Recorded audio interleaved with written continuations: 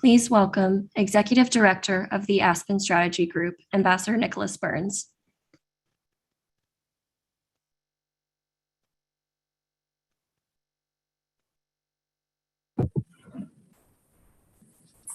Good morning, good afternoon, good evening to all of you around the world. I'm Nick Burns, Executive Director of the Aspen Strategy Group. Welcome to the 12th Annual Aspen Security Forum. We're delighted you're here.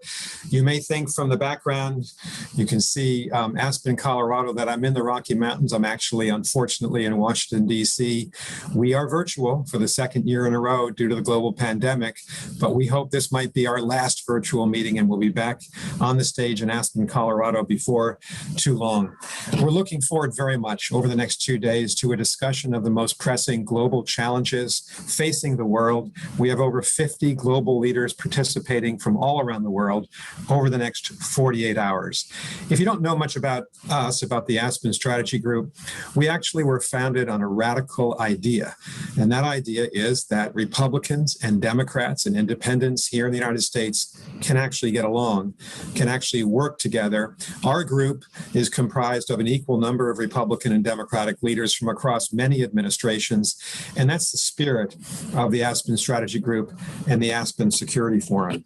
Over the next 2 days, we're going to look at some of the most pressing global challenges. We'll certainly think and look at the pandemic, the Delta variant, which is spiking across the globe, the struggle to right the global economy and restore global economic growth in the world, the deepening divisions between the United States and China, between democratic countries and authoritarian countries. What should we do about cryptocurrencies? How to regulate them? We'll hear from Gary Gensler, the chairman of the Securities and Exchange Commission, about that later today. We'll take a close look at the future of Afghanistan with Americans and others who played leading roles in the formulation of our policy there over the last 20 years, including with Zal Khalilzad, who's negotiating the peace agreement right now, and General Dave Petraeus. We'll look at the Middle East and the problems in the Levant, as well as in Iraq and Afghanistan with the foreign minister of Saudi Arabia. And we'll take a close look later this afternoon at the global trade agenda and try to define the future of trade, at least from an American perspective. And of course, we'll look at the Indo-Pacific, the power center of the world. And we have a discussion with representatives of Japan, of Australia, the United States, and India.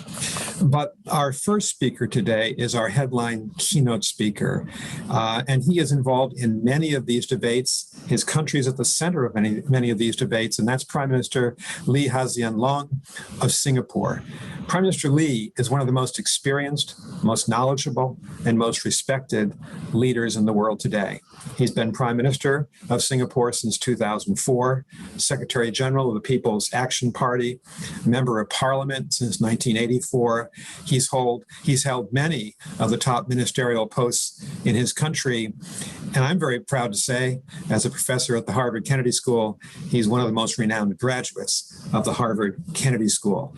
And so we look forward to a discussion with the Prime Minister and the unique role his country is playing as a close friend of the United States, and also a country that has a leading trade relationship with China and lots of insights into the People's Republic of China itself. Prime Minister Lee is going to be interviewed by our friend, Evan Osnos of The New Yorker. Evan, one of the top journalists in the United States. You know about his book, his prize-winning book on China, Age of Ambition. You should read his new book, Wild Land, The Making of America's Fury. So it's a great pleasure to introduce Evan Osnos and particularly our keynote speaker, Prime Minister Lee of Singapore.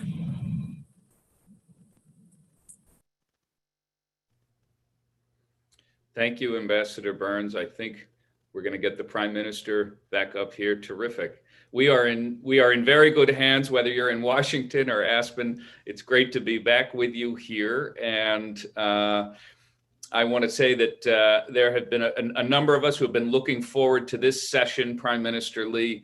You and I were last together in person, I should say, on a stage, on a conversation of this kind about 4 years ago.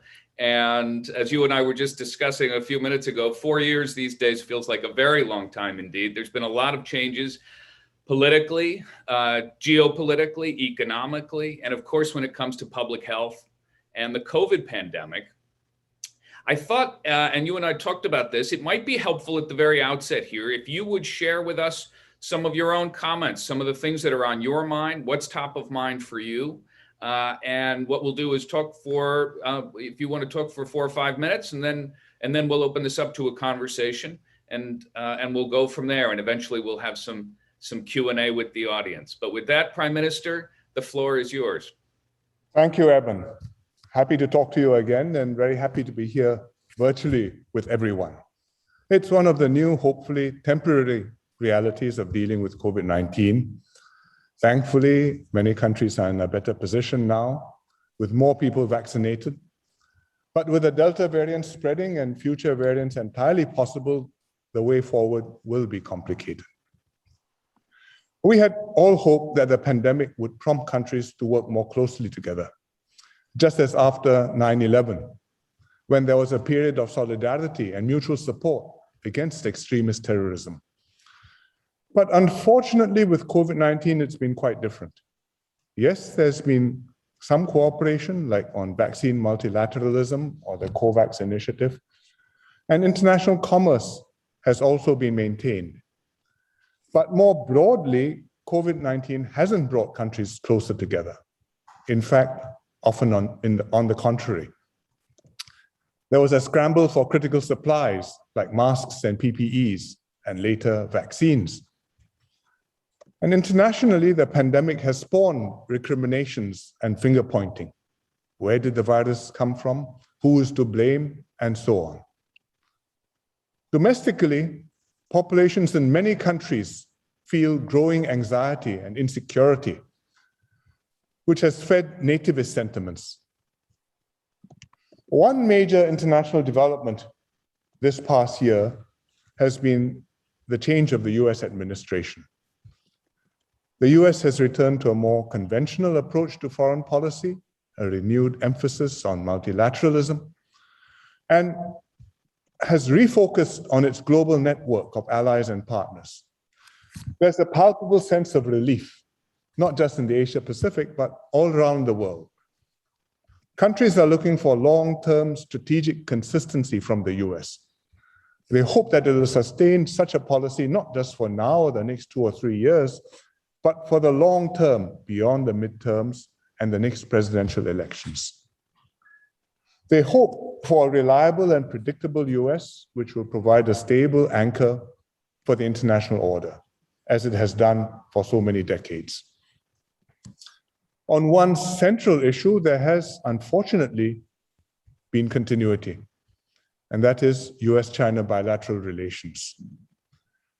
These became more difficult during the last few years. In the US, this is reflected in a deep shift in attitudes towards China, which is bipartisan and extends beyond the administration and the Congress into the population. And the same forces constrain and shape the policies of the current US administration towards China, as shaped the previous administration. In China, too, attitudes have become more assertive and robust. China's strategic and economic influence has grown. It's taken on a more active international stance. It seeks to reshape the international order to its advantage. I think it'll be hard to reverse the present trend towards more troubled relations, but many countries still hope that the deterioration in the relationship can be checked. Because many US friends and allies wish to preserve their extensive ties with both powers. No good outcome can arise from a conflict. It's vital for the US and China to strive to engage each other to head off a clash, which would be disastrous for both sides and the world. Meanwhile, we are glad the US is actively visiting countries in the Asia Pacific at a high level. Secretaries of State Blinken and Secretary Austin have visited Japan and Korea. Secretary Austin was also recently in Singapore, Vietnam, and the Philippines. And Vice President Harris is visiting Singapore and Vietnam in a fortnight's time. Such high-level visits are greatly valued. They show that the US is investing the bandwidth and the resources in the region, and shows that it knows it has substantial stakes and interests there to protect, and to advance. And the US is in the Asia Pacific, not just to ensure regional security and a balance of power, but also to advance these interests, to drive trade and investment, and to grow the broad trans-Pacific relationship. The current mood in the US is not pro-trade, but there are many new opportunities for the US to cooperate with the region. For example, in digital trade and green growth. So I hope the US will pursue them and continue to play a major role in fostering an inclusive, rules-based world order. Thank you. Prime Minister, thank you very much. You hit on a number of issues that I think are very much top of mind for people here in the US. I want to follow up, if I can, please, on what is really one of the core points, which is this question of the US-China relationship. You know, as you know, US Secretary of Defense Lloyd Austin was in Singapore just recently, and he attracted some attention because he said that China's claims and actions in the Indo-Pacific, as he put it, threaten the sovereignty of nations around the region. We're now in this period that here in the world of China analysis doesn't yet have a name. We're no longer in the era of engagement with China in quite the same way we were. The Biden administration talks about what it calls extreme competition. I wonder if you would share with us your level of concern today about the state of affairs between US and China. Where are you on the temperature scale? How concerned are you, and where do you think it's heading over the course of the next few weeks and months ahead? Well, we are concerned. This is not a burning issue which will explode on you tomorrow, but it is a progressive issue which is with very serious consequences. It comes down basically to how the US sees China and how China sees the US. And for a long time, the US saw China as a country it could work with. You had disagreements, you had many disputes, many issues on trade and currencies and human rights and so on, but basically there was space for them, and you talked about responsible stakeholders, and you looked to China to be one of them. And China was quite happy to be in this flanking position. They were not in a position to challenge you, but they were happy to fly in your wake and enjoy the tour. But it's reached a point where China is not so small anymore. It's grown dramatically. It continues to grow, although people say it's aging and the growth rates are slowing down. And its ambitions have grown together with its ability to influence events in the region and in the world. But especially in the region, because it considers Asia as its near abroad, if you use an old Soviet era term or Russian term.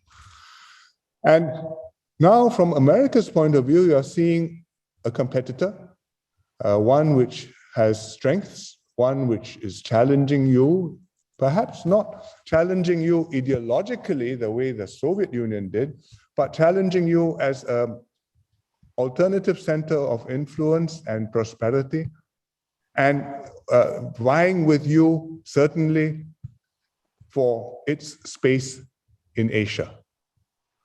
And you have to decide how you're going to react.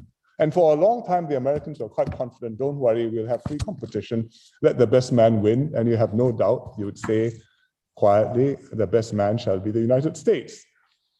And now you're not quite sure of that last bit. And so you say, well, I must win one way or the other. And I still believe in competition, but I would like the competition to be fair.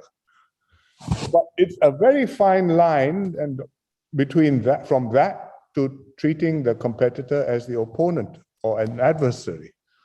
And President Biden has said there will be extreme competition, but not necessarily, he doesn't need conflict.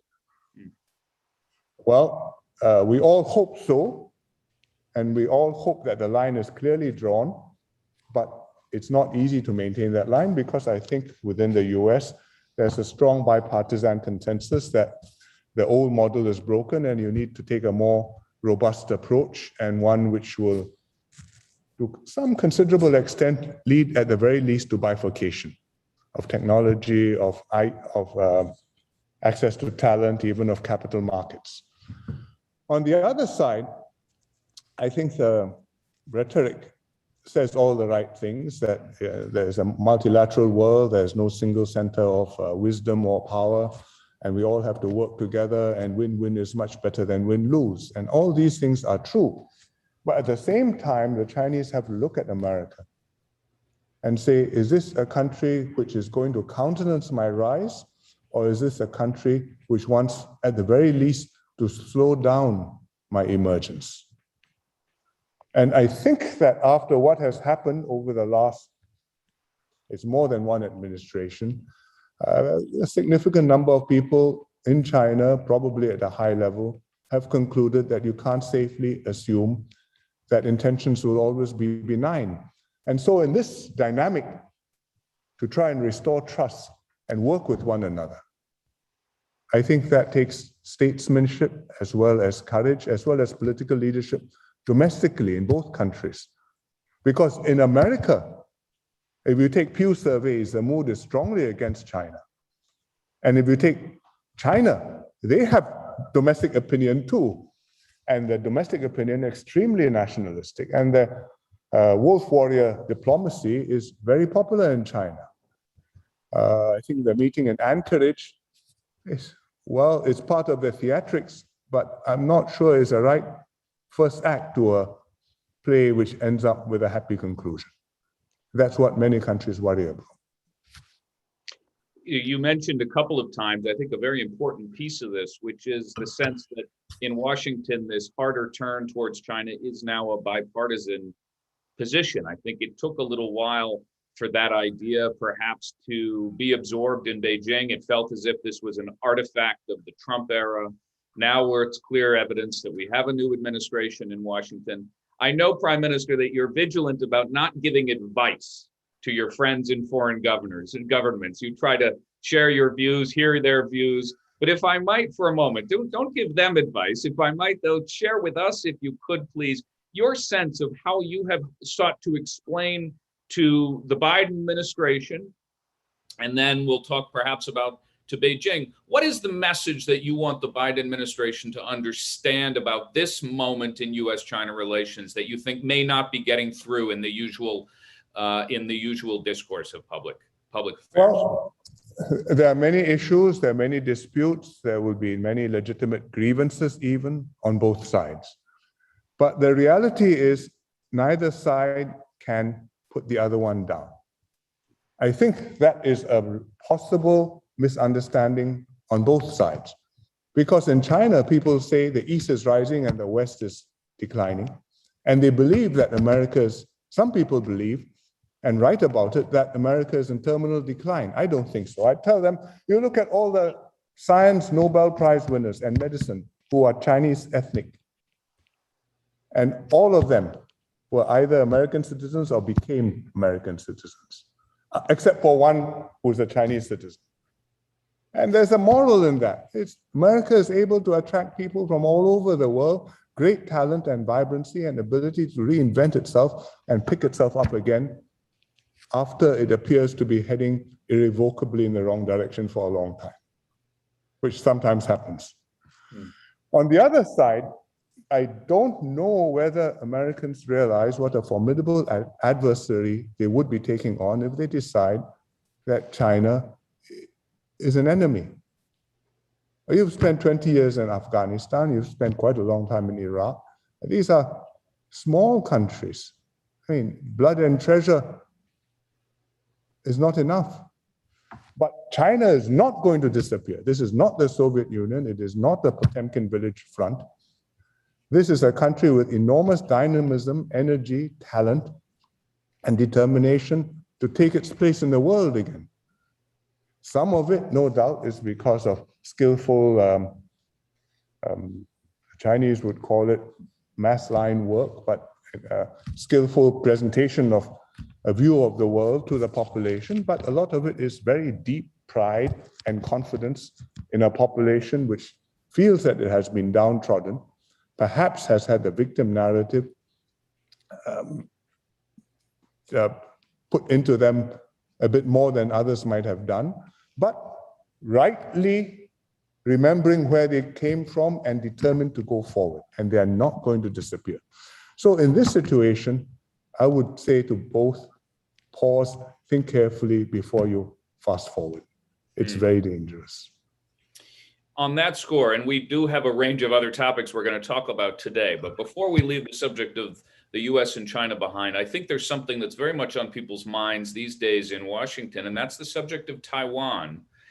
As you know, there have been headlines everywhere about the possibility that there could be a Chinese move on towards Taiwan, and something that would seize greater control, that would disrupt the status quo.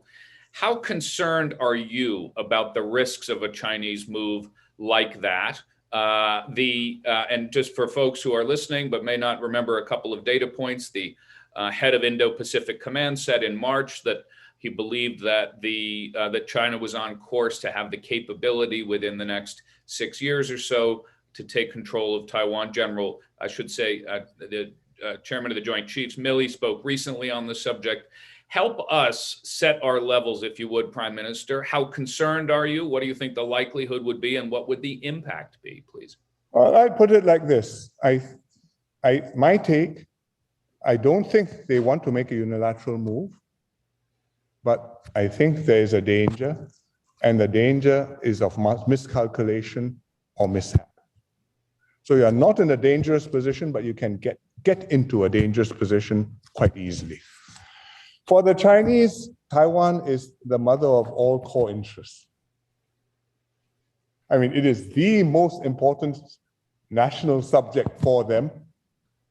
And Taiwan independence is an absolute bright red line. Mr. Xi has put Taiwan reunification as part of his great rejuvenation vision, but actually it's not just President Xi who has this vision. This is, in fact, the unanimous view throughout China, through the intelligentsia, the armed forces, even the population. It's a very deep view, and it's a reality. So the path ahead, in the first instance, under Deng Xiaoping, the idea was one country, two systems. Do it with Hong Kong, make it a model which works, hope that the model can apply to Taiwan. I don't think, even before the recent developments in Hong Kong, that was taking off. Certainly in Taiwan, I think there's very little support for such an idea. And what was a workable approach for at least maintaining relations and developing cooperation was what was called the 92 consensus. One of these precisely vague statements that there's one China, but to each its own interpretation. So on that basis, they were able to work together with several KMT governments, but now in Taiwan, but now Tsai Ing-wen has said, no, the 92 consensus is not acceptable.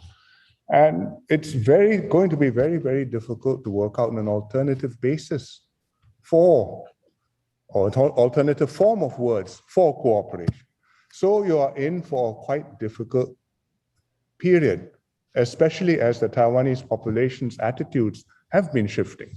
So 2/3 of Taiwanese now think of themselves as Taiwanese and also want to maintain the status quo. So it's a situation where the mainland is looking carefully, wondering what they can do. If they squeeze, it turns the Taiwanese against them. If they relax, they fear that the Taiwanese will have more open space, international space. So I think that they are going to constrain Taiwan's international space as much as they can, but I do not think that they will make a unilateral, unprovoked move. It's high risk, and even if it works, the victory would be Pyrrhic. Because what to do with 20-something million people on an island who are not willing citizens? So a unilateral, unprovoked move, I think, is not likely, but a miscalculation or a mishap can easily lead you to a place where you do not want to be. Some of you may remember in 2001, there was an EP-3 accident and incident when an EP-3 off the Chinese coast brushed against a Chinese fighter. The Chinese fighter crashed and pilot died. And the EP-3 had to make an emergency landing in Hainan Island. And you spent several weeks working out an apology to get the aircraft and crew back. I think if something like that happened today, you would be in quite a hard spot. I'm not sure it would have a similarly benign outcome. So it's a very difficult position. I think the American stance is crucial. Over the last few years, I think America has been taking noticeable steps to engage Taiwan more visibly, including military flights, including diplomatic invitations, visits, and so on.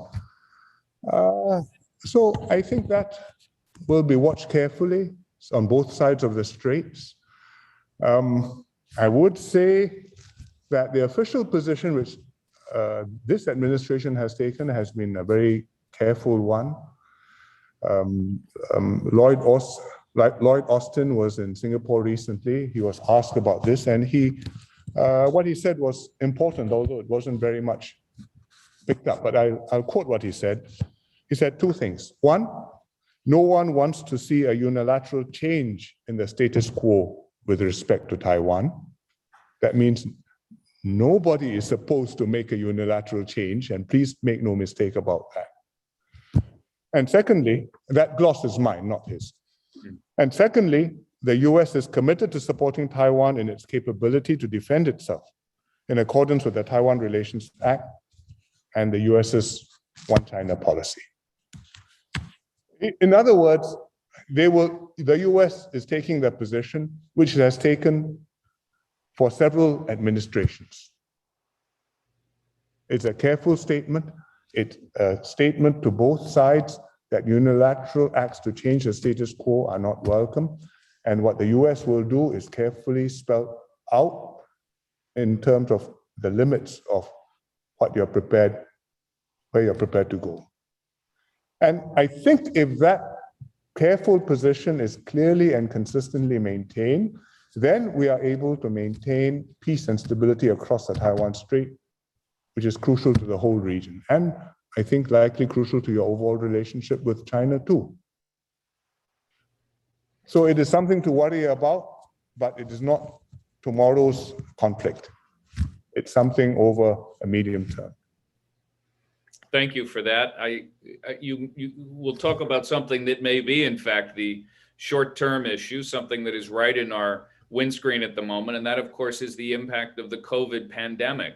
I want to talk, if we can, for a moment, picking up on something you mentioned, Prime Minister, in your opening comments. You pointed out that this period, we've seen this rising sense of insecurities, a rising nativist sentiment in some places.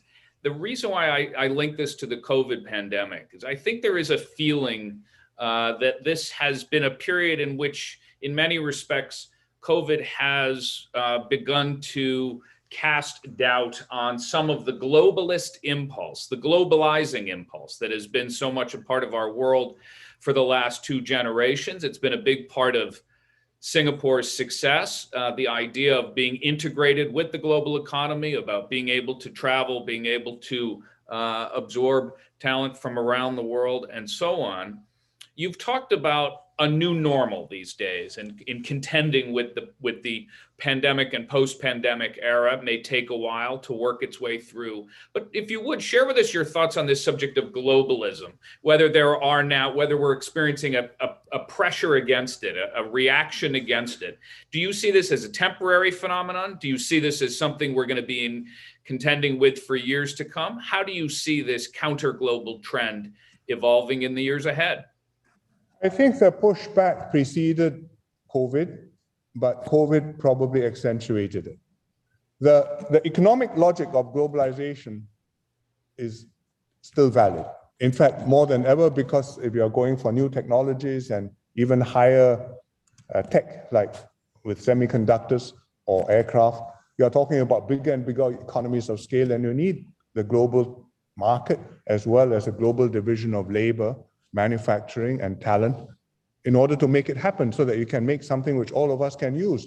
It's very difficult to have Americans flying American aeroplanes and Chinese flying Chinese aeroplanes and the Russians flying Russian aeroplanes. It's not even America is big enough to do that, or China. But there is a pushback. I think there's a pushback, firstly, because people are looking for more onshoring. They're looking for more economic security. They're scared they can't get their masks or gloves or vaccines. There's pushback because of the insecurity felt by the population. So it leads to nativist sentiments, and therefore governments have to respond to that. And that's not just trade, but especially, I think, movement of people.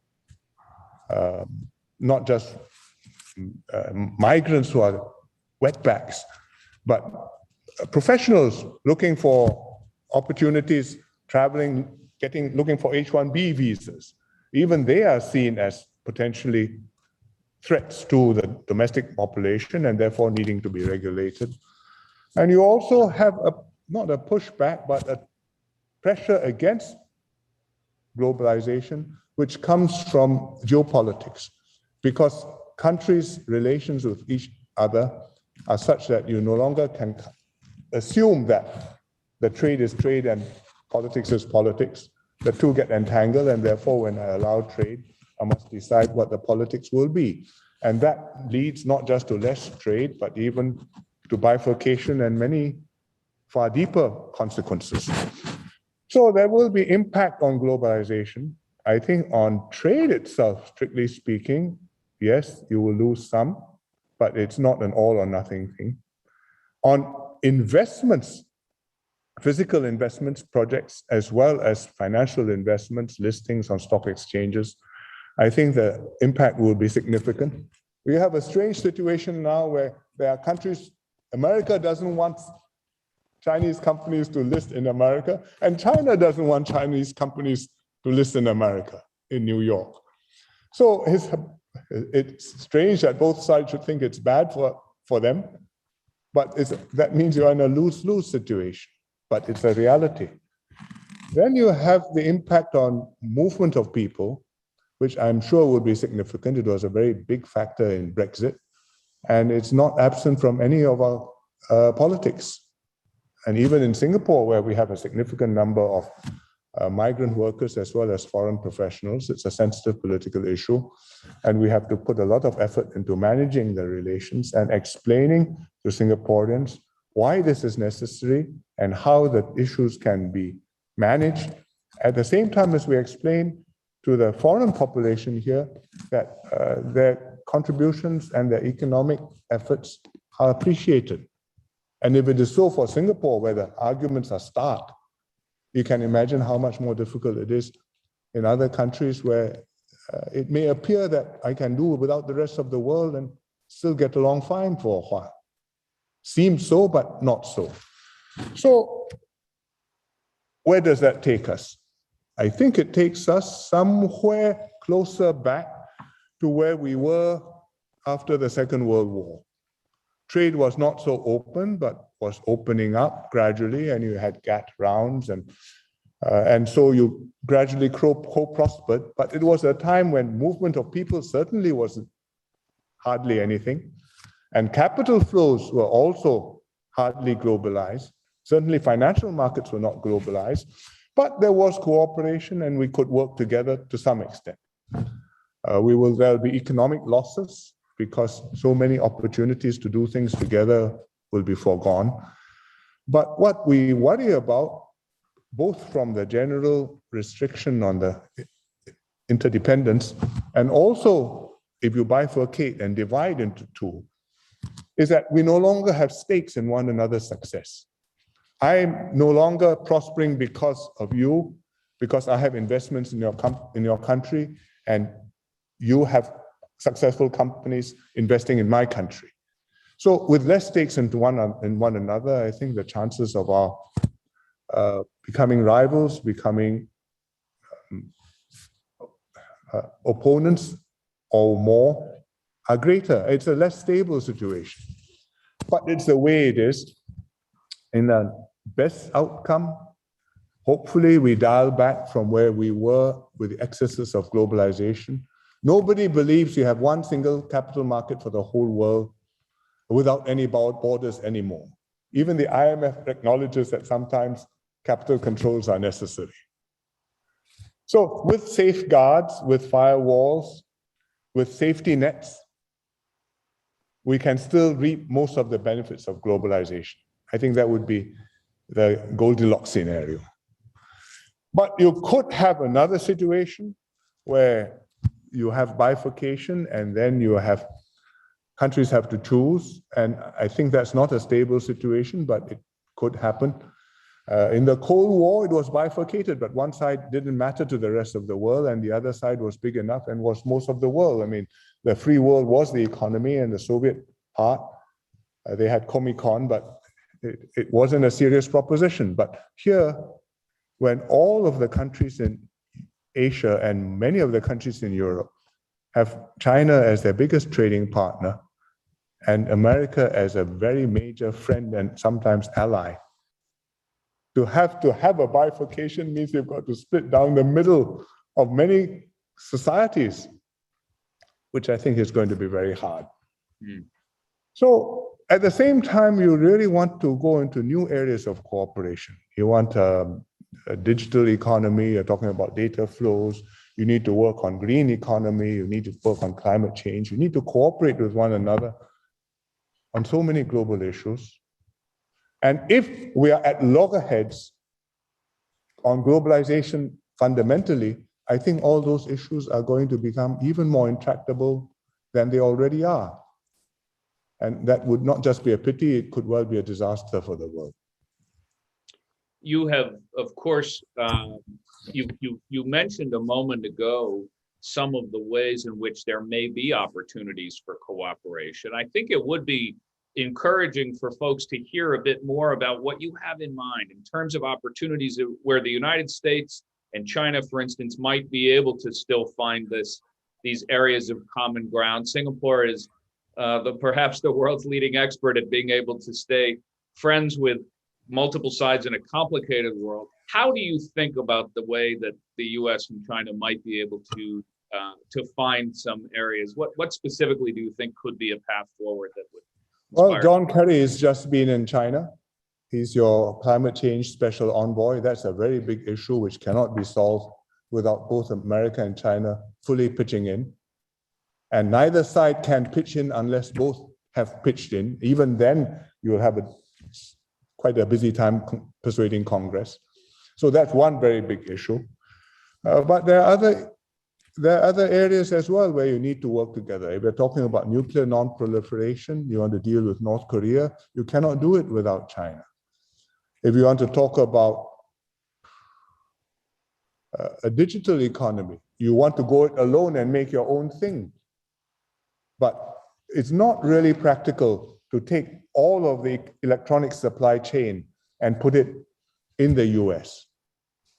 I mean, possibly you spend a lot of money, you could get some distance, but it's such a globally diversified operation and China is so deeply engaged in it that to cut China out of it, you can't even, by the time you're unable to buy a DJI drone to monitor forest fires in the US. I think there'll be many more hard choices you're going to make if you take the bifurcation to its extreme limits. It doesn't make sense. Mm-hmm. And on the Chinese side as well, it doesn't make sense for them because they know, and they must know that however great, extensive, and diverse their country is, they are no longer, and they are not the whole world. And there are others, there's technology elsewhere, there are resources elsewhere, there are capabilities elsewhere, and you have to work together in order to make progress. Mm.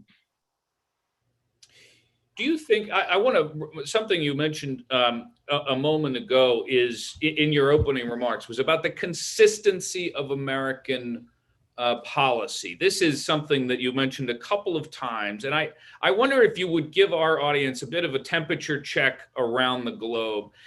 the last 4 years, the last 5 years in American politics have been turbulent, and to say the least.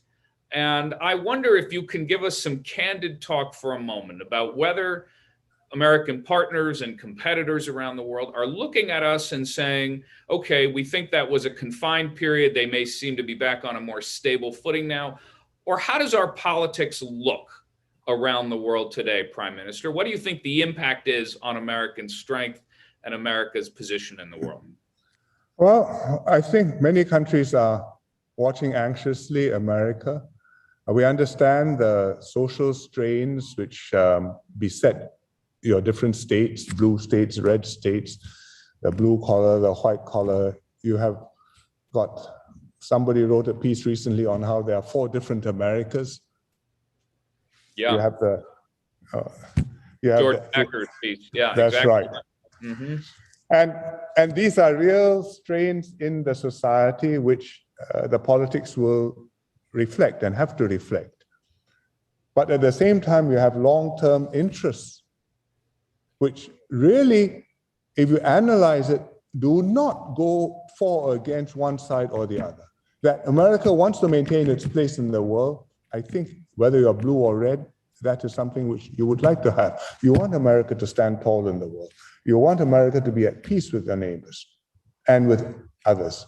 You want to be able to make a commitment and to have that commitment stick. And if the president says something, you must have some confidence that it is something which can be followed through and not something which can be overturned by a new executive order. So that is something which we would very much like to see. I mean, the policies, these are important. The implementation, that shows that you're actually doing it.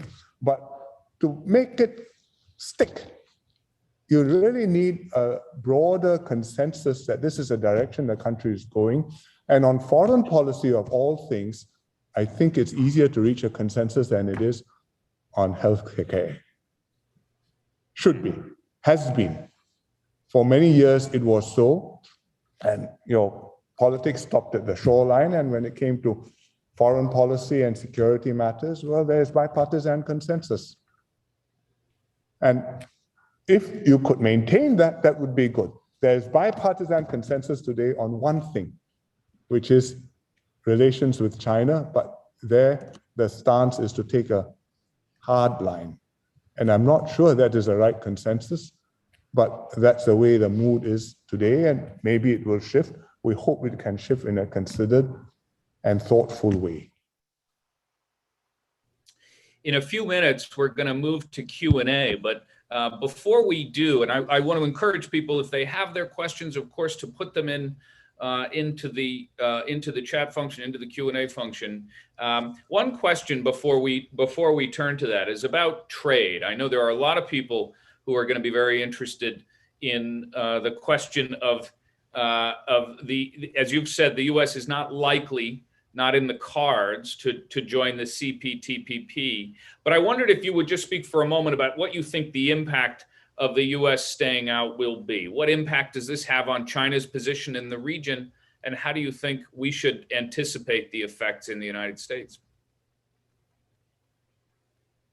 I think you're still muted, actually. You're still muted. Can you hear me? Now I can. Perfect. Okay. It's water under the bridge. President Obama put a lot of effort into negotiating the TPP deal, but at the end, he couldn't get it across the line. And so he didn't join, and the other countries carried on and made it the CPTPP, but basically the same deal. On your side, what happened is that elements of the deal were taken up by the Trump administration and used in their new NAFTA arrangement, the USMCA. In fact, some pieces of that were originally negotiated in the CPTPP. So you're not in it now. I think it's a loss to the United States. Because when you are engaging the Asia Pacific, it's not just the 7th Fleet or Indo-PACOM. You also have investments, you also have trade, you also have interests, you have people there, and you have got very deep trans-Pacific interactions which are mutually beneficial. And it is only sustainable for you to be leaning forward with security forces and military forces if at the same time you're able to say, and countries that are able to say, well, this is not just military, but there are deep economic interests which both sides are advancing. There's a shared objective, and therefore it is something worth working together on. And you do not go around like other countries may do, distributing little bits of confetti as foreign aid, and then that counts as the reason why, well, countries will adhere to you.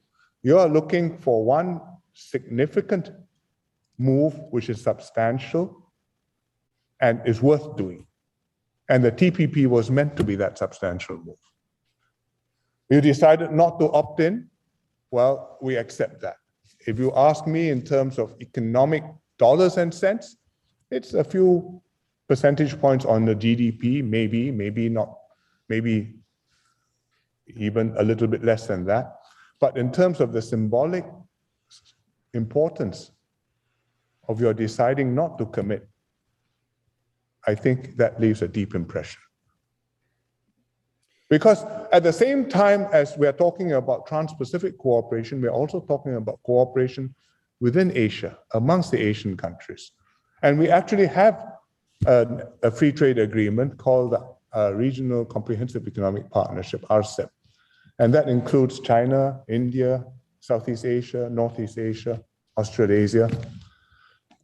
It's broader, not so deep as the TPP would have been, but it has substantial scope and it is the right architecture for Asia, except that at the last minute, the Indian said, I'm not ready to join yet. So we have regional cooperation progressing, fits and starts, but it's progressing. And to make the most sense, Trans-Pacific cooperation needs to progress also. So we hope that it is possible one day for America to come back, when the constellations come back in alignment and you can join the TPP.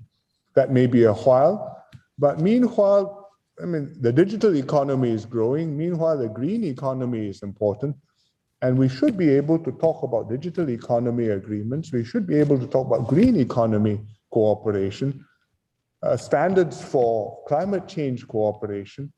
These are areas where you can talk about substantive items which are beneficial to both sides and we hope politically more doable in the immediate future. Prime Minister, I have one more question, and then they'll snatch this away from me. I have to say, we could talk all day, but we're going to have Q&A from the audience in just a moment. But before we do, I think it's essential for us to talk just briefly about the current state of affairs on the COVID pandemic. Here in the United States, of course, we're contending with a spike in cases as a result of the Delta variant. You have been dealing with some of that in Singapore yourself. For people who don't know, Singapore has been applauded over the course of the last 18 months for its handling of the pandemic. I think you were ranked number 1 and 2 in the Bloomberg resilience scale. We're struggling here. We're trying to get our arms around it and make sure that the progress that's been achieved so far can be sustained through the rest of the challenges ahead. But I wondered if you would tell us about your sense of the risks posed by the Delta variant to the progress that's been achieved so far. What are you preparing to do in Singapore? Do you expect that we will be heading back into the kind of lockdowns that we've had before, or do you think we'll be able to manage with a smaller degree of intervention? Well, first of all, we take all these rankings about who's doing better and worse on COVID with a big pinch of salt. Because every time you think you are doing better, something can happen. It's happened to all the countries, it's happened to us from time to time, and we've learned to have a very healthy respect for this enemy we're dealing with. COVID has been, the Delta variant has been a very unwelcome new surprise in a whole series of surprises. We first got it probably in April, and we've had several outbreaks since then, a few hundreds each time. This time, 1,000 plus 2,000. It's extremely contagious. It's very difficult to tamp down. And the only solution which we can have will be vaccination. Vaccinate nearly everybody, vaccinate as quickly as you can. That's what we are doing. We're making progress. But looking at the transmissivity and the experience of other countries, it looks like you have to vaccinate a huge proportion of the population in order to get herd immunity if that is at all possible. I mean, you look at Provincetown, where they're all vaccinated. They had one party on July the 4th, and suddenly you got an outbreak all over America. So we are under no illusions about the challenge of the COVID-19. We are almost at 70% two-dose vaccinations. We should be there within a week or so. But I don't think 70% is the end point. We're trying to push it higher than that. As we get there, we plan gradually to ease up on the safe management measures that we have. We think that a big bang is taking more risk than is necessary, but we will move incrementally and we will see how the disease spreads. It won't go to zero. It will be in the community. Question is, will it be at a wearable level? And in particular, will the minority of people, old people, who are vulnerable, be sufficiently protected? And if that can be done, then we can take further cautious steps forward. But it's not, we're treating this as a public health thing and a public morale thing, explaining to people why the twists and turns happen to us, and we have to be as supple as the virus. But it is tough, and people do get tired. Prime Minister, we've got questions lined up for you, and I'll turn first, if I can, to Neve King, who has a queued up question for you. Ready to go. Great. Thanks very much, Evan. Thank you, Prime Minister. We have several questions, Mr. Prime Minister, in the chat box about your thoughts on a digital currency for Singapore. Could you let us know any thoughts on that, please? Thank you. Well, we've got various electronic mechanisms for payment, so people can do without checks and without cash, which have been quite successful. We have not done a central bank digital currency yet. We're studying it, but we haven't made any decision. I don't think it is something which is a top priority for us. We are trying to go cashless and paperless, but we do not see us going 100% of the way. Thank you, Prime Minister. I believe now we have a question from Professor Joe Nye. Over to you, please, Professor Nye. Thank you. Thank you very much, Steve. Prime Minister, we spoke a little bit earlier about the problem of Xinjiang and human rights. And obviously, you don't want to see a breaking of relations over Xinjiang. On the other hand, if you look at the question of should we go to the Olympics as though everything is normal, and should companies treat the 22 Olympics as a celebration of Chinese soft power? Some have been suggesting that we should downgrade the level of government representation for the 22 Olympics over Xinjiang, and that in addition to that, companies ought to moderate the praise of China that would go into the usual Olympic hullabaloo. I was curious, this recommendation, incidentally, is in the new report, that the US-European report on relations with China. I was wondering what your reaction is to that recommendation. I think it's a very delicate matter for China. They have a very challenging situation to deal with in Xinjiang, because it's one of those situations where you're not sure which way to go. I mean, if you take it very stringently and tightly, that may result in a pushback. If you ease up too much, that may result in a situation bursting forth elsewhere. And from an external point of view, if you take a view that you want to express moral approval or disapproval, then you have to try and make a calculation whether that will make a difference to your objective, and will that make things better or worse in China? And it's always delicate for a country to be publicly express disapproval of and to accept that and say, yes, I will learn and do better. I think no country in the world does that. So the question is how you are able to continue to operate with them, and yet at the same time, you have your views, they have their views, and well, without compromising your position, you maintain your dignity, but you do the business which is necessary. You've had to do that in many countries on many occasions. Your diplomats understand this problem. Prime Minister, thank you. We have more questions than we could get to today. I'm going to hand it back now to Ambassador Burns, but my thanks to you for your time, for your candor, and as always, for your important participation. Thank you. Prime Minister, thank you very, very much. We really appreciated the wisdom, the balance, the pragmatic approach you have taken as Prime Minister, your country has taken in this very complicated region in the Indo-Pacific. Thank you for being with us. We look forward to have you back in the future. And we wish you and your country all the best during this pandemic. Thank you very much. Evan, thank you for being such an expert interviewer. We're all going to read your book. Ladies and gentlemen, we're now going to transition to our next session, and that's going to be on the politics of the pandemic with our friend, the historian Neil Ferguson. I'm sure Neil's going to appear in this screen without further ado, and we're looking forward to that conversation between Neil and Gillian Tett of the Financial Times. Neil Ferguson, as many of you know, is a noted historian, a public intellectual, chronicler of globalization, biographer of Henry Kissinger, someone with the courage of his convictions to challenge conventional wisdom. And I see that Gillian has arrived. I hope that Neil has arrived. He doesn't appear on my screen, but Neil King, you'll tell me if he is with us. If not, Gillian and I will have to interview about Neil's book.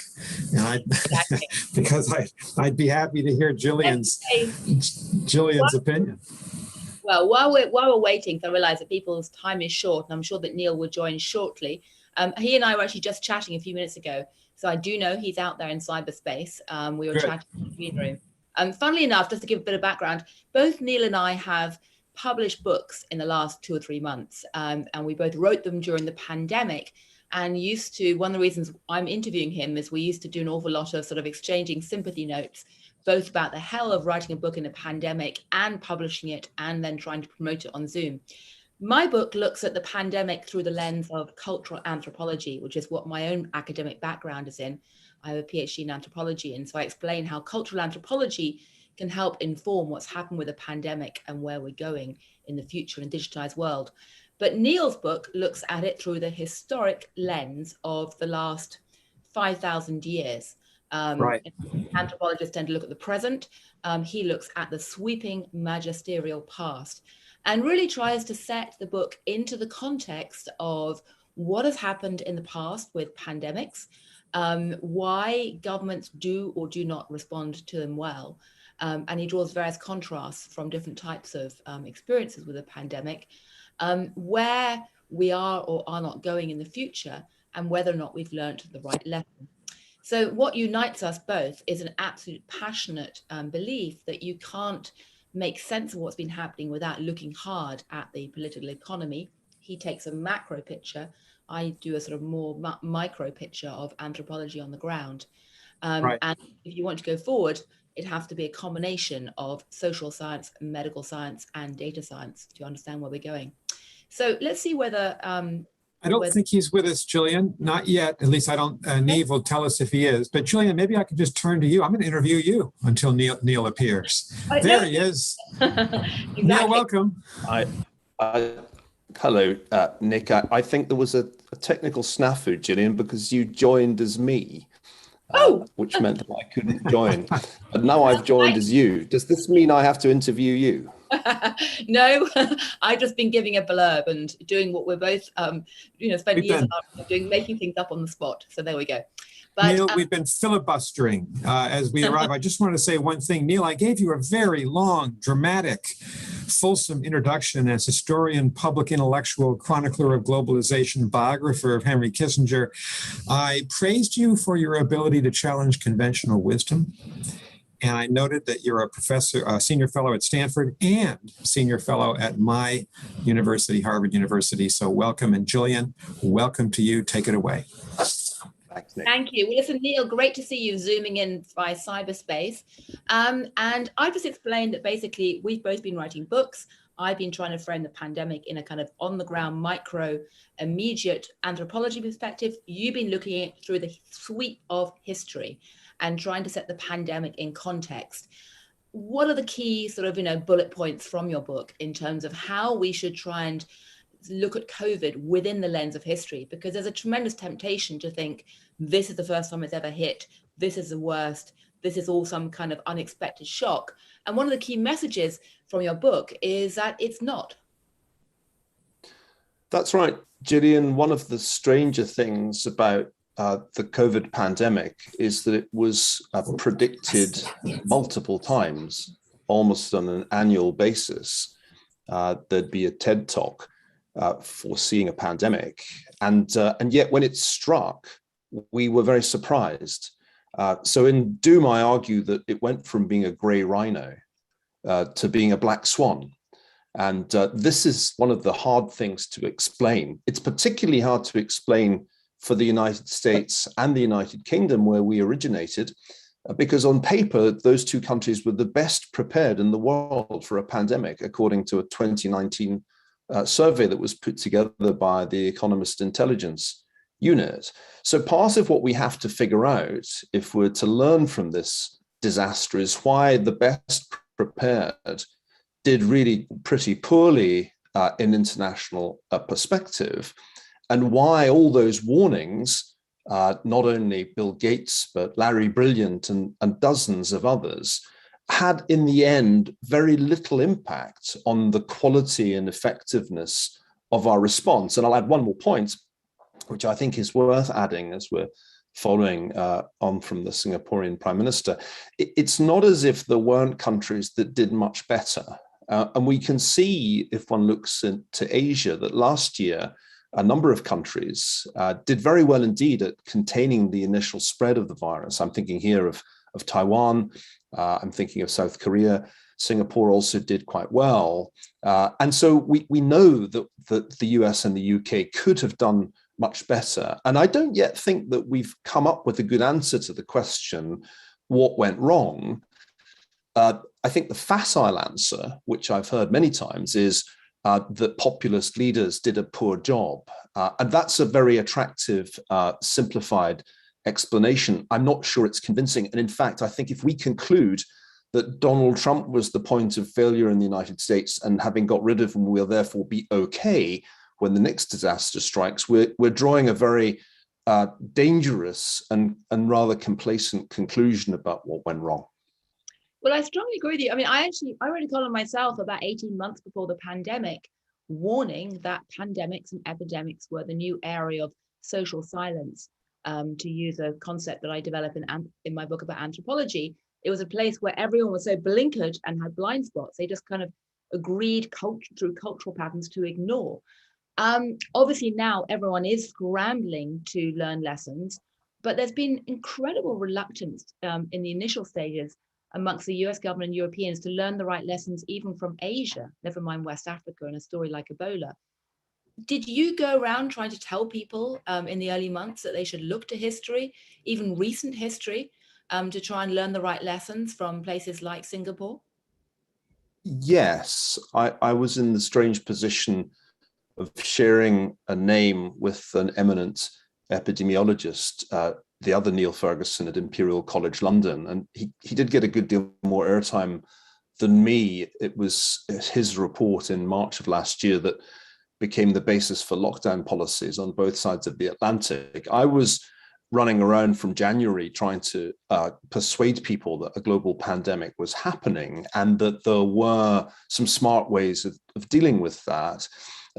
Larry Brilliant made the point years ago, and as an epidemiologist, he is in the very first rank, played a key part in the eradication of smallpox, an extraordinary man.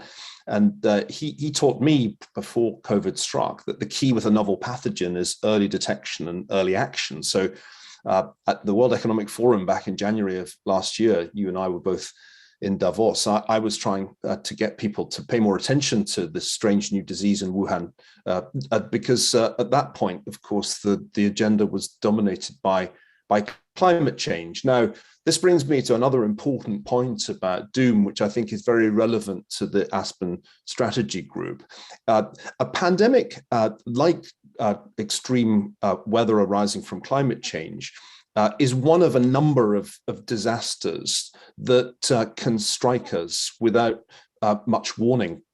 And I think we have to grapple with the problem that disaster takes multiple forms, and we're not very good at coping with all the different forms that it can take. We like to focus on one disaster and think a lot about it. That's currently happening with climate change. But if you think only about that one form of disaster, you may take your eye off another faster moving threat. And so part of the problem for policymakers is that, and this is really the key theme of doom, disasters keep on striking. I mean, in many ways, history is just one damn disaster after another, and they're not predictable. You can't really say with any degree of confidence what the probability is of a really large earthquake in the northwest of the United States. You just know that it's something that could happen. So these things lie in the realm of uncertainty, and they're not very easy for us to think about because they're not normally distributed like, I don't know, car accidents, which is the kind of disaster many of us encounter in our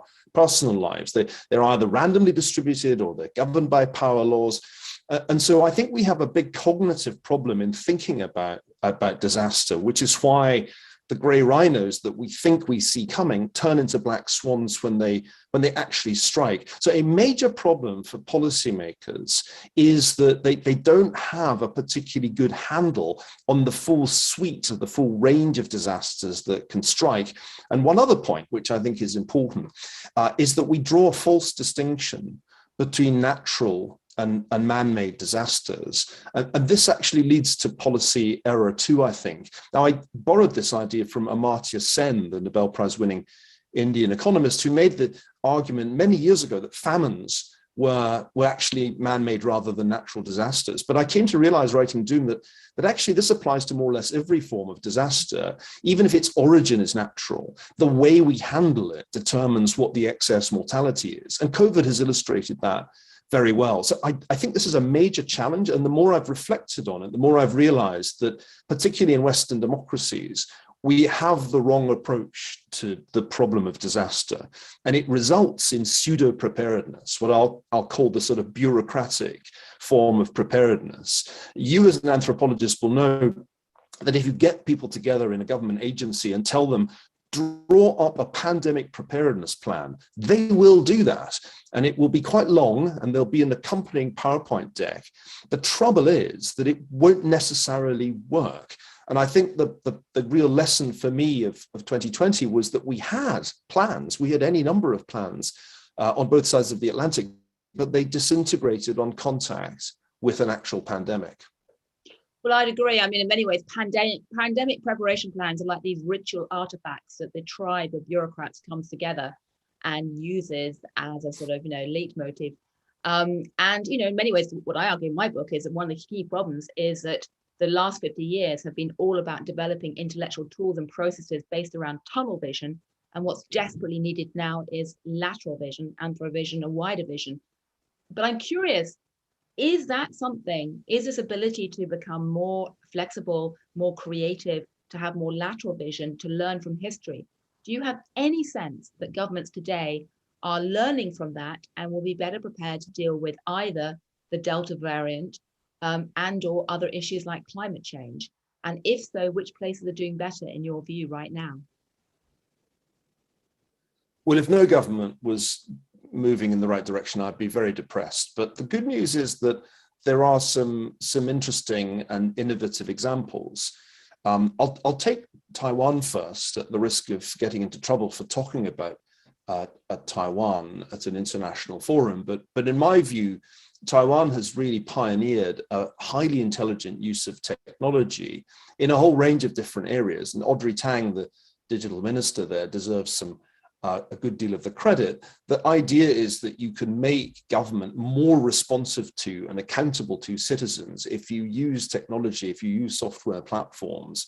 And they did that in a whole range of issues before COVID struck. And when COVID struck, they used this kind of technology to allocate masks when there was a shortage of masks. And in the recent outbreak that they experienced in May, which was the first real outbreak that they'd had, they had an excellent contact tracing app ready, indeed 2 apps ready to go. So I think one key lesson for me is that Western bureaucracies need to get a great deal more tech savvy, because technology can allow your speed of response to be faster.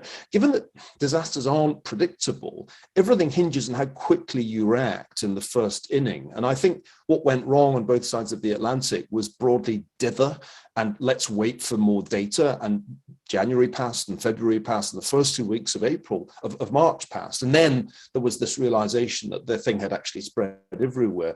If you remember, Gillian, in the US in early 2020, the Centers for Disease Control completely bungled testing. So you couldn't find out if you had it or not. I remember having that problem as I'd been in East Asia early in the year. There was no way of finding out for months who actually had COVID in the US. And this is unacceptable. Essentially, Western bureaucracies need to get quicker on the draw. And I'll put it this way. I think it's all about general paranoia rather than very specific, meticulous preparedness. If you're kind of generally paranoid and aware that there are a lot of bad things that can happen, you'll tend to be quick on the draw. And technology can help that. And I think the US and most European countries lag quite badly behind in this respect. If you want to find a part of the United States that still basically inhabits the late 20th century, check out most federal agencies where the software problem, if they even have software, is really pretty painful. And the same is true in most European countries. So I do think this is the crux of the matter. Speed of response, rather than believing that with enormous effort, the bureaucracy can generate a plan that will cover all the eventualities for a particular emergency. My worry, Gillian, is that, to take another kind of disaster, if there is a really large-scale cyber attack on the United States, which takes down the communications infrastructure for a period of time, I doubt that there's really any credible plan for coping with that. I wonder how many of the institutions represented on this conference have a plan for that situation. So my sense is that we need to think more broadly, as you rightly say, have that breadth of vision to consider all the potential things that can go wrong, but emphasize speed of response rather than believing some model is going to tell you when the disaster will strike and exactly where. Absolutely. Well, I mean, I often argue that anthropology is really about risk management, about seeing around corners and acting as checks and balances to all your wonderful digital tech tools and bureaucratic tools. But history is also about risk management, about learning from the past to go forward. Do you have any insight as to why the countries in Asia, which did very well in terms of controlling COVID-19 initially, much better than the West, have been so much slower to actually have effective vaccine policies? Because, I'm thinking about, countries like Japan or New Zealand have been remarkably bad at getting the vaccine out to their populations, even though they were very good at imposing social distancing and lockdowns and mask wearing early on. I asked Audrey Tang that question, and her reply was, we were victims of our own success, because many of the countries of East Asia and Australasia did a great job of repressing the spread of the virus in 2020. They really failed to get themselves in a position to do large scale and rapid vaccination. And this is the paradox of this disaster, that those that did badly with containment, including the US and the UK, did really well when it came, at least initially did well when it came to vaccination. If you're going to get one thing right in a pandemic, it's find a vaccine that has high efficacy and get it into people's arms. And that's something that went much, much better in the Western world. Now, I look back on Doom, which I was finishing a year ago, before we even had phase three results of the major vaccines. But my bet then was that the Western mRNA vaccines would be really good. And that's turned out to be right. And it's been extraordinarily important.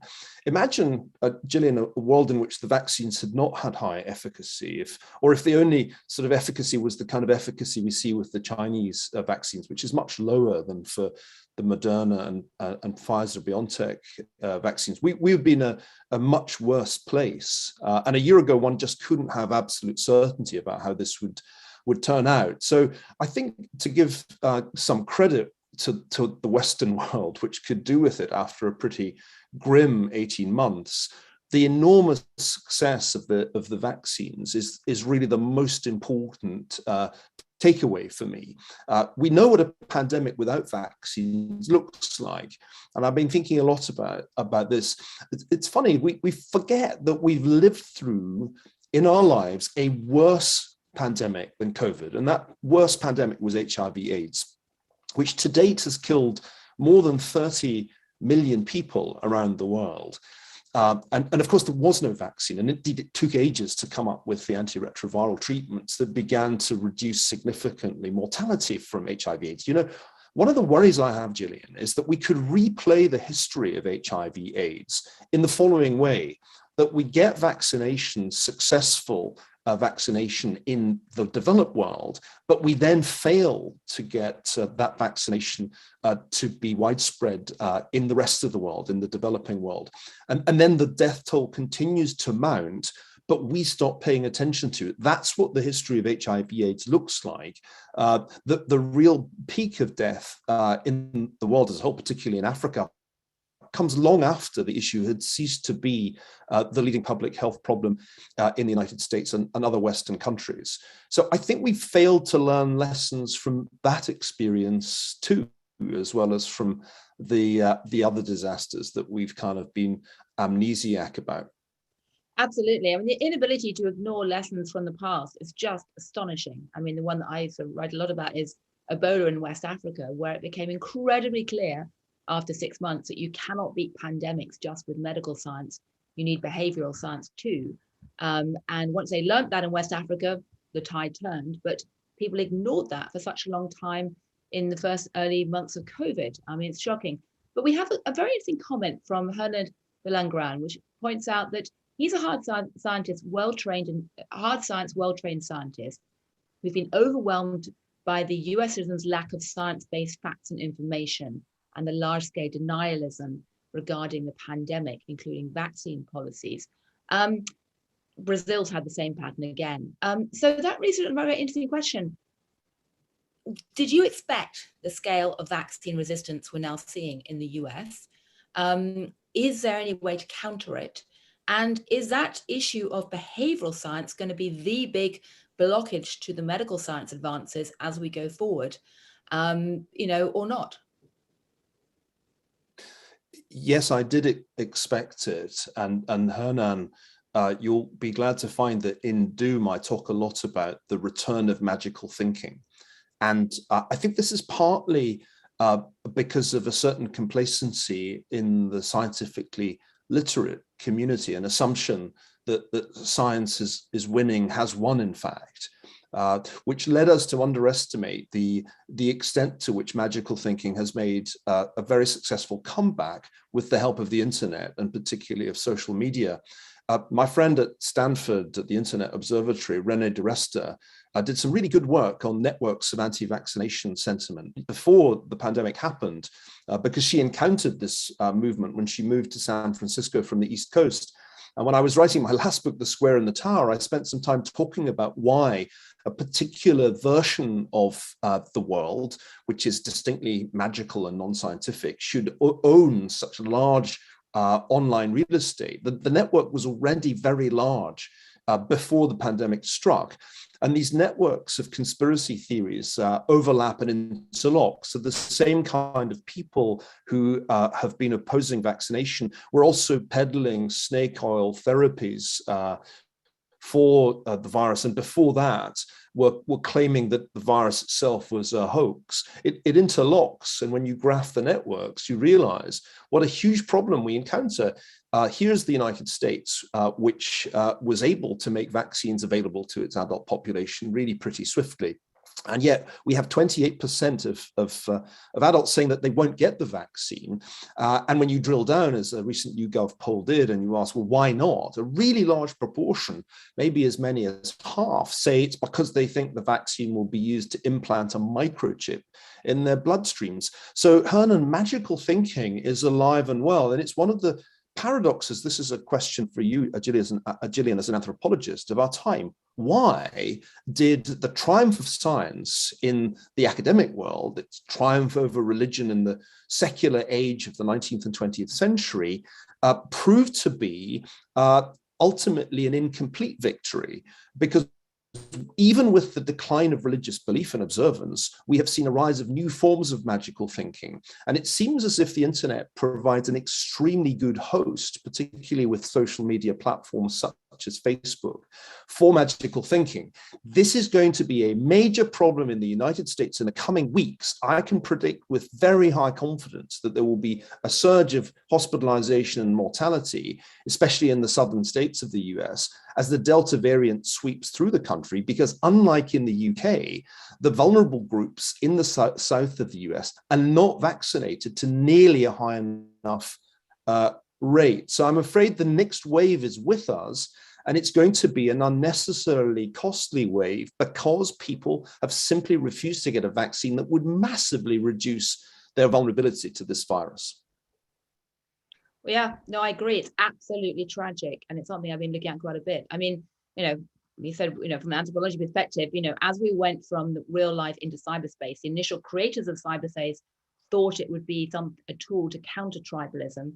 In fact, it's massively exacerbated tribalism because we take our tribal affiliations with us online and have the ability to customize our identities and news sources so become more, not less tribal. And tribes always look for creation mythologies and ritual artifacts and symbols to rally around. And the vaccines, the vaccine issues become one of these. And most importantly of all, there's a massive epistemological split today, which most elites and almost everyone on this call has been far too slow to recognize and empathize with the fact that not everyone thinks like they do in terms of this magical thinking. Scientific rationality, as the wonderful anthropologist Joseph Henrich pointed out, is very much a Western educated phenomena, which the people who can have, are steeped in it think everyone should have and does have, and they don't. But I'm curious, we have a question here as well, just to quickly mention about China. Obviously, China is a dominant theme right now. Mainland China have checked the spread of the virus astonishingly well. What should the West learn from that? And will this success continue? Or rather, what should the I see Zindu's comment is quite strongly worded, as those who follow the chat will see. What the West did learn from China's approach last year, and in fact, I think it was an unfortunate lesson. The other Neil Ferguson argued that the Chinese approach, which was drastically draconian lockdowns, was the right approach. In an interview earlier this year, he said he wasn't sure if we could persuade democracies to accept that kind of restriction of individual liberty, but it turned out that it was. Now, I actually think that we copied the wrong China, and if we'd learned from Taiwan rather than from the People's Republic of China to use testing, contact tracing, isolation of the infected and the vulnerable, we would have been able to do much better at much lower cost. But there's no question that we learned from the PRC. Most Western countries adopted something like the mainland Chinese approach to this last year. And the result was an enormous economic shock. I know we're running out of time, Gillian, but let me just make the point that the real historical significance of COVID is not actually the excess mortality, which doesn't really put it in the top 10 of historical pandemics. It's the economic shock that has had all kinds of ramifications that we will still be living with next year and beyond. And I don't just mean the inflation risk that has clearly been created. I'm also talking about the social destabilization and political destabilization that the pandemic has caused. So no, I think we've been learning from the Chinese experience, and it's also worth noticing that it's very important that countries that use the Chinese vaccines, I'm thinking here of Chile, for example, have found it much harder to contain the virus because the efficacy of those vaccines is significantly lower. There's no getting away from that. The reality is that China itself will probably have to use the Pfizer or Moderna vaccine in order to be able to reopen itself. If it doesn't, as my student Ike Fryman recently argued, that China will have to remain closed for the indefinite future because it won't be able to risk large-scale travel from abroad with its population vulnerable to new variants as it currently is. And we're almost out of time, maybe we can go 1 minute over. Can I quickly ask you the key question, which is that as you look to the future, will COVID-19, the pandemic, significantly change the geopolitical power balance? And do you think it's going to be the death knell of globalization? Globalization has been on life support since the financial crisis. The real significance of COVID, and I'll make it brief, Nick, the real significance of COVID is that Cold War II has become far more of a reality than it was before. And we've already said on this in this morning's session that the US-China relationship has not improved, it has deteriorated. I think that's the main historical significance of COVID in the realm of geopolitics. Well, thank you, Neil. As always, fabulously interesting.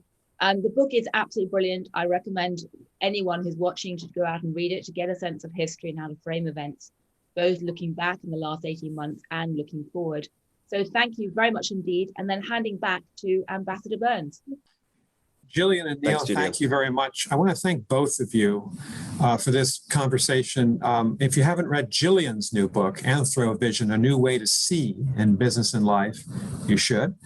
And as we said before, Neil's book, Doom, The Politics of Catastrophe, must reading. Thanks to both of you for a very intelligent, spirited conversation. We look forward to welcome you both back. Thanks. Thank you. Thanks, Nick. Thank you, Gillian. Thank you, Neil. Ladies and gentlemen, thanks for staying with us. It's interesting that in our opening sessions this morning with Prime Minister Lee of Singapore, with Neil Ferguson and Gillian Tett, you'll not be surprised that there's been a real focus on the Indo-Pacific, on the competition, the intense competition between the United States and China. And we're going to turn to that region, the Indo-Pacific right now, with a major panel on the future of the Quad, the quadrilateral security dialogue. I'd like to invite all of the panelists to turn on their videos. I'll introduce them one by one. I see Raja and Julie and Michelle and David and Tomiko. A hallmark of the Biden presidency has been a strong belief that the United States will be more effective, more powerful, more influential, both in Europe and the Indo-Pacific, if we draw closer to our allies and rebuild NATO in the transatlantic region, and especially our treaty alliances with Japan, with South Korea, with Australia, and our priority strategic partnership with India. President Biden has done that. He hosted the first ever head of government meeting of the Quad back in March. We've seen these four countries working to keep the Indo-Pacific, in their words, free and open. We've seen them try to strengthen the role on the pandemic, as well as in global politics of the democratic countries of the Indo-Pacific. We've seen them try to respond to China's aggressive military actions in the South and East China Seas, along the Chinese-Indian border, and especially respond to the massive violations of human rights in Xinjiang and in Hong Kong. I worked on the Quad at its inception back as Undersecretary of State in 2005, 6, 7, and 8. It's very, very positive to see its present dimensions. And we're going to spend the next hour and change talking about the Quad with I think, an all-star panel. My friend, colleague on the Aspen Strategy Group, Michelle Flournoy, the former Undersecretary of Defense for Policy. Michelle is recognized widely in the United States as one of our very strongest and best proponents of a strong American defense policy around the world. Julie Bishop, the former Deputy Prime Minister and Foreign Minister of Australia, now Chancellor of Australian National University, and I'm very proud to say, Senior Fellow with Harvard Kennedy School Future of Diplomacy Project. It's been great to work with Julie over the last year. Another great friend from India, Raja Mohan. Raj is currently Director of the Institute of South Asian Studies at the National University of Singapore and has been, I think, for all of us who are interested in India, has been one of our great guides in understanding India's grand strategy. Tomiko Ichikawa, Director General of the Japan Institute for International Affairs. And Tomiko, let me welcome you and just say how much we admire the efforts of the Japanese government and the Olympic organizers to put on these really stellar Olympic Games under the most difficult circumstances in the history of the Olympic movement. Thank you for that.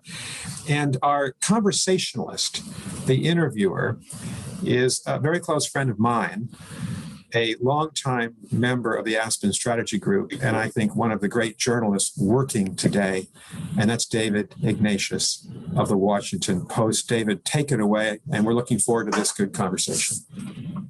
So my thanks to Nick. Welcome to all the panelists and to all of you in our virtual audience. And welcome to our discussion of the Quad and its future, suggested by the provocative subtitle for our panel, Quint, Sext, or Bust, meaning more or less for this organization. I'd just lead off by saying that if you were to ask the Biden White House what foreign policy success they're most pleased about, I suspect the answer might well be the Quad. It's an alignment to deal with China without being a formal alliance. It's a group that gives definition to America's strategy of having good friends and partners, in this case, profoundly in Asia. And it's a visible sign of something that administrations have talked about now for some years, which is a rebalance to Asia with the institutions that make that possible. Doing a little background reading, I came across something many of you, I'm sure, read, which was an article in January's Foreign Affairs by Kurt Campbell and Rush Doshi, in which they invoked Henry Kissinger's doctoral dissertation, published as A World Restored, about the 1812 Congress of Vienna, to argue the need in the Asia-Pacific, Indo-Pacific region for a balance of power, an order that the region states recognize as legitimate, quoting here, and the need for an allied and partner coalition to address China's challenge to both. So with that in mind, and thinking of Kurt's role as a central White House strategist for this administration, how does the Quad fit into this balance? And I want to begin with the fundamental question for this group. Precisely what is the Quad? How big should it be? What are its missions? As Nick said, it dates back in its early form to the aftermath of the 2004 tsunami, but it's only really in the last few years that it's really taken wing. And I think we all wonder what's next. So I want to turn to the members of our panel. I'm going to ask each of you to address this basic question of the Quad's purpose first. Turn to each of you. If you have comments that you want to add or interject to your colleagues' remarks, please just raise your hand in the function that we have, and I'll recognize you. Let me start with Julie Bishop, the former Foreign Minister of Australia, and ask Julie the baseline question. What should be the purpose or mission of this organization that involves Australia, Japan, India, and the United States? Julie. David, thank you for the introduction, and I'm delighted to take part in this very important discussion about the Quad. As has been indicated, it's had rather a tentative history. It began as 4 robust democracies in the Indo-Pacific region, in the US, Japan, Australia, and India, coming together in a humanitarian exercise in the aftermath of the 2004 tsunami. And it essentially was four nations with shared values and interests, although obviously there are differences in individual interpretations of those amongst the four members. But that's how it began. It then had a rather tentative history. India has traditionally a non-aligned foreign policy. It depended upon who was in government at the time, as is the want with democracies. You know, an incoming government wasn't as enthusiastic in Australia as the outgoing Howard government. As foreign minister, I met often with the foreign minister or the Secretary of State of Japan and the United States, because we had a formal alliance with the United States. Japan has a formal alliance. Our meetings with India were less frequent. And so it really is a great outcome for the Biden administration so early in its term to have a leader level for the Quad and bring new focus on the potential for this group. And as you point out, it really was an own goal on the part of China, because I think it was the assertiveness of China, particularly the tensions on the border with India, that turned India into a much more enthusiastic member of the Quad. And so the potential is enormous. I think the Quad's primary mission should be supporting and promoting regional peace and security through explicit support for the rules-based international order. Now, that mission would, of course, mean going beyond the four nations that make up the Quad, and means engaging with other nations of the Indo-Pacific. And we can talk more about how that could be done. Julie, I want to ask you a quick follow-up question about the Quad's purpose. And that goes to the comparison that's occasionally made to NATO, which is an alliance that seeks to help nations when one of them is threatened. When Australia, for example, is pushed hard by China, China seeks to exercise its economic leverage over Australia, as we all have watched. Should Australia be turning to members of the Quad, members of this informal, not quite alliance, to say, hey, we need some help and some pushback in dealing with this pressure from China? What do you think? Well, that's most certainly what Australia has done in recent times. We are currently being subjected to an enormous amount of economic coercion, with increased tariffs against some goods, great difficulties getting our exports into China, and China is our largest merchandise two-way trading partner. We have a massive trade surplus with China. So when they seek to impose economic bullying tactics, I can't think of any other way of putting it, it really does hurt Australia's economic prospects. So we have turned to the United States. Kurt Campbell indeed has made some very robust comments in support of Australia's position that we are an export-oriented market economy. We rely on our ability to sell our goods and services around the world. We do have a different political system from China. We do have a different worldview on many issues from China. But Australia's always been able to manage those differences in a way that hasn't forced us to choose between China's view of the world and, say, Western liberal democracies. But that's increasingly difficult. So Australia has drawn upon Japan, India, the United States, and other nations, other democracies in particular, in the Indo-Pacific region to take a stand against this kind of economic coercion. So I don't see the primary purpose of the Quad as being a hedge against China, but China's current aggressive economic behaviour and assertive foreign policy is making that somewhat of an inevitability. Thank you, Julie. I'm going to continue now in alphabetical order and turn to Michelle Flournoy. And Michelle, I'd like to ask you the same basic question about the proper purpose of the Quad, with some specifics. What activities should the Quad undertake? Should it do more military exercises? Should it move into more specific intelligence cooperation? Should it think about interoperable defense systems? Freedom of navigation is important for every Quad member. Is that something that it should do more explicitly together? Should it cooperate on cyber threats that are faced by each of these countries? Give us your sense of what the proper range of activities should be. Right. Well, I just want to say thanks for inviting us here. It's a great discussion. I'm honored to be with all my colleagues here.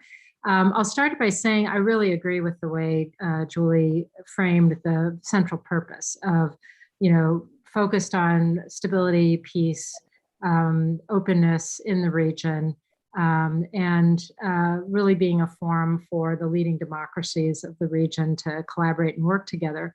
But I think where we are, the Quad's existed for a long time, as has been noted, and it's always been a really important kind of diplomatic channel or grouping. But I think what you see now is an attempt by the Biden administration to actually operationalize the Quad, to have it step up and lead in dealing with the most important challenges that the region is facing, first and foremost with COVID. So you've seen a lot of discussion about how do we coordinate delivery of vaccines to other nations in the world that are still really struggling and in a very difficult place with regard to the pandemic. I think when the leaders meet in the fall, you're going to see working groups set up on everything from climate and how do we co-invest in green technology to address climate change. There may be efforts on humanitarian assistance and disaster relief, building on the history of the Quad there. I think you could see discussions on cybersecurity.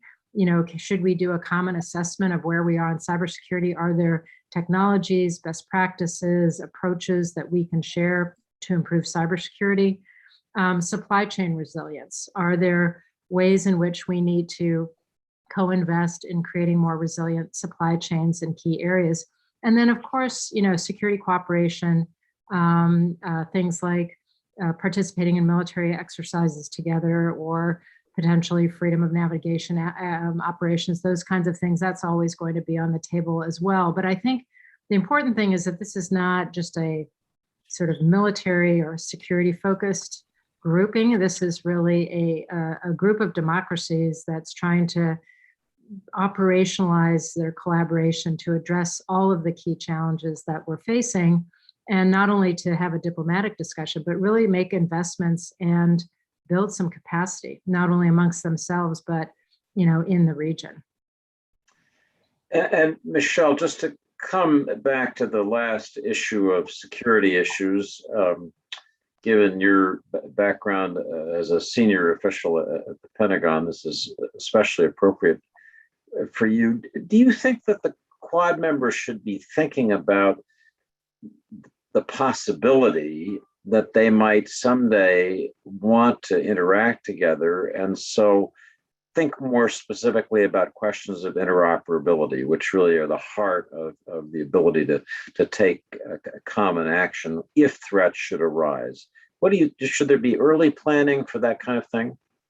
I think that, the US on a bilateral basis with Australia, with Japan, and with India has done lots of exercises and work and to build interoperability on a bilateral basis. And I think what you now see is some greater trilateral, even quadrilateral participation in exercises and so forth. And so I think that kind of activity is happening, and I think that's helpful. I mean, the name of the game in the Indo-Pacific is really deterrence and preventing miscalculation that could lead to an open conflict between two nuclear powers. And I think the more active and the more capable we are of demonstrating that we have the ability to try to keep the peace, the more likely we will have deterrence hold in the future.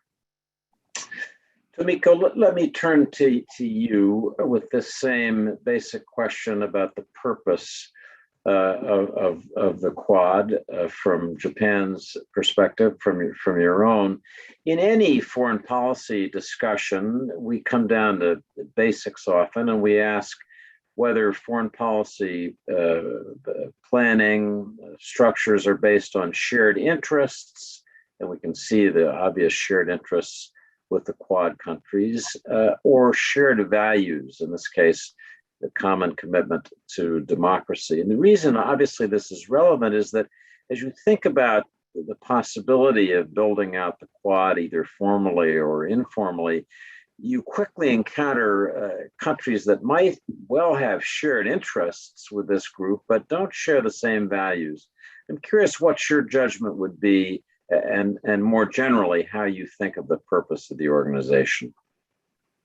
Yes, thank you very much. And first of all, let me also thank the organizer and all the panelists and all the friends here, and how much I'm delighted and honored to be part of this important conversation. In order to answer your question, let me mention another kind of notion, or the kind of buzzword these days, which is FOIP, Free and Open Indo-Pacific. Because in my mind, and in many of my colleagues in the Japanese government and former Japanese government officials, I think the value of Quad is, of course, in itself, but it is also very important in promoting this free and open and rules-based Indo-Pacific. Quad is a very important small group, which is a kind of part of multi-layered frameworks to provide common good, common basic fundamental facilities to promote this free and open Indo-Pacific. And if we go back to the history of this free and open Indo-Pacific, it's not even limited to the Pacific. It's Indo-Pacific, it's a wider notion. And if we go back to 2016, when then Prime Minister Abe first proposed this kind of notion, it was not even in the Indo-Pacific, it was in the TICAD meeting with African countries.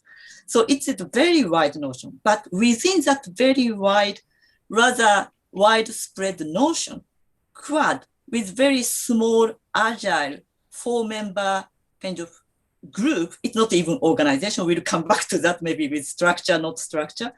This is a very kind of very good core group of countries which really share this value and which can work together, sometimes 4 countries coming together, sometimes bilateral or 3 countries. So it's a very small, agile group, security to COVID. So we'll discuss it later. So that is, I think, the importance of Quad.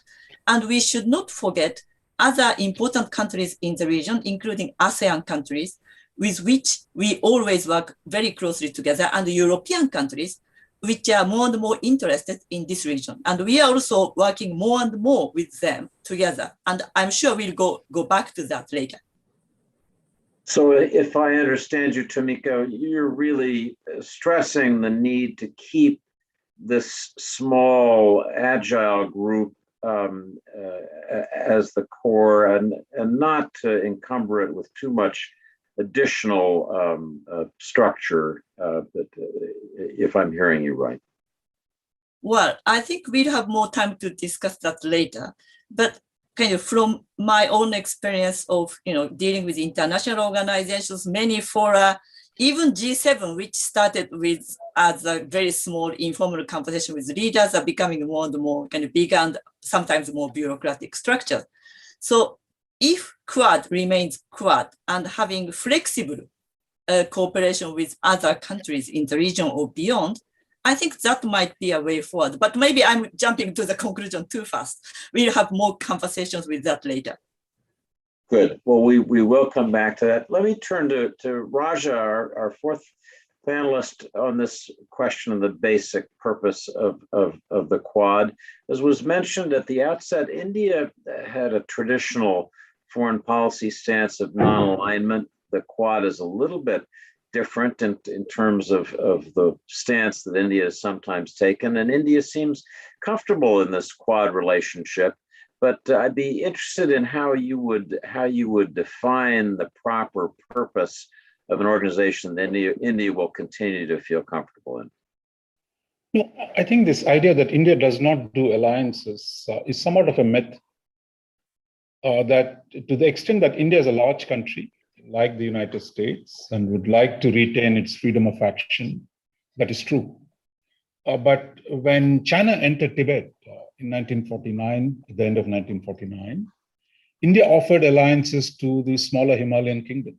So it was giving security to Himalayan kingdoms that were threatened by China's entry into Tibet and the consequences of a communist rule in a Buddhist land. Similarly, in 1962, when China attacked India, Nehru and Kennedy discussed a potential relationship that would have, if Kennedy had lived, probably it would have become an alliance. And we saw as the US and China got closer in 1971 and after that, India moved closer to the Soviet Union. Now, this is the record. And so therefore, I don't believe this theory that India does not do alliances. The question is, when does India do, under what circumstances? That when it did face a serious external threat, India has shown alliance-like behavior. But like all large countries, it wants to retain its freedom of action. So it's not a question of principles, but the question of terms. So even when you do an alliance, what are the terms under which you do an alliance? So India as a large country cannot do what Britain does or what European countries have done with the US, nor what Japan has done with the US. So I think what we're doing today, I think is exploring somewhat a unique conditions under which India and the US can cooperate to achieve a common objective, which at the purpose, as you talked about, is to rebalance Asia. I mean, I think there's no fudging with that issue. The dramatic rise of China in the 21st century, we've seen a series of efforts, Washington and the Bush administration, before 9/11, they were moving in that direction. Obama talked about a pivot to Asia. I mean, Michelle was very much part of it, later rebalancing Asia. And then you had Trump, who put it more directly in terms of Indo-Pacific and the Quad. So I think it was coming. And I think the more aggressive China has become, the conditions for putting together a coalition has emerged. I would just add one other thing here, that US had a series of bilateral alliances in Asia. And today, I think there is a recognition those are not adequate to deal with the Chinese power. And you needed a wider coalition, and drafting India into it in some form or the other has become crucial. So therefore, what we have today is a recognition that the Chinese power is so expansive that the old framework that was existing, whether ASEAN-based one or the US bilateral alliances, are not adequate, and we need a new institutional framework that can contribute to a rebalancing of Asia, which has been tremendously unbalanced by China's rise and its assertiveness on a range of issues. And let me ask you about an issue that I suspect you have some quite specific thoughts on, and that is the component of the Quad that might include a consideration for maritime sea power issues. There is, as I said earlier, a shared interest among these four countries in freedom of navigation. There's a growing concern about China's stance in the South China Sea. Would you like to see India and the other Quad members be more forward-leaning on these issues of maritime security, freedom of navigation, et cetera? No, last 2 years, I think the Quad was revived in 2017, and we've seen a steady expansion of the security agenda. And of course, yesterday, Blinken in Delhi said, look, this is not a military alliance, but the security cooperation is very important. And we've seen a steady expansion of that agenda to include a wider range of activities, more intensification of exercises, more, hopefully, I think we need to move from just exercises to joint operations. So I would say their humanitarian assistance, disaster relief, those kind of areas which are less controversial, we could do more of that, and eventually move towards actually giving assistance to those who are under threat of different kinds. So I think we have already moved forward. My sense is we can do a lot more in the days ahead, provided the current political will in all the capitals continues. So I want to go back to Julie and through our group, Julie, Michelle, Tomiko, and Raja again, and ask the second baseline question, which is about the future. If we have an understanding of the basic mission here, what should the Quad be thinking about for the future? And Julie and all the panelists, I'd ask you, please, maybe think of one item that you would suggest for the agenda of what's expected to be a fall meeting, a fall summit meeting of the Quad that goes beyond the obvious things that we sure will be discussed, like COVID relief. But if I'd be interested in some different innovative agenda item that might stretch our minds as we think about the Quad. Julie, why don't you lead that off? Well, actually, David, could I just pick up a couple of comments, one from Tomiko, one from Michelle, and then go to that. And I think this helps put it in context. We've been talking about the fact that the 4 nations of the Quad are robust democracies, and yes, we have shared values and interests, and there are existing formal alliances between a number of us and the like. But I think if we are talking about the Quad engaging with other nations, or indeed the Quad expanding, we have to focus very much on our purpose and mission, and restricting engagement or membership to democracies while consistent with our 4 nations values, that could conflict with interests, as some of the key nations in our region are not in fact democracies. Let me give an example. Vietnam, for example, a great friend, a very key nation, but not a democracy in the sense that we know it. And likewise, some nations that are democracies, and I really don't like naming names, but sometimes President Duterte acts in ways that might not always align with the values and interests of democracies, for example. So I think that stances that are overtly ideological would also raise problems amongst some ASEAN member states. So to Miko's point that we should be focusing on freedom and openness and support for the rules-based international order, if that's at the heart of who we are, we then avoid the discussions about democracy per se, while not walking away from values and interests. That's just one thought. My other thought, when we were talking about freedom of navigation and military exercises, I understand the desire to have the Quad undertake military exercises and greater intelligence cooperation, defence interoperability and the like. And there's obviously a high level of that already amongst these 4. But let me give you an example where the relative frameworks of each nation will be important. For example, Australia doesn't undertake freedom of navigation operations within 12 nautical miles of occupied, disputed features in the South China Sea, for example, although we get pretty close.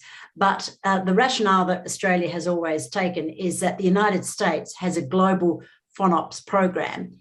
Its Navy, largest in the world by a long way, is able to traverse the globe carrying out freedom of navigation operations because it has the capability and the power to do it. Australia doesn't. And so we've got to be consistent with our operational stances globally. So there will be times when maybe 1, 2, 3 members of the Quad will want a particular outcome, and the individual nation and other individual nations won't be able to do that. Okay, thinking of something outside the square. Well, I lived through the Trans-Pacific Partnership negotiations, and when the United States withdrew, and the fact that it got caught up in the politics of the presidential campaign of 2016. So I think that, it's fantastic that the Quad's coordinating in humanitarian assistance and, given its location in the Pacific, which sees more than its fair share of disasters and requirement for humanitarian assistance. But I would really like to see trade get on the agenda at some point. Now, I know that a mission that includes economic and trade coordination would be challenging given the history of the Trans-Pacific Partnership. But what the beauty of the TPP is that it's an opt-in trade agreement. And so maybe if the Quad started with something, there's a free trade agreement between Australia and the United States, Australia, Japan, etc. If we started a trade pact It's four pretty powerful economies, and then had an opt-in process. We've got the TPP as a blueprint, and most certainly I know that the Obama administration saw the TPP as the economic side to the pivot, the strategic geopolitical side, and the TPP was the economic strategy behind the pivot. So why not include that as part of the discussions for the next leaders meeting? That's well said, and let me turn that set of issues to Michelle. Michelle, what you think beyond the obvious and previously announced might be agenda items, and I'm specifically curious whether you think it's time for the Biden administration to have a more robust, forward-leaning trade component of its Indo-Pacific policy. Yeah, so I would heartily endorse Julie's proposal. Obviously I'm only speaking for myself, but I think one of the biggest strategic mistakes that the United States has made is failure to enter into the TPP, which it worked so hard to create as a high standards trade agreement in the most important region in terms of American prosperity and security going forward. So we have to figure out how to get back into the trade game, and whether it's building on the trade relationships we have with the Quad, or maybe after the midterms, I'll be the optimist here, maybe there's some chance of the US reconsidering the TPP and coupling that with domestic legislation that would invest in the drivers of our own competitiveness here at home and reskilling the workforce and so forth. I mean, historically, American presidents have come into trade, dealt with trade more as a last 2 years issue than a first 2 years issue, just because of the politics of it. But I think given the challenge that is posed by China and the bipartisan recognition of that, you might be able to put together a coalition of support for trade, the TPA, the authority to negotiate a trade pact, and then perhaps some sort of reentry, because I think it's going to be critical to maintaining a US leadership position in the region going forward. But I wanted to put another idea on the table, and that is I really agree with the importance of keeping the Quad small and agile and not necessarily a formal alliance. But I do think the Quad is a wonderful platform for engaging other like-minded states with shared interests, whether they're democracies or not, in the region. And so I'd love to see the Quad be a basis for coordinating our security cooperation with the ASEAN states. Right now we each put a lot of effort and time and resources into working with those states, but it's not always, the sum is not always greater than, the parts. I'd love to see us really focus on helping these countries build their defensive capacity, their ability to understand what's happening in their, in their air and maritime approaches, to have that situational awareness, to build their defensive capacity, to build their ability to contribute to deterrence, should there be some kind of aggressive or assertive action from China. And I also think there's a technological investment component to that. If you look at the key technologies that are going to drive the future, particularly in the security domain, there's a lot of capability, not only among the Quad, but with particular ASEAN states where we should be building sort of tech coalitions, if you will, tech coalitions of the willing to make some shared investments to accelerate the development and adoption of some of those key technologies. So I think the Quad is a wonderful capacity building platform, not just for the 4 members, but also for the other ASEAN states. And I'd love to see us go in that direction. Michelle, that's a provocative and well-formed proposal, but I want to ask you, as I listen to you, it sounds like this small, nimble Quad, as you envision it, might become a NATO-like platform working with ASEAN members on common defense, procurement, technology issues. Am I misreading you on that? Yeah, I don't know. Yes, I don't foresee the Quad becoming a formal defense alliance, because that then forces the question that Julie raised, which is you force countries to choose between China and the United States. China is their biggest trading partner. US is their preferred security partner. We don't want to force that choice. We don't need to force that choice. What we want to offer them is partnership where our interests align, and help in being able to defend their own sovereignty and their own interests, and be able to, collaborate when there is a violation of the rules-based order. We're much stronger when we stand up and push back together. But I think that needs to be kept informal and fluid. I think if you tried to turn it into alliance, I don't think that 4 members could agree on that at the moment. And I certainly don't think that other states, I think it would actually lessen the likelihood or the strength of cooperation with other states if we went down that route right now. Thank you for clarifying that. So, Tomiko, I'm curious what you might suggest for the agenda of this fall's expected Quad Summit meeting. I wonder specifically, because it's of such vital interest to Japan, whether the issue of North Korea and the threat that North Korea poses in the region is something the Quad members ought to discuss when they get together in the fall. Yes, thank you very much. And, North Korea is something that I have been working on for quite a long time.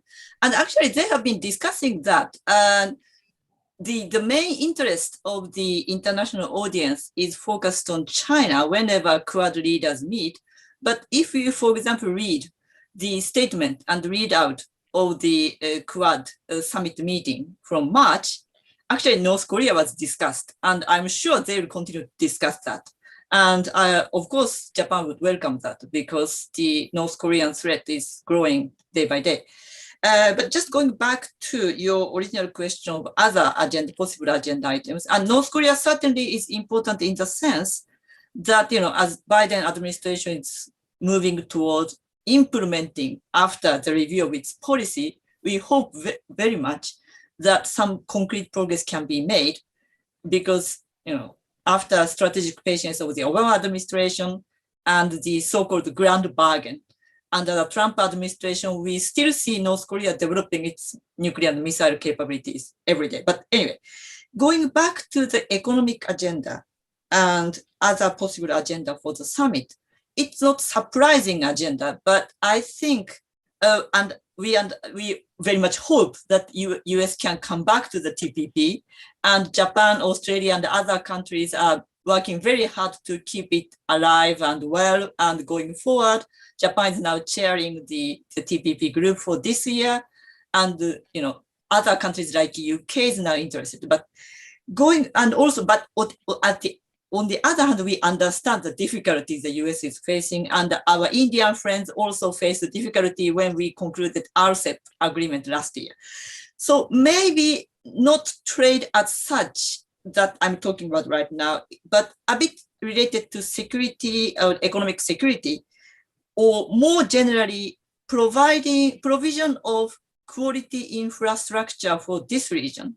Some of them might be linked to more economic security related things like communication cables and so on, but some of them might be more generally quality infrastructure for the region, including ASEAN countries, Pacific Islands, and so on. Could be something that we can also compare notes and work more closely together, so that we can promote this ahead. And regarding NATO, the question about NATO, I think that is something that also China is using to describe Quad as if we are going to become Asian NATO, to alienate other members like ASEAN countries from our effort to promote free and open Indo-Pacific in a more general way. So we have to make it clear what Quad is, but what Quad is not also. So I stop here for the time being. Thanks. So those are very valuable points. I want to just ask Tomiko and others when it's their turn, feel free to jump in on this. When you talk about infrastructure, and Kurt Campbell has been specific in recent weeks in saying that he thinks the fall meeting ought to include issues of infrastructure for the Quad countries, I can't help but think that there's a component here of an alternative to the Belt and Road Initiative, that the Quad as a group is going to talk infrastructure. Well, somebody else talking about infrastructure, and that's China. And Tomiko, do you think that there should be that implicit or explicit response to the Belt and Road Initiative as part of what the Quad does when it talks about infrastructure? I believe that the way the Quad members would address is not so explicit. Rather, they would like to talk about their own initiative, because I think Julie mentioned, and also Michelle mentioned, that many countries in this region are sometimes allies to US for military security, but also almost all of us, even including the US and Japan, are quite closely linked with China in economic terms. So this is a region where many interests overlap. So trying to kind of make that distinction clear, or trying to make clear what kind of camp you belong to, will not always serve the purpose of promoting more cooperation in this region, particularly with those Asian and ASEAN countries who are always anxious to keep this region calm and quiet and peaceful. David, could I just say something at that point? I think that we shouldn't be looking at this in terms of a direct competition with Belt and Road. I think that particularly Australia and the United States and Japan, who already have a very long history of overseas development assistance, foreign aid into the Asia Pacific, I think that we should be looking to coordinate our efforts more than we've done in the past for some significant infrastructure in the region. When I was foreign minister, I know that Japan, the US and Australia were looking at ways of building technology infrastructure, undersea cables and this sort of thing, to give the nations of the Pacific in particular that economic advantage that they would be, all wired, so that they would then be able to have that greater self-sufficiency when it came to economic development. So I think there are examples where, and include India, particularly on the Indo-Pacific side, I think there are examples where four nations such as ours that already spend a considerable amount of money on overseas development assistance could better coordinate efforts and focus on some significant infrastructure that would drive economic development in these developing and least developed nations in our region. Good. So, Raja, let me ask you to round out this discussion of what might be on the agenda for the fall Quad Summit, and any comments you've got on remarks that have been made by the other panelists, feel free. Yeah, I would just say a couple of words on trade. From afar, it doesn't look like Washington has a consensus to come back, to support a trade agreement. The Republicans have become anti-trade, and the Democrats too, large section is deeply suspicious of trade. So I think the days of US simply negotiating free trade agreements, I think it's over. I think we're in a new phase of globalization. And I think we have to learn to deal with it. And the second, I think alliances, I think to get a new formal commitment from the US on an alliance, I think is going to be impossible, I think, at this stage. So for us, I think the important thing is to focus on a security cooperation rather than saying, are we building an alliance? Are we going to call it an alliance? Which India has, as you know. So it's better to do things rather than saying, are we an alliance or not, which becomes a metaphysical discussion, and then it generates all kinds of, triggers all kinds of neuralgia all around. So I would say that the important thing is what we've started in the previous digital summit on the vaccines. Can we take that forward? I mean, since March, the US is awash in vaccines. India's, went through a bad phase. Now I think its production is going to catch up. So therefore, I think we, Japan and Australia still have huge amount of vaccination to do. So therefore, I think getting that vaccination part right now would be actually, because COVID is not going away. So I think getting the vaccines to the current round and to be able to take some initiative on the next round of the new variant that would come about, how do we prepare ourselves? I think that can be a very good contribution, building on what we've already started. Second, I think on the infrastructure thing, I would say, look, Biden and the US administration has already raised it in G7. So there is this talk about, build back better, so you have I don't know, I'm forgetting all the abbreviations, but you have one that is not just a US initiative, but it is a G7 initiative. I don't know how committed the Europeans are for it, but the EU is now talking about its own, initiative. EU has money. US can't produce, government can't generate money of the kind that Japan and EU can do.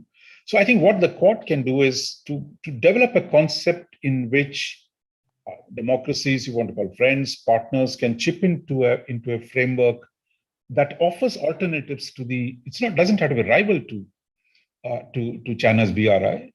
I think much of Asia and the world is looking for an alternative. Look, who wants to be buying from a single customer, a single seller, a single vendor? So if we can give a reasonable alternative, better interest rates, we've already talked about, sustainability and that kind of stuff. So I think provide an alternative, even if it's in a few cases, if we can demonstrate that there are alternatives. This idea there is no other game in town except China and China's BRI, I think that needs to be countered. If we can do it even in a limited way, I think that would be great. And the third is what Michelle talked about, the technology. I would say, looking at the future in terms of these, especially on the digital domain, which has become a big issue, where China's digital Silk Road, actually far more than the Belt and Road, has actually the consequences of it across the board, and the kind of model that they're trying to export with it pose huge challenges. So I think if we as democracies, we can come together with a framework of how to offer support on the digital side. We saw the Trump administration talk about a clean network. We've seen Australia reaching out in the Pacific and trying to prevent China's entry into the telecom networks. So I think that agenda has already been outlined. So from the digital side, we can take some initiative where we begin to offer an alternative. I would conclude with one important thought. I think we should not debate on China's terms. It's always China setting the terms for the negotiation or for the discourse. I don't see why, just because they call it Asian NATO. I fully agree with the Japanese friend. We don't have to say it's about NATO or not. I think we need to develop our own model because this constant denunciation of this as some kind of American restoration of NATO. Here I think it's a problem. So therefore, we need to construct our own narrative. And finally, I would say we need to work with nationalism in Asia. That is, today Chinese nationalism is not the only nationalism, but it is trying to crush all the other sensibilities in the region.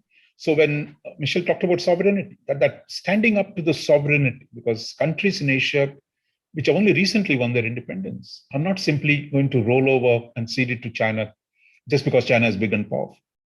So I think if it's seen as standing by them rather than forcing them to choose sides, then I think we will make huge progress, because ultimately we can only support that which the regional countries are willing to fight for. And their sovereignty and independence and autonomy are values still, I think, widely shared. And I think we helping them to gain those values would be the political strategy to deal with the kind of smothering that China has done of debate in this region. People are not even willing to open their mouths today because it's seen as so difficult because of the economic interdependence, etc. So standing up for sovereignty of smaller countries must be a critical part of the narrative that we're going to construct in the region. That's from all four of you, a wonderful, I'm going to say, verbal memorandum to Jake Sullivan and Kurt Campbell as they do their planning for the Quad Summit. Very helpful. We have less than 10 minutes left before we turn to our audience for their questions. So please use the chat function if you've got questions. I want to ask a kind of quick around the horn question about something that does come up increasingly. In a sense, the Quad is cursed with its own success, in that when you're successful, everybody else in the neighborhood wants to join. People want to climb on board with an organization that's seen to be moving in a good direction. And Julie, lead us off. One country that's often talked about as a prospective new member of the Quad is your neighbor, New Zealand. Would that be a good idea? What are the benefits? What are the potential negatives? And what about other additions to this group?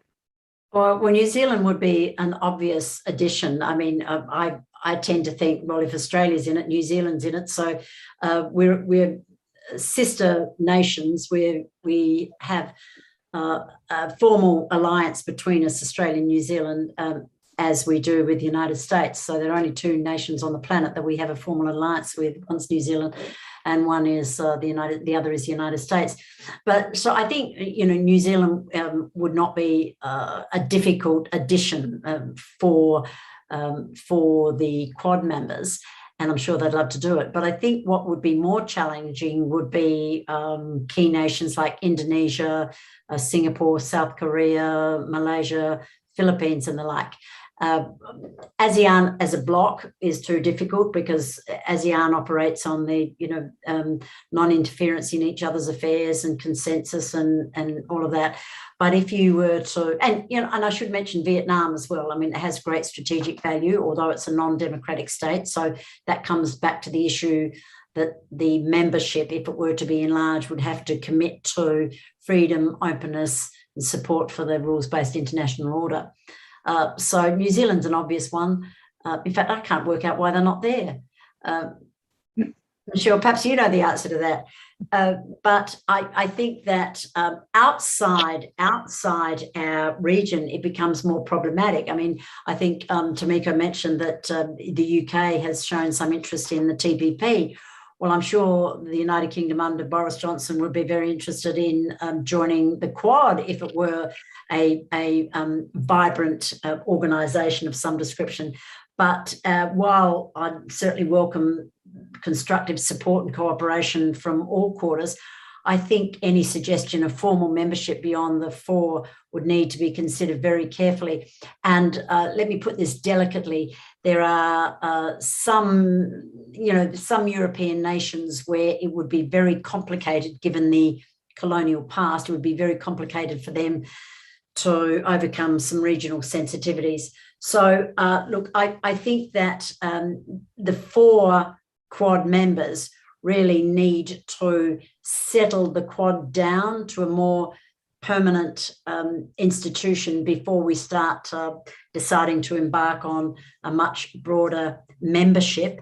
I agree with Raj about NATO. I don't get too hung up on whether China says that we're trying to create NATO in the Indo-Pacific or not.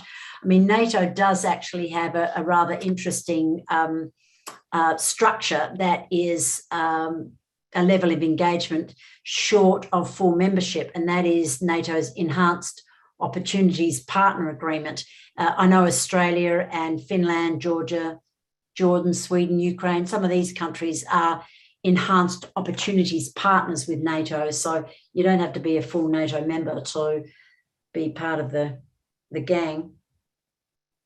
Michelle, what do you think about this question of adding formally or informally to this quite congenial and successful club?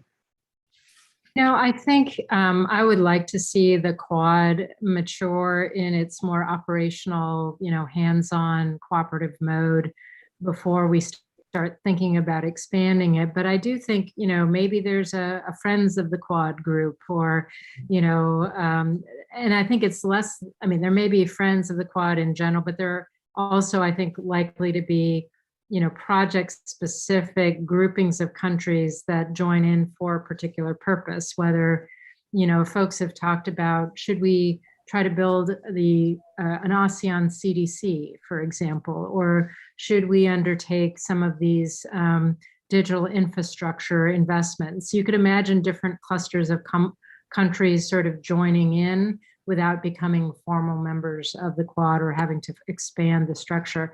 I'm with Tomiko. I think we should be very careful to avoid bureaucratizing this or overstructuring it. I think the strength is in its agility and its responsiveness, and I'm more interested in what it is doing than the sort of formality of the membership structure at this point. And Tomiko, given your earlier comments, I assume that you wouldn't favor any formal expansion, but what about Michelle's suggestion of Friends of the Quad, informal ad hoc, perhaps, additions to accomplish certain purposes? Would you be comfortable with that? Well, since Michelle has kind of echoed my previous remarks about being small and agile, I think I don't have to repeat my point of keep it small and agile. But I think another kind of merit of Quad has been kind of being flexible in terms of agenda items that it embarks upon, and also flexible in a way of kind of having cooperation on a case-by-case basis. Not as Quad, because we sometimes don't even go as Quad. Sometimes there are 4 members of Quad plus 1, 2, 3 countries with whom we do things together. Like, when these European countries are sending one by one their naval ships to the region, we have some joint exercises, sometimes trilateral, sometimes multiple, all these things. So they are happening. And my point is that as a kind of lifelong career bureaucrat myself, I tend not to favor so much kind of creating organization, structure, secretariat, or bureaucracy. Because Quad has been so successful, because maybe it's driven by the need felt by leaders themselves. So of course they need some work by bureaucrats to make it happen, or concrete things like the COVID and vaccine working group and other working groups. For that, bureaucrats have to work very hard. But bureaucratizing it, structuralizing it may kind of slow down the process itself. If we think about G20, it started with such a kind of big expectation, but maybe because of its size and different countries' agenda, after the crisis is past, we are having another crisis, but after the initial crisis is past, maybe it's not kind of doing so much as it would have been expected at the beginning. G7, well, it has been ups and downs, but because it's relatively small, it is always finding some way to move forward, although maybe G7 is also becoming a bit much more bureaucratic than at the beginning.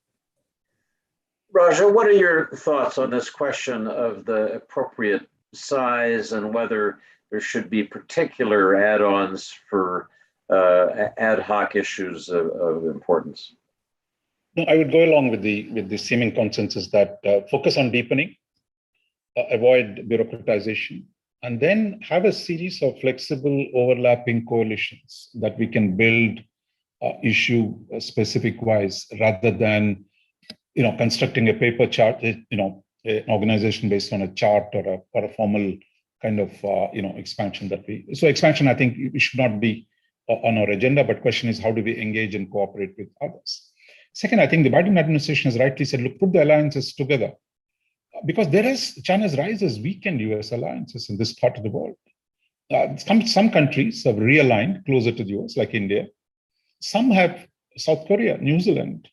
I don't know if New Zealand, I'm not familiar to say this, pardon me if I say this. New Zealand's commitment to seemingly has weakened. I see dulcet tones of non-alignment.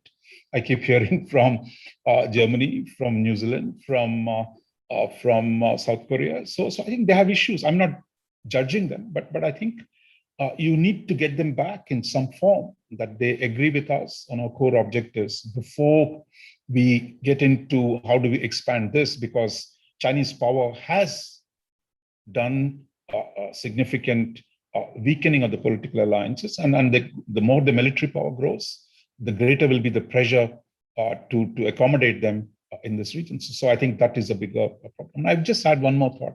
We need to give some thought to burden sharing, that it is not just, we can't just say, leave it to the Americans and between the Americans and the Chinese.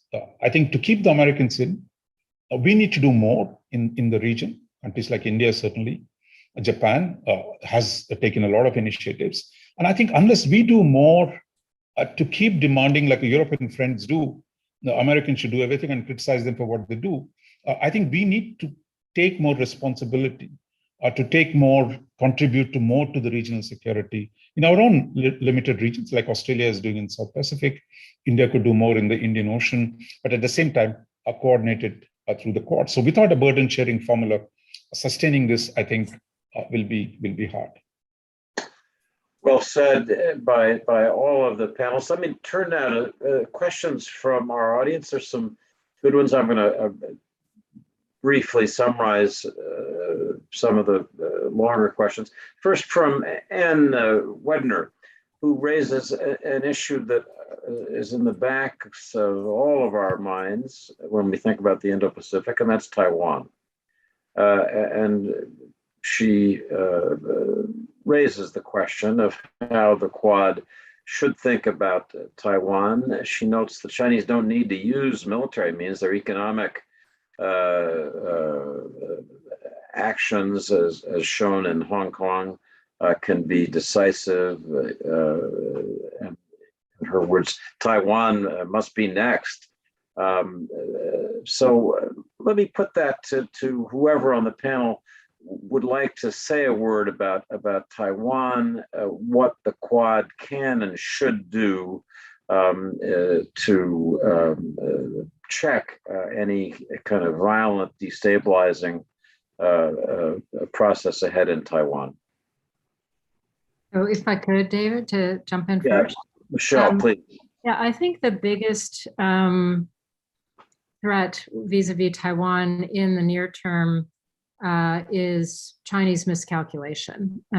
So I actually agree with the premise that the Chinese preferred approach is like the Star Trek, absorption into the Borg. It's not a military invasion of Taiwan. It is to create such economic leverage and dependency of Taiwan on China that it can use that economic interdependence as a source of coercive leverage to eventually pull Taiwan into China without having to fire a shot.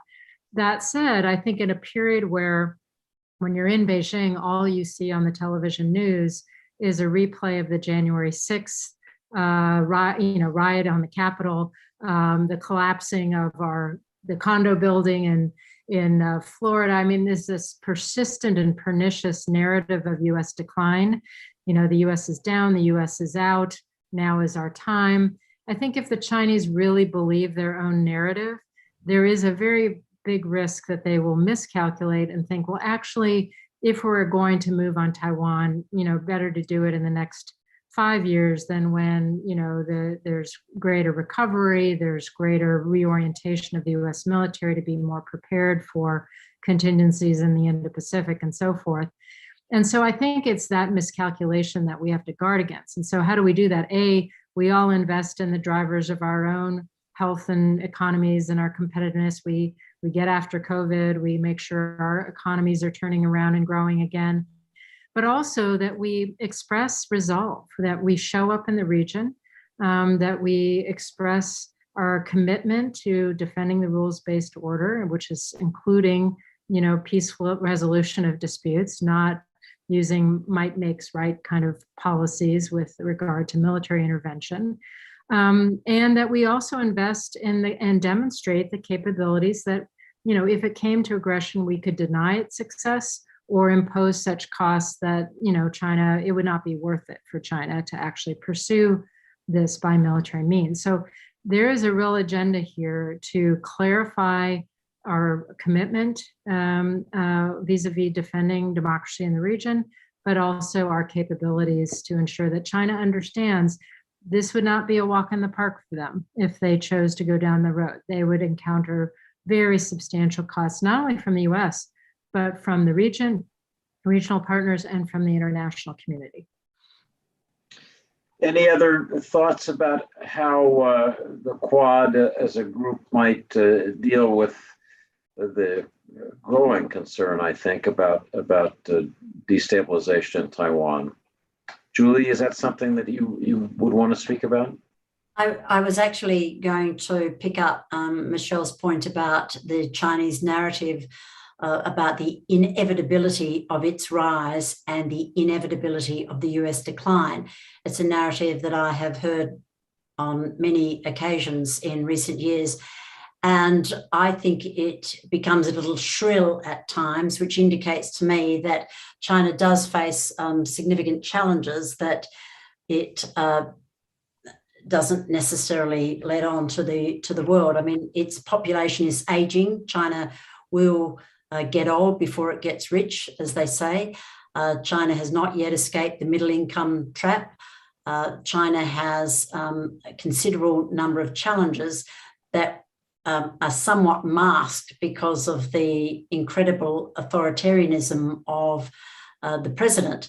And, the more authoritarian China becomes, the more I am concerned that all is not well in economic and social terms in China. So I think that countries of our region, this is something that's been said to me time and time again, nations in our region want to see more US leadership, not less. And Michelle's absolutely right. If the US turns up and the US stays the course, then countries will see that, as happened post-World War II, adherence to a rules-based international order is in fact the only means of maintaining peace, stability, prosperity and security in the region. And that's what the United States and its allies have offered, defended, guaranteed for the last 70 odd years. And many nations have benefited, including China. China has lifted hundreds of millions of people out of poverty at a time when the rules-based international order was being promoted and defended and guaranteed by the United States and its allies. The other point is the United States doesn't only have economic and military strength, its network of alliances, not only in our region, but its network of alliances around the world is very powerful leverage in a crisis. The United States can call on many nations, as it has on many occasions, can call on many nations, and that is a strength that no other single nation can match. I have a question that's directed to all panelists from Guo Kang Huan. Forgive me for mispronouncing that if I have. But I think it's particularly appropriate for Raja, and it's the following. Do you think India needs to worry more about Afghanistan and Pakistan after the US pulling out of Afghanistan than it does about these Indo-Pacific issues that we've been focused on? What about that, Raja? Look, I think we don't have a choice, right? You have to deal with both. And China is going to solve that problem by taking a larger role in Afghanistan, if they have their way in the days ahead. So I think India, with a large continental frontier, both with China and a disputed one with Pakistan, and Pakistan being in partnership with the Chinese. So that problem is part of the structural condition for India. But India, what it has seen in the last few years is Chinese also force in the Indian Ocean. So I think that's even a bigger reason for India to need a partnership with the Quad partners in the maritime domain. We can't do it on our own. So therefore, while we don't expect the American troops to come and fight, either on our borders with Pakistan or China, but we can do a lot more on the maritime side so that we can balance out our challenges, which are coming from different directions in a better way. There is also a small question here, which, should US one Quad partner support the others when they're attacked? That's called an alliance. See, US and Japan has it with US and has already given it to Japanese. They have similar one with Australia. India is not asking for such a guarantee. What we've seen in that last 1 year, when China attacked India in Ladakh, we've seen outpouring of support of different kinds from the Americans, Australians, and the Japanese in different form. So we don't expect them to come and stand with us gun to gun and say, look, we're going to take on the Chinese. No, for us, any support at that point is welcome, but a treaty type of arrangement, which is what you're talking about, that there are two treaty partners in this Quad and India is not. And this is what makes the Quad unique, that India is a large country, can contribute, is not seeking security from the US, but can contribute to the collective security by working with the US. And I think that is the idea. And I think India will have to walk and chew gum, as the Americans say. We have to do the continental stuff as well as work on the maritime side with our partners. I wonder if there are any other comments about what's a major fact of international life this summer, and that is the US withdrawal of combat forces from Afghanistan, the seeming destabilization in Afghanistan, the growing likelihood that the Kabul government will be badly stretched, if not enmeshed in civil war. And any thoughts on that before we turn this back to Nick Burns? I would say on Afghanistan, look, I think, we can't tell the Americans, look, what to do. I mean, I think that judgment has to be made on the basis of the political traffic and where in Washington. But I think any effort by the US today, that while it withdraws troops, it is not fully disengaged, that it has multiple tools to put pressure on Taliban, on its main supporters in Pakistan, that you can create conditions under which certain outcomes will have consequences. So I think the US still has enormous power, both in conferring legitimacy to the next government that's going to come in, as well as to deny an easy run and taking over Kabul. And I think the game has just started, and I think the US has many more options. So I think within the constraints that the US is operating, and there is a lot more it can do. And I would just conclude with the thought that if what asymmetric strategies, I mean, that it is not going to be easy running Kabul after it's being violently taken over by one group, just as the tactics that have been used against Afghan government by Pakistan-based insurgencies, other regional powers, if their interests are affected by what happens in Afghanistan, it won't be shocking if you see what's happened in Syria, in Lebanon, in various places, repeats itself. So I don't think the story is over. It's only going to get into another wretched chapter. But the question is, if we work together and put some pressure on those who are trying to violently take over, we might still salvage something out of the 20-year effort, which has given so much benefit to the Afghan people in the last 2 decades. Well, I see Nick Burns on my screen, which is a good sign that we've come through our assigned time. Just as the moderator of the session, I want to thank all 4 panelists for very focused and, to me, very helpful comments about the specifics of this really extremely interesting new force in the Indo-Pacific and in global affairs. So, Nick, over to you. David, thank you very much. And we're going to welcome David back tomorrow. He's going to interview the commander of U.S. forces in the Indo-Pacific, Admiral Aquilino. But I wanted to thank David for shepherding this discussion, to Michelle and Raja, Julie, and Tomiko. Thank you for intelligent commentary on what proves to be a moving target, how to develop the Quad, how to make it strong, but a lot of cautionary words on keeping it agile. and flexible and not overly institutionalized. So we all learned a lot thanks to the four of you. And we're actually going to make a transition now to Afghanistan, the subject of the last question that was posed by David to the group. And I see my friend and former colleague, Ambassador Zal Khalilzad, on the screen. I'm hoping to see Amna Nawaz appear as well. As we make this transition, and Zal will wait, and there's Amna. We're going to have a discussion now of Afghanistan in two parts. The first part will be a conversation between Amna Nawaz and Ambassador Zal Khalilzad. I think all of you know that Amna is Chief National Correspondent of the PBS NewsHour. And Amna, I must say, my wife and I watch the PBS NewsHour almost every evening. And the intelligence, the seriousness of purpose that you and your colleagues bring to the news is a breath of fresh air in American media. So thank you for that. And I know that you have a very diverse set of interests yourself as a correspondent. And obviously, American foreign and defense policy is part of it, and Afghanistan is part of it. So welcome, Amna. And to my friend Zal Khalilzad, whom I've known and worked with for a long, long time. Zal, I think you probably have the most difficult job in the world right now in trying to work with the Afghan national government, with the Taliban, with the United States, with the NATO countries, the partner countries, to produce a state of at least stability at a time of withdrawal. And may I say, even the hope at some point in the future of peace for the people of Afghanistan and of the region. So we're looking forward to this conversation that Amna will lead with Zal.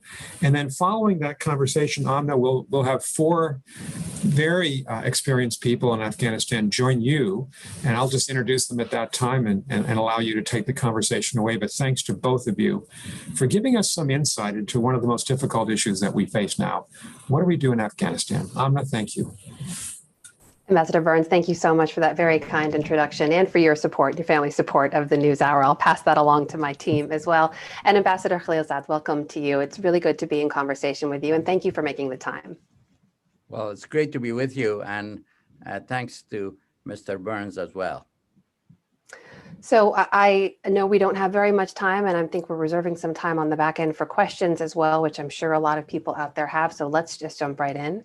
I don't need to tell you what's been going on the ground in Afghanistan for the last few days. Just a quick rundown of some of the headlines as we've been paging through them. You know, in the last 2 or 3 days, the Taliban have struck the Kandahar airport. They entered the city of Lashkar-Gah, seized a TV station there, which is now no longer broadcasting. There was a big report this morning about them surrounding prisons and looking to free many of those captured fighters. I'm curious from your perspective, as you're watching all of this unfold, how are you processing it? What goes through your mind as you see this slow deterioration on the ground continue? Well, the situation is very concerning, and our expectation is that both the government and Talibs would focus on a political settlement. Right now, the government's primary focus is to find its military bearings, if you like, after the losses that it suffered in recent weeks, and to develop a new military strategy and to implement that strategy, believing that without that, it's in too weak a position to pursue a negotiated settlement. And the Talibs have been emboldened by the developments of recent weeks in terms of the gains that they have made and are in a maximalist frame of mind. But we believe that there is no military solution. Ultimately, for Afghanistan to have peace and stability, needs to be a negotiated political settlement that has broad support in Afghanistan and broad support in the region and beyond. The reason I mentioned the region for the Afghans, it's obvious why they would want peace, is that a broadly supported agreement is important for us and the others in the region and the world to provide the assistance that Afghanistan will continue to need. So It is a difficult situation, but I believe that there is no alternative ultimately but a political settlement and agreement between the Republic and the Taliban. What, of anything you've seen on the ground so far, leads you to believe the Taliban are in any way committed to a political settlement? Well, they say there is no military solution, that there is a political settlement. The US Taliban agreement said that there has to be, based on negotiations, a new Islamic government and a comprehensive ceasefire. The government has had some concerns in that regard, believing that it itself is an Islamic government. Why a new Islamic government? And two, that the negotiations should be on bringing the Taliban into the current government rather than the establishment of a new one. The Taliban, on the other hand, believe that the current government is the result of a military occupation, and that both their constitution, the constitution that they had drafted when they were in power, and the current constitution of 2004 should be put aside, and there should be an agreement on an interim constitution leading to the establishment of a new one. They also would like to at this point, they are demanding that they take the lion's share of power in the next government, given the military situation as they see it, and they are discussing these things. A lot of it is not in the public domain. Mm-hmm. So, but they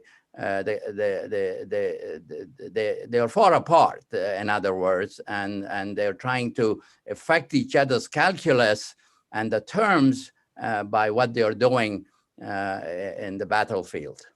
But that they may be delivering the message that they want to have a political settlement, but the reality on the ground shows that they continue with their military advancements, correct? So I guess the question is, and President Biden was asked about this as well, do you trust the Taliban to stick to their word? I put the same question to you. Do you trust the Taliban? Well, we're talking about international politics, and especially with a group that we have been fighting for 20 years. So it is not a question of trust. No, it's we obviously have reached an agreement with them on a variety of issues. That's with the Taliban. But at the same time, given the trust deficit that exists, we are taking measures to be able to secure our interests with appropriate preparations. For example, on terrorism, while our forces are withdrawing from Afghanistan, the withdrawal is almost completed. We are positioning ourselves over the horizon, as we say, to be able to act, to monitor and to act if the Taliban violate the terms of the agreement. And of course, it's too soon to say that we trust them, that they will do what they say. But we take them at their words. We hold them accountable for what they've agreed, but we also are taking measures to make sure that we can protect our interests. Well, what does that accountability look like? I mean, you mentioned U.S. interests, national security interests for sure. I'm assuming that means continued potential airstrikes, counterterrorism airstrikes, if it looks as if U.S. national security interests are in some way endangered. But you've said previously that you believe the Taliban want legitimacy and they want credibility on the international stage. From whom do you think you want that? Because the U.S. has essentially lost most of its leverage by withdrawing troops. Well, we have withdrawn our troops or withdrawing our troops, but we remain very much engaged. We don't want to repeat the mistake of the post-Soviet period when, together with the Afghans, we achieved a great objective of pushing the Soviets out, and then we abandoned Afghanistan with very negative consequences, including 9/11. We don't want to repeat that, so we will remain engaged provide assistance to the military in Afghanistan as well as to the people, development and humanitarian assistance. But the leverage with regard to the Taliban is the Taliban say they do not want to be a pariah state. They want to be recognized. They say they didn't know what recognition was when they came to power in the 90s. Because power had come to them very quickly and they had emerged from the Kandahar areas of Afghanistan. But now they do. They want to receive assistance. They say they want to get off the various lists that put restrictions on travel for them. And they recognize that if they don't have normal relations with others could support their opponents in Afghanistan. So they have their own reasons for wanting to seek normalcy with the rest of the world. But are they going to do what it takes for that normalcy to take place? And that's where the leverage comes. And we have made it clear that for us and for our allies to be able to recognize the government, provide assistance to it, there has to be 5 criteria.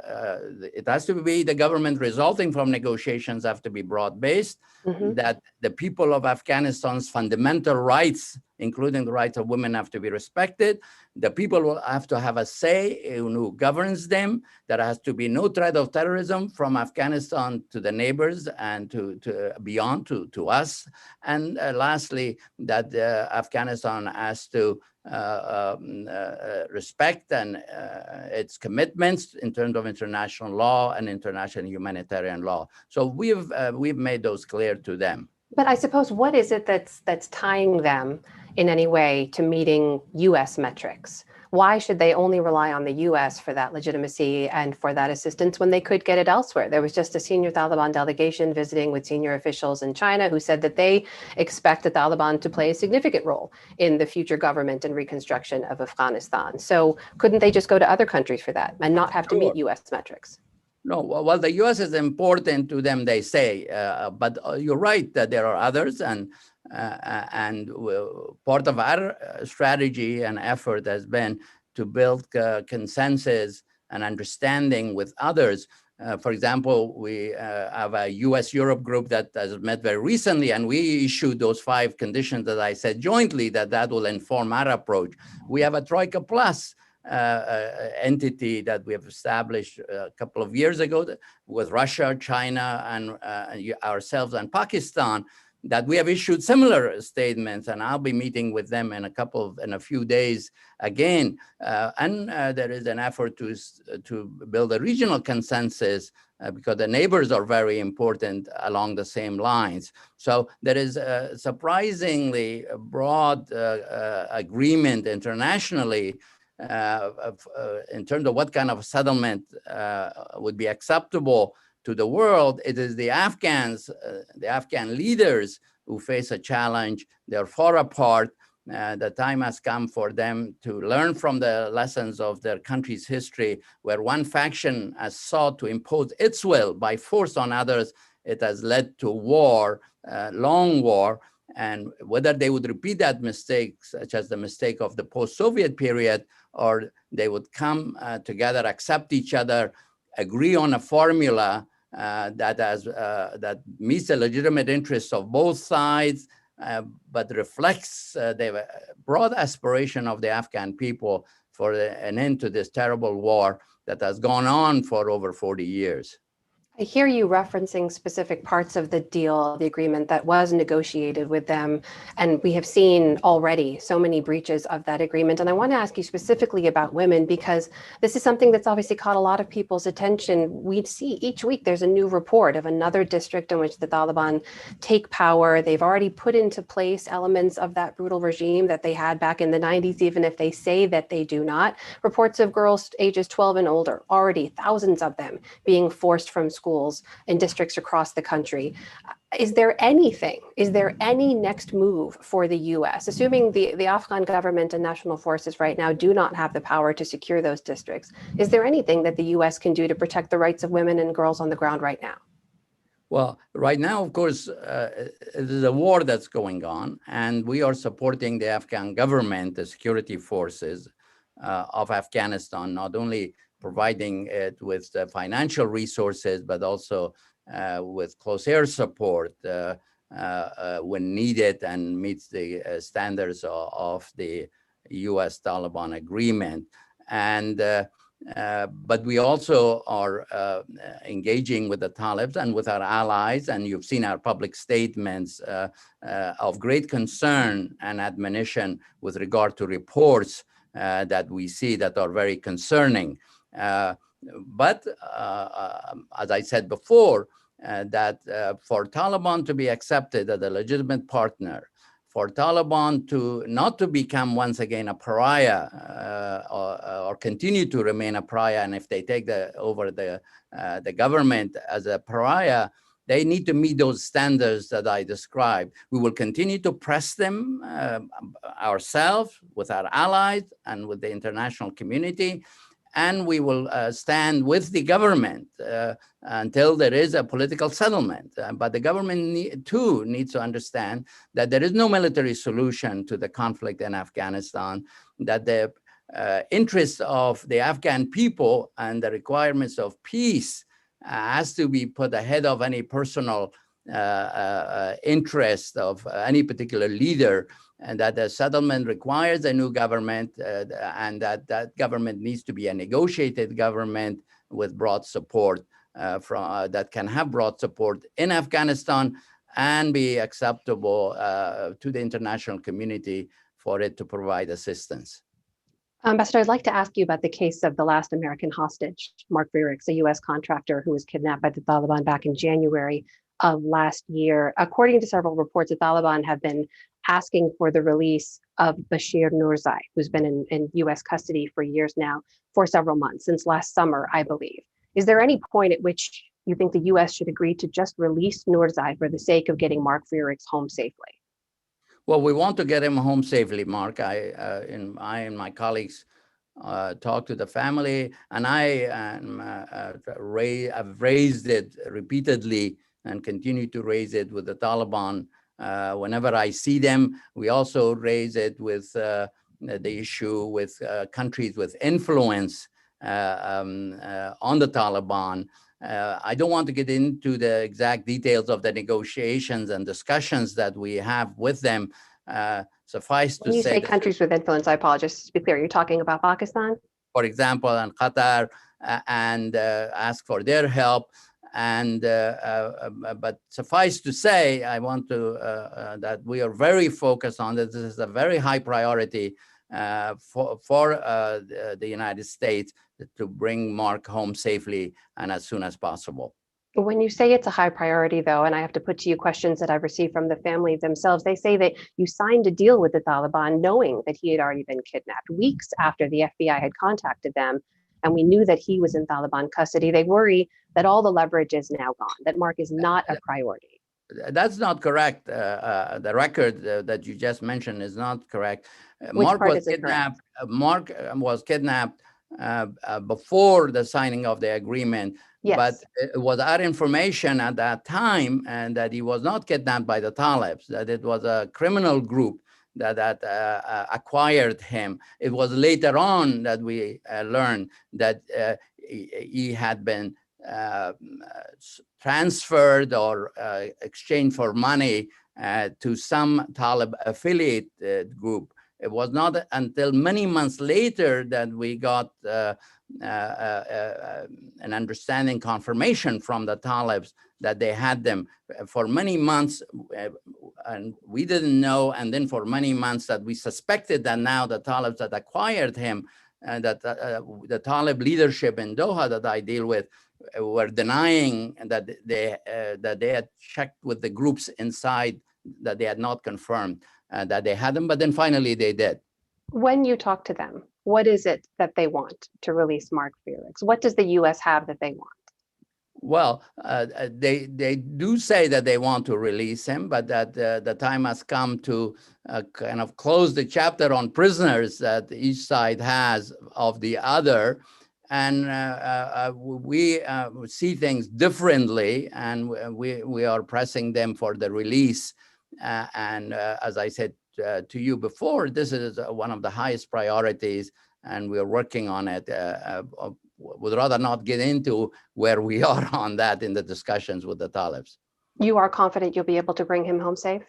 Well, I'm very hopeful that we will.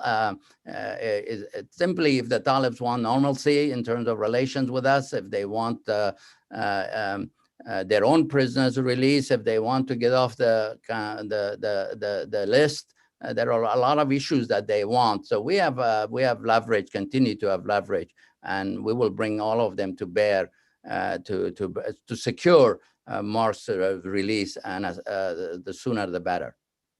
Ambassador, you know, the title of this conversation is 2 decades on lessons from Afghanistan. Very few people understand this country, both personally and professionally, as you do, and have played the role that you have in bringing conditions where they are today. And I just wonder, as you watch the situation unfold on the ground, as you look ahead to where you think conversations and negotiations could lead, particularly between the Afghan government and the Taliban, when both sides are very much cemented in their positions, what is the best case scenario that you see moving forward?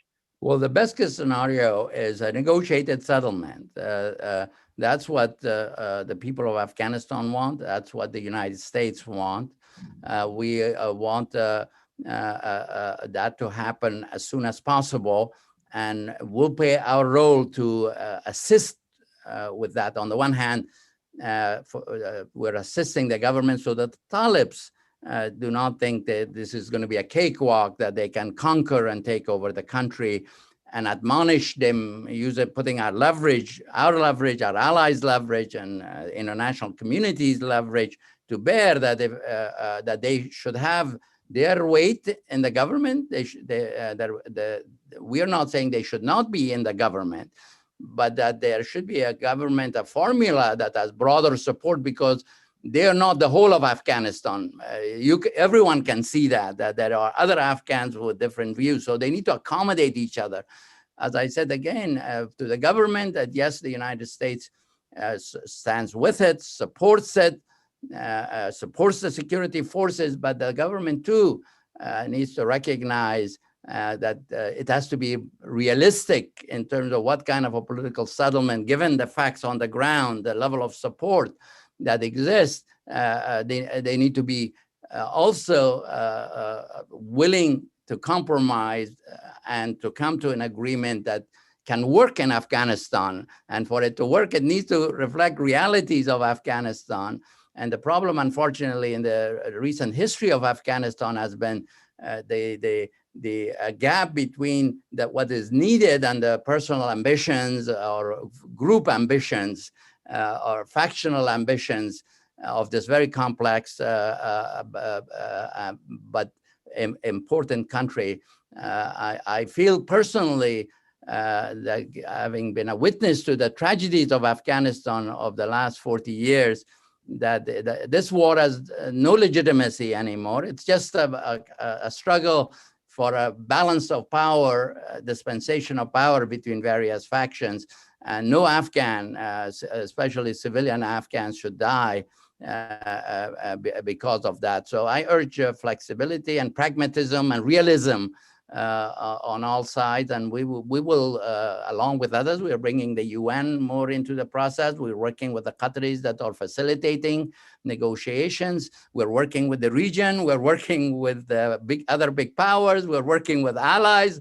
So we are doing all that frankly we can to help a very deserving people achieve the peace that they want and they're yearning for. If I may, just a quick follow-up, because I do think it helps to be specific here. When you say you're encouraging the government to be realistic, to be pragmatic, what is it you would suggest that President Ghani and other leaders do right now? We know one of the major demands of the Taliban is that he step down. They do not see him as a legitimate leader. Are you suggesting to him that he leave office in order to move forward that negotiated settlement?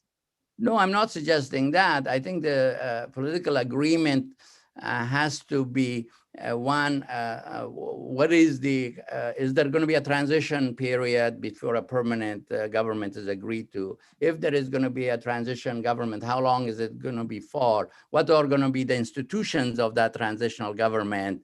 And the key functions that must be performed other than the normal government functions, for example, the drafting of a new constitution and the integration and the kind of disarming and demobilization of forces, the reform of the security sector. And besides the institutions and the duration and the functions, then who will have that position and the different positions that must be agreed on. So it is in that domain that yes, there will be a new government, but that government would have to be agreed to by both sides, that force is not going to ultimately prevail in terms of imposing a government, because if that happens, there will be resistance if one side imposes it, and then some neighbors will support it, and then we'll have a long war. So Afghanistan's options are a long war or a political settlement, and we believe that wisdom and the lessons from history, the aspirations of the people, the expectations of the world, the neighborhood is that the Afghans will choose a political settlement, a compromise, rather than another long war for this country that has suffered a very long war already. Ambassador, I'd love to turn to some audience questions now. And I believe in this instance, I hope someone will correct me if I'm wrong, we have a question from David Rode of the New Yorker. I believe he will be joining us, and there he is. Hi, Amna. Ambassador Khalilzad, thank you for all the incredible effort you've put in Afghanistan over these years. I have a question as a journalist, and then a sort of more personal question as a citizen in a way. As a journalist, I want to ask you about the flights that the U.S., the evacuation flights that are going on right now. The first one was Friday, 200 people were on that. The plans, the latest reports are 700, Afghan military translators being evacuated. But the total number of people who've applied for SIV visas of former translators is 20,000. Evacuating 700 of them isn't going to come close to getting them out. That's 20,000 translators. And on top of that, they have tens of thousands of family members. Why isn't the administration considering a Guam-style evacuation, what President Ford did in South Vietnam? This airlift has to be massively increased. It seems that's question one. And then the second part is more personal. I was kidnapped by the Haqqani network many years ago. The Afghan journalist who was kidnapped with me, he's now a US citizen living here in Washington. He is desperately trying to get his wife and children out of Kabul. He's desperately trying to get them on one of these flights. He has a legal right to bring them here. And I just, again, a more personal one, I apologize for getting outside of my journalism lane. What do I say to this journalist? He saved my life. He's a US citizen. He has a right to bring his wife and children here, but he can't get them on one of these flights. Well, thank you very much, David. It's great to see you. And thank you for all the good work you've done on Afghanistan, dating back to early years when I was also in Kabul. So it's good to see you.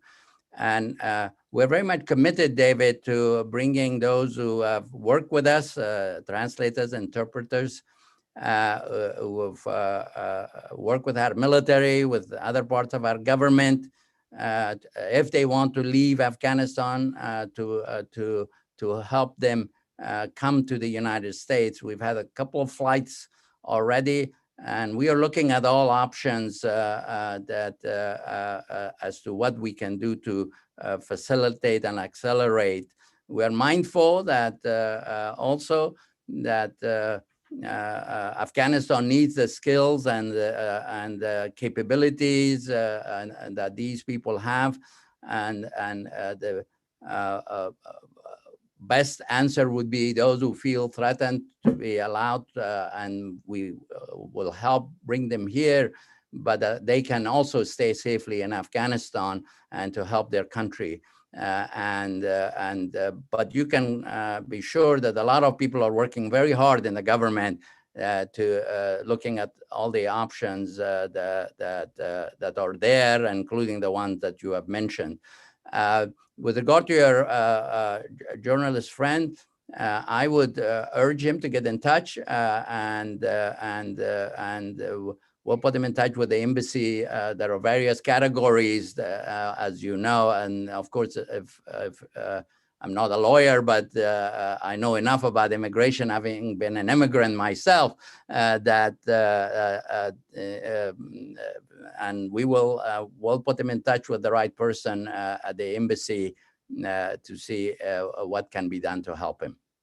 But just again, one quick follow-up. I'm sorry, Amna. Will you commit to expanding the size of the airlift? 700 people is not, there are tens of thousands of Afghan military translators who are trying to get out. Well, let me repeat that we're looking at all options. And so I know that there is bipartisan commitment to this. The president is very much committed to this. So we're looking at options for expediting the effort. Thank you. David, thank you so much for that. I'll never say no to a follow-up as a journalist. Allow me to just say thank you to Ambassador Khalilzad as well for your time. It's a pleasure speaking with you. And Nick, back to you. Thank you, Amna. Zal, thanks so much for being with us. You're a busy person. You answered every question forthrightly. May I just say good luck to you. And everything you're trying to do to try to bring about a better situation in Afghanistan. We very much appreciate your efforts. And as Amna said, we're going to transition now to the second part of this discussion, which is entitled 2 Decades on Lessons from Afghanistan. We have 4 very impressive panelists, beginning with Ambassador Roya Rahmani. A lot of you know that Ambassador Rahmani is the former Afghan ambassador to the United States. She's the first female Afghan ambassador to our country. A lot of us know her, respect what she's done, respect her commitment to her country as a leader in her country, and very much look forward to her views on the struggles ahead. Ambassador Rahmani will be joined by General David Petraeus. David, of course, former director of the CIA, former commander of American forces in Afghanistan, 37 years in the United States Army, an Aspen Strategy Group member, a patriot. Also be joined by Ambassador Mike McKinley, former United States ambassador to Afghanistan. Mike is a protean man.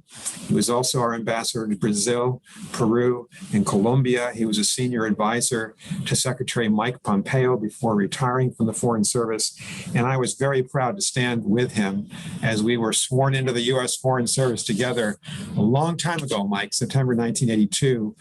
And last but not least, my close friend, Professor Megan O'Sullivan, Harvard Kennedy School professor, Aspen Strategy Group member, chair of the North America Group of the Trilateral Commission, author of Windfall on Changing Global Energy Patterns, and for this discussion, former Deputy National Security Advisor for both Afghanistan and Iraq in the White House for President George W. Bush. Amna, Americans are remembering these days, 9/11, the tragedy of 9/11, NATO's invocation of Article 5, which I remember as the American ambassador to NATO at the time, the incredible commitment that our soldiers, civilians, aid workers, citizens made over the last 20 years. And I suppose that it's worth talking about those last 20 years because a lot of good happened, a lot of mistakes were made at the same time. And in Afghanistan present, what will be the consequences of the American and NATO withdrawal,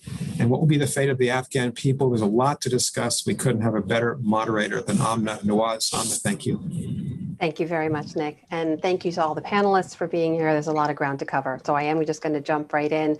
Before we talk about possible scenarios moving forward and lessons learned, of course, which are key to those scenarios as well, I do want to talk very briefly about where we are right now. And General Petraeus, I do want to start with you because it was not too long ago, just a few weeks ago, where you gave an interview and you said, I fear we are co-signing to Afghanistan to a civil war, but you also said there was still a chance there could be a plan for stabilizing the situation. This was just 3 weeks ago or so. Do you still believe that to be true right now? Well, there is certainly a good deal that the United States could do to help Afghanistan stabilize what is an increasingly dire security situation. There is fighting inside now Lashkar-Gah, the capital of Helmand province. There's fighting on the outskirts of Herat city, fighting inside the outer parts of Kandahar city. These are major cities, capitals of major provinces. And the situation is very, very grim indeed. Could the US do something? Yes, it would require quite a significant reversal of the policy decisions, and it would require us going back in to provide intelligence, surveillance, and reconnaissance, drones, and close air support, all of which is vastly more difficult now because, of course, we've given up the bases that we had in the country, Bagram and Kandahar in particular. And let me just point out, if I could, on that, but keep in mind that we didn't just withdraw our 3,500 forces. That resulted in the withdrawal of 8,500 coalition forces who were doing a lot of the train and equip mission as we were doing the enabling missions, noting that, of course, our soldiers were not on the front lines and we haven't had a battlefield loss in about a year and a half. But that resulted in then the departure of 15,000 or more contractors who are the critical elements in maintaining and sustaining the Afghan Air Force, which has got a lot of US provided helicopters and fixed wing aircraft, and also many of the vehicles and weapon systems also US provided. So not only have we withdrawn the extraordinary enablers that we used to provide, again, the drones and close air support, precision close air support, we've also then pulled out the contractors, or they had to pull out, that actually keep the Afghan replacements for what we have, which are nowhere near the equivalent of what we provide. But that even now is really in danger of being unmaintainable. Beyond that, of course, they're expending munitions at a much greater rate. So we need to dramatically increase the supply, the resupply of those. So there are a lot of steps that we could take that could help Afghanistan stabilize a more defendable, if you will, security line, but that would require quite a policy reversal at this point in time. But let's recognize how dire the situation is, and the fact that there are not just these 18 or 20,000 former battlefield interpreters who serve more than 2 years and therefore qualify for a special immigrant visa times 2 or 3 family members each. Now, commendably, the State Department has expanded a new opportunity, but we're talking about probably hundreds of thousands. And I don't know how you get them out at a time when the Kandahar and Herat airfields are being shelled, and ultimately Kabul itself is going to come under pressure. So, I said in the beginning that I feared that we would come to regret this decision. Mm-hmm. I didn't fear that we would regret it as soon as I think we are now, because again, this situation is seriously dire. I mean, the president of the country is now calling on the former warlords to bring their militias back to service to help the government forces try again to stabilize a deteriorating situation. So again, this is fraud. General, briefly, if I may, fair to say a policy reversal of that scope and scale, very unlikely at this point? I suspect it is. Again, I'm not in the councils of war, if you will, in this particular case, but presumably so. I'd love to turn to Ambassador Rahmani now to understand some more about the dynamics on the ground. I mean, we cannot underscore this enough, Ambassador. The Taliban have now, by some estimates, captured more than half of the country's 400 or so districts. They continue on with their military march. That's despite public messaging that they're committed to a political negotiated settlement. As you watch all of this unfold, help us understand, what is the Taliban position here? Is this an attempt to basically throttle the government slowly rather than just take it by force? Thank you. Greetings and good morning to all the distinguished panelists. About the situation on the ground, there is one reality that everybody in the international community has come to the consensus that Afghanistan's war may not have a military solution, except for the Taliban, I believe. And there are, of course, forces back in the country that benefit from war and continuation of that. And having said that, it seems that the Taliban are just continuing the war and they would like to have a military victory, nor continuing to attack the centers, and the civilians unfortunately bear the brunt of this because they want to have that statement of victory announced. Now, if we pull back a little bit and look at the bigger picture, the war in Afghanistan that has been there for over past 40 years has not really changed much. The nature of war in Afghanistan has not changed much. It's always over power, and there are groups that are getting support from a variety and a range of the regional actors. And it is cheap to continue. Ambassador Khalilzad said that the US is trying to make sure that it's not a cakewalk for the Taliban, but I don't think that they mind a rocky road to walk to get to that statement, their statement of victory. And one thing that has changed in the past 40 years is that the culture of war has deepened much more. That is directly fueling this situation. So as I am looking at the situation, unfortunately, the current attempts to end this conflict and reach a settlement is not working. We need new approaches. Dr. O'Sullivan, you penned a piece recently arguing that this meant the withdrawal of US troops wasn't an end to the forever war as it was being messaged. It was just a new chapter in that war. What did you mean by that? And I think this is an argument that General Petraeus has also made. I think we've done a disservice to Americans and others by talking about Afghanistan as the forever war. Of course, it's true the US and its coalition partners and the Afghans have been fighting this war of one variety or another for 20 years, but the nature of the US involvement has changed dramatically over this time. And I'm not sure how much the average American appreciates the different level of commitment that the US has. So when we talk about ending the forever war, we're talking now about withdrawing, as the administration has recently done, about 3,500 US troops. And that's in contrast to over maybe 150,000 US troops that were there at the peak of the Afghan surge under President Obama. So we have actually ended the forever war. We ended it by finding what could have been a very sustainable relationship with Afghanistan to help the Afghans, ward off the worst kinds of possibilities.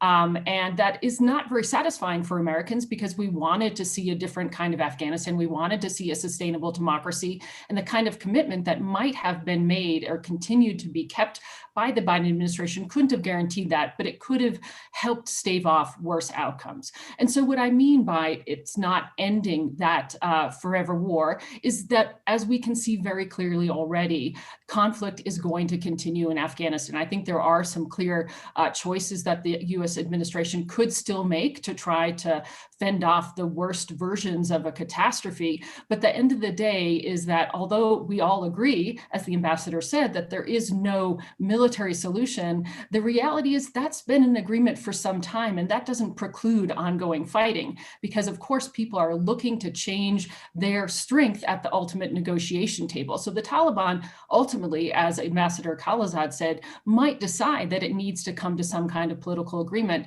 but that doesn't mean it won't do everything it can to maximize its advantage on the ground before doing so.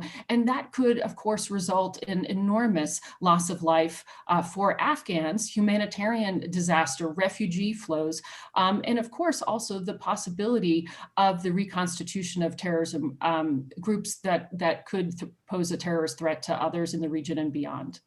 And that is the point on which I'd love to turn to Ambassador McKinley. Thank you for that wonderful segue, because as we know, Ambassador, one of the key arguments for the US was we went into Afghanistan to get bin Laden, mission accomplished. We also went in there to make sure that there were no more groups that could pose a security threat to the US or to our allies. As the Afghanistan Study Group and other groups have found, that may not be necessarily true. Are you seeing a sense of sort of history repeating here, where we are basically ceding fertile ground to a group that could again host groups that could be a danger to the US and its allies? First, well, thank you for having me. And first, let me acknowledge interview General Sami Sadat just gave about an hour ago on BBC on the situation in Lashkar Gah. And I'm sure everyone on this panel, everyone listening, our thoughts are with the Afghan armed forces as they seek to deal with the recapture of the city. It's a very serious situation, as General Petraeus has pointed out. In terms of looking at this moment, however, I think it's very important to take a step back, look at it in geopolitical terms, but also look at it in terms of what happened over 20 years of US engagement on the ground in Afghanistan. There's a strong argument to be made, as President Biden did in his statement explaining the decision to withdraw, that over 20 years, certain key objectives were achieved related to rooting out al-Qaeda and killing bin Laden. But more broadly, he pointed to, and I think absolutely accurately, the world has changed in the last 20 years, and the issues the United States has to deal with have changed dramatically as well. And they include the appearance of new challenges from China, from Russia, new technologies, pandemics, climate change concerns. And we also saw over the 20 years a United States that was so focused on, and I will continue using the term forever wars, so focused on the forever wars that we spent $3 trillion, sent 2.7 million young Americans to fight in these wars. I would remind that 3 trillion figure is what we're discussing now about the urgent investments we need in our infrastructure and modernizing our economies. We didn't win in any of the wars. And in the meantime, there were these profound changes in the world, which we now have to catch up to and respond. When people make the argument that there's still a terrorist threat in Afghanistan and that it will become more intense should there be a change of government in Kabul, which we all sincerely hope will not happen. The fact of the matter is, the argument is for an indefinite stay of US troops, when for years we've been saying we've diminished al-Qaeda to almost nothing, and when the focus of terrorist activity in the world has shifted to the Middle East, more properly in Iraq and Syria, and we certainly see it in the Sahel now. And I don't think anybody's arguing for positioning garrisons of American troops through another half dozen countries to deal with terrorist threats, which are much more evident and much more near to the United States. And I would add that the negotiation with the Taliban, and there's questions that can be raised about how these negotiations were concluded, very much posit the United States reacting should the Taliban decide to return to terrorism. More centrally, it's been 3 administrations that have wanted to reduce troops to 0 in Afghanistan, starting with President Obama, and the objective was to do so by the end of 2016. It didn't happen. President Trump came in with a determined agenda to withdraw troops from 1 month to the next. As Ambassador Khalilzad knows, the negotiations were very much an effort to create a structure and timetable for withdrawal that didn't lead to an immediate withdrawal, which would have led to much greater chaos. And so the fact that the Biden administration has announced the timetable for withdrawal is in the context of what has been US government, not Democrat, not Republican policy, for the last many years. And in that context, I would suggest there's been 18 months, 24 months, when the situation on the ground could have been prepared in terms of the correct military approach, garrisoning cities, supporting Afghan forces. But the fact of the matter, and this would be my second point, we need to take a step back and look at what failed. We spent, anybody wants to check out what we were saying about the war in Afghanistan, go back and look at the biannual statements to Congress on enhancing security and stability in Afghanistan from 2012, 2013 onwards, every time we were talking about how the Afghan forces were taking on 98% of the fighting, that they were ready to take on the Taliban, that the Taliban was losing grounds, that the Taliban couldn't resist the pressures, and that the Afghan special security forces were among the best in the region. And we were also spending tens of billions of dollars a year. So the hard question should be, why are we seeing such a quick collapse? Where are the 330,000, 350,000, 380,000 troops? Why wasn't that focused on earlier? And so I think there's a lot of questions to be answered about how our security support worked, how we described the war as it progressed. And I repeat, every single one of those reports until the last two suggested things were improving and the Afghan security forces were capable of dealing with the Taliban increasingly on their own.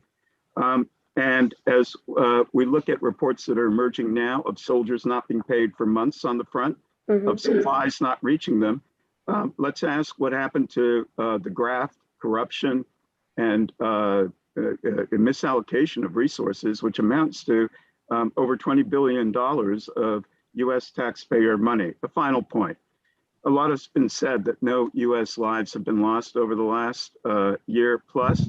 That's a result of an agreement negotiated in Doha, which posited the US would leave and the Taliban agreed not to attack. Make no mistake, if we had reversed that, we'd be targets and our mission in Afghanistan would be targets. And for those who say low cost, I would suggest they meet with Gold Star mothers and attend services in the memory of 18 and 19-year-olds being killed for a cause that's unclear. It's time to consider this a real cost in lives as well as treasure. And on treasure, to say that spending an extra $15–20 billion a year to support a presence in Afghanistan when we're arguing over whether to support $500 million in assistance to 5 million Venezuelan refugees and migrants in our hemisphere, or whether we can come up with $1 billion for Central American countries dealing with a range of issues.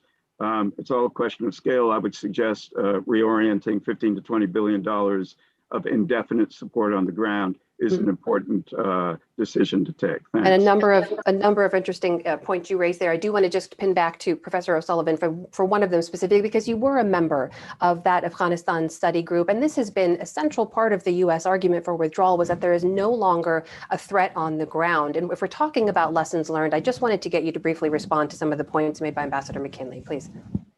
Sure, thank you.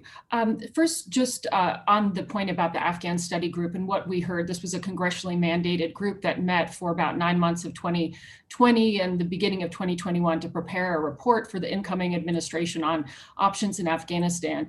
And I would say, with all respect to Ambassador McKinley, that it wasn't a surprise. It isn't a surprise that we're seeing the kinds of weaknesses in the Afghan national security forces and the quickness with which the Taliban has acted. Some of the briefings that we received as part of that Afghanistan study group made it very clear that, one, yes, it's true that Al-Qaeda and other terrorist groups operating in Afghanistan have been massively degraded. I won't dispute that, but they also found that that was a direct result of the actions of the coalition. So that's important to remember. And the other thing that really made a huge impression on me and others in the study group was that we received briefings from, again, defense and intelligence people saying that their best estimate was that if the United States were to withdraw precipitously, as I think we can consider the current withdrawal, they expected that within 18 to 36 months,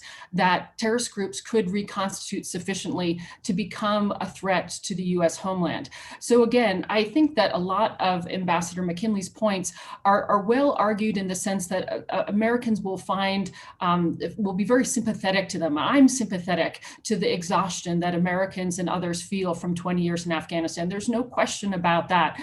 But there isn't really a time limit on US interests. And in fact, I think we still find that we do have interests in ensuring that in the absence of a coalition presence, that those terrorist groups are not able to reconstitute in Afghanistan. As you know, the Taliban has a close relationship with al-Qaeda. And as the Taliban becomes stronger, it's likely that al-Qaeda will try to reconstitute itself. We know that ISIS has a strong presence in Afghanistan. This isn't an argument for a huge commitment. We obviously have other considerations, but I'd like to respond directly, at least there's so many issues I'd like to respond to, but one argument for the withdrawal, which I think has gotten a lot of attention, and rightly so, is this notion that America needs to turn its attention elsewhere. And I understand China is a much bigger consideration for the US, and I believe we do have to turn our attention increasingly to China, but I don't think this is really an issue of saying if we leave Afghanistan, we're going to be better positioned to deal with China. One, we're talking about a comparatively small amount of resources, and I'm not diminishing any of the lives that have been lost, but just in terms of financials, the options that we're looking at now are not cost-free. If we are going to have a military option of airstrikes from the Gulf, that is costly.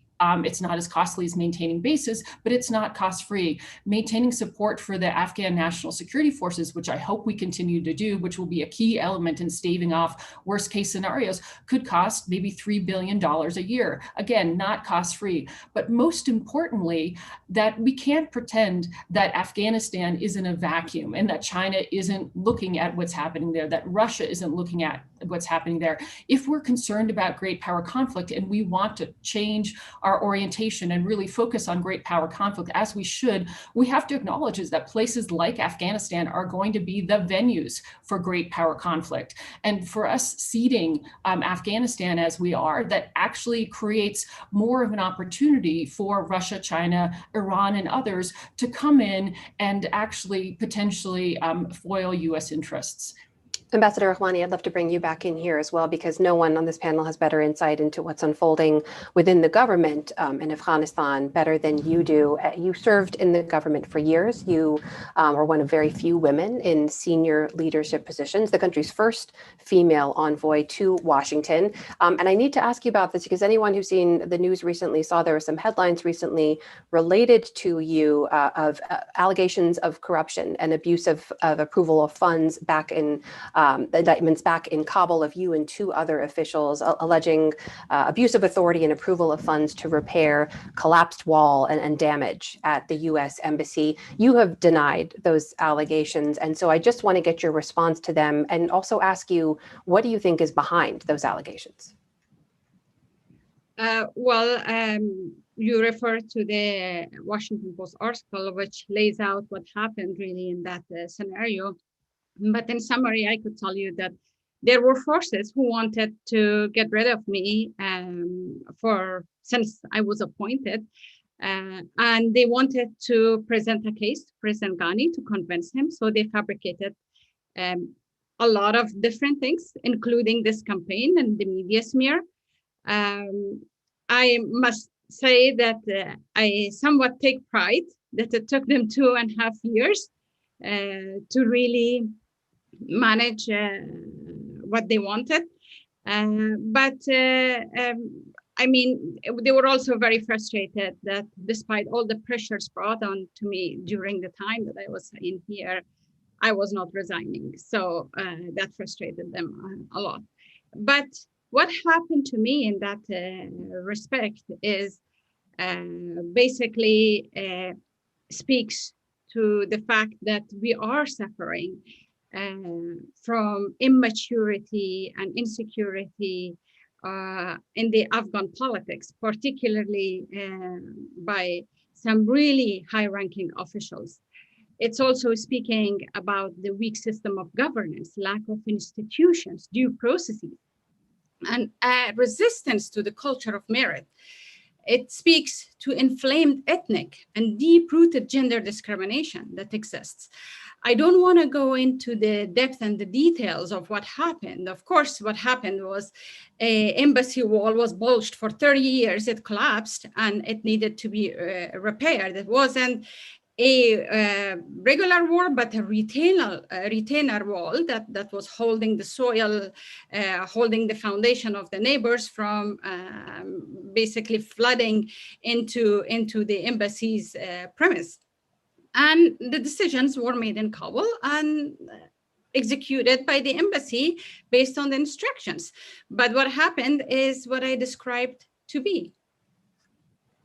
General Petraeus, can I get you to respond to some of these issues raised about this concern Ambassador Rahmani's raised about an immature government?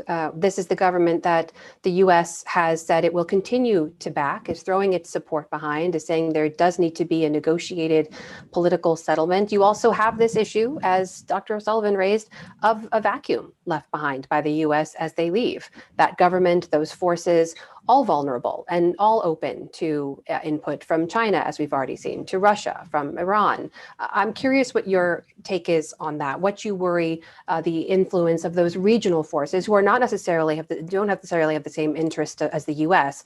Though that influence will be on Afghanistan moving forward. Oh, and I believe you're still muted, sir.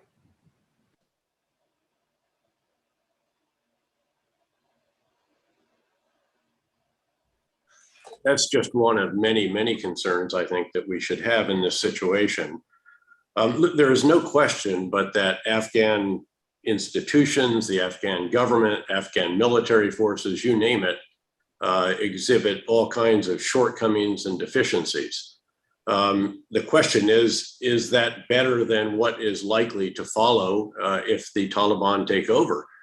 Clearly, hundreds of thousands of Afghans think it is because they're voting with their feet. They are leaving the country. We've seen an extraordinary exodus of Afghans, which I don't think is much of a vote of confidence for the Taliban, who will return Afghanistan to the kind of medieval, ultra-conservative, theocratic regime that allowed al-Qaeda to have the base on its soil, in which the 9/11 attacks were planned and in which the initial training of the attackers was conducted. And as Megan noted, yes, certainly al-Qaeda is dramatically reduced, but in part because we had this fantastic platform from which to do that, called Afghanistan. The raid that brought Osama bin Laden to justice was launched from Afghan soil and recovered to Afghan soil. It was during the final months that I was privileged to be the commander there. And also with respect to, what these various statements said about Afghan forces, I don't think there was ever an assumption that Afghan forces would be denied the enablers that have been so critical to them. And again, that was the point that I was seeking to make. Yes, there's no question but that the deal with the Taliban reduced attacks on Americans. But the fact is that before that deal, there were fewer battlefield losses in all of our ongoing operations in Afghanistan, Iraq, Syria, you name it, fewer of those than in the losses in training accidents in the US military. So we had dramatically reduced what it is. Ambassador McKinley is exactly right. And he knows firsthand, of course, of some of these deficiencies and the corruption and the waste and all the rest of this that has always plagued these operations. But look, at the end of the day, we are where we are. Not, you can go back and relitigate decisions about various other operations and a variety of different approaches, and certainly could enumerate a lot of lessons that we have learned and sought to learn and incorporate. But at the end of the day, we were at a point where we had 3,500 troops on the ground, which cost us maybe 10 or 20 billion plus, including all of our support for Afghan security forces. That gave us absolute ability to deny al-Qaeda from returning to Afghan soil, and also now the Islamic State, as Megan properly noted it, the Khorasan group is now in the AfPak area as well, and basically to sustain an Afghan situation with lots and lots of shortcomings, but certainly far, far preferable to what it is that we are going to see as the country is now plunged into a civil war. Because we were not able to sustain what I would have said was a very sustainable commitment, again, in terms of blood, and that's measured in blood and treasure. And again, our losses were very, very dramatically reduced even before the deal with the Taliban, and the cost is dramatically reduced from when I was, for example, privileged to command 150,000 coalition forces on the ground. So there's no comparison about what we had before and what we have now. And I agree very strongly with Megan as well, that what we have on the ground or had on the ground in Afghanistan is not necessarily the assets that we desperately need in the Indo-Pacific. Without question, the US and actually Western relationship with China is not just the biggest plate that you have to keep spinning, if you will, as the guy in the circus. It's bigger than all the other plates together.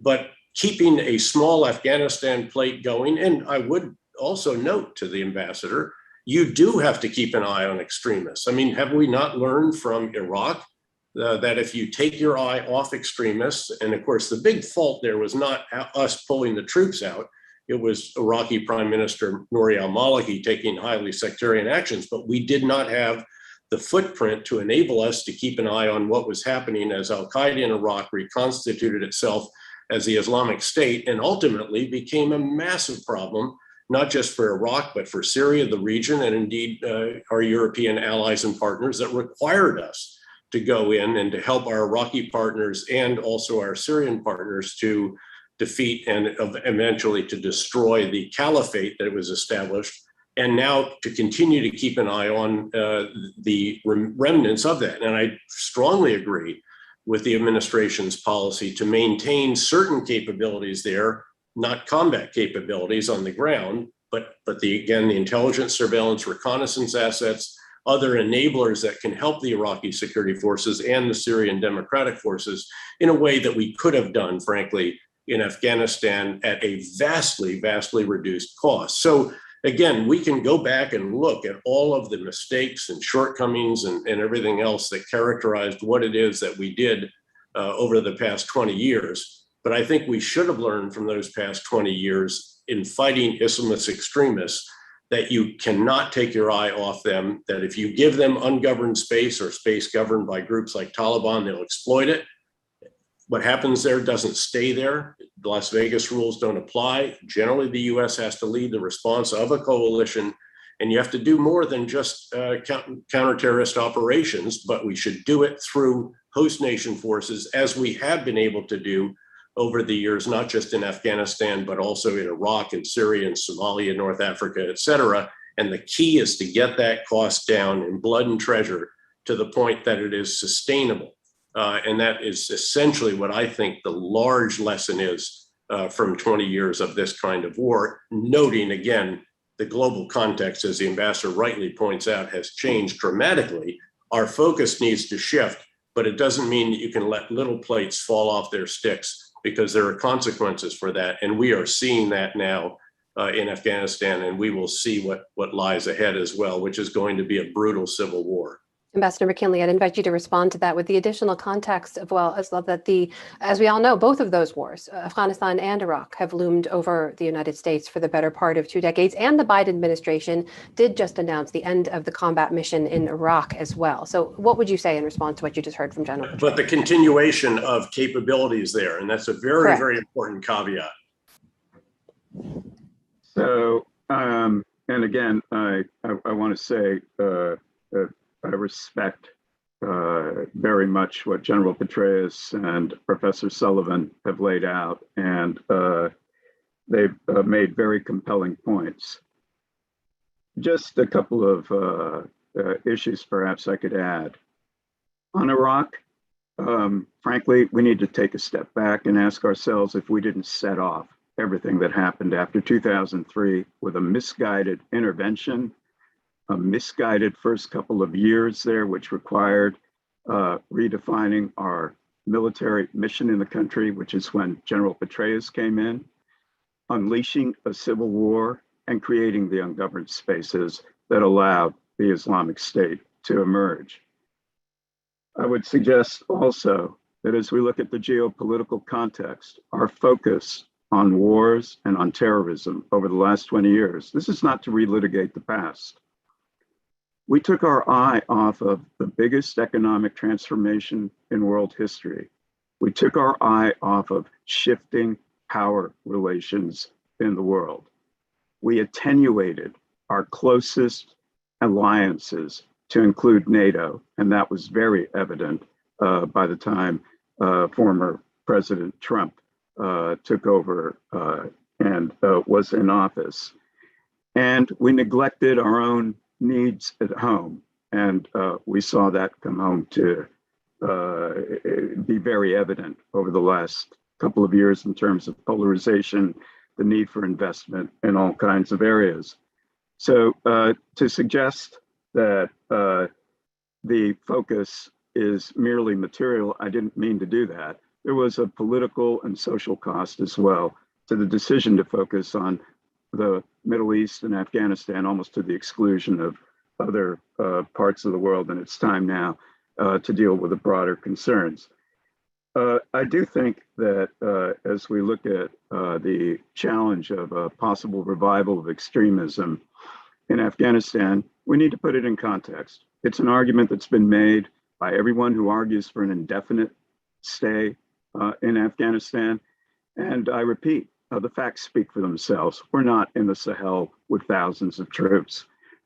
We have withdrawn to a small presence in Iraq, notwithstanding the continuing presence of much more visible elements of the Islamic State still in northern Iraq and northern Syria. And we can point to other parts of the world. So I'm not suggesting abandoning the struggle against extremism. I do believe repositioning works, and it also allows us to strike back when and if the issues become more compelling. And I don't think it's going to require another war, but we won't know for the next several years. On the issue of the Taliban, questions you raised with whether they're serious, what they'll bring. I do think that the idea that the Taliban are negotiating in Doha in good faith or were is just not true. And anyone who's suggesting that these were meaningful negotiations leading to a peace process was engaging in aspirational thinking. And we're seeing now that the Taliban have seized the opportunity on the military front, but there's no signs of any concessions anywhere. On the issue of whether we're opening the ground to others, the Taliban, Mullah Baradar, has been visiting China. We had a delegation to Moscow in the beginning of July. Imran Khan is saying he can't do anything to pressure the Taliban on the political side. We've never addressed the issue of the fact that, unlike most insurgencies, the Taliban had a 20-year sanctuary to operate from. We've never addressed that fully. And it wasn't just a sanctuary, it was support, supplies, and the ability to move fighting men across the border every single fighting season. And we still don't confront it and deal with it openly. But the fact of the matter is, countries are already repositioning themselves. They're signaling, China, with their foreign minister, Wang Yi, signaling that looking forward to working with the Taliban, who have an important role to play in Afghanistan. The Russians and Chinese, to a lesser extent, sort of indicating better not harbor any terrorists that can threaten us, however. And the Taliban giving assurances, Pakistan also repositioning. And I suggest that we're going to see other countries doing so as well. We've seen the outreach or reports of outreach by the government of India on the same front. What I'm trying to say here is new realities are already being created, are already in place.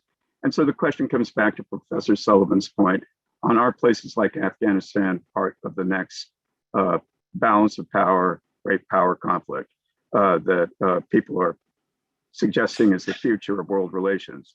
I would suggest they're not, and that the key issues remain nuclear weapons in North Korea, nuclear Iran, the emergence and how we deal with China in terms of our relationship across the board, Russia and the pressure it puts on any number of states in Europe, and our own economic and national economic security revitalization.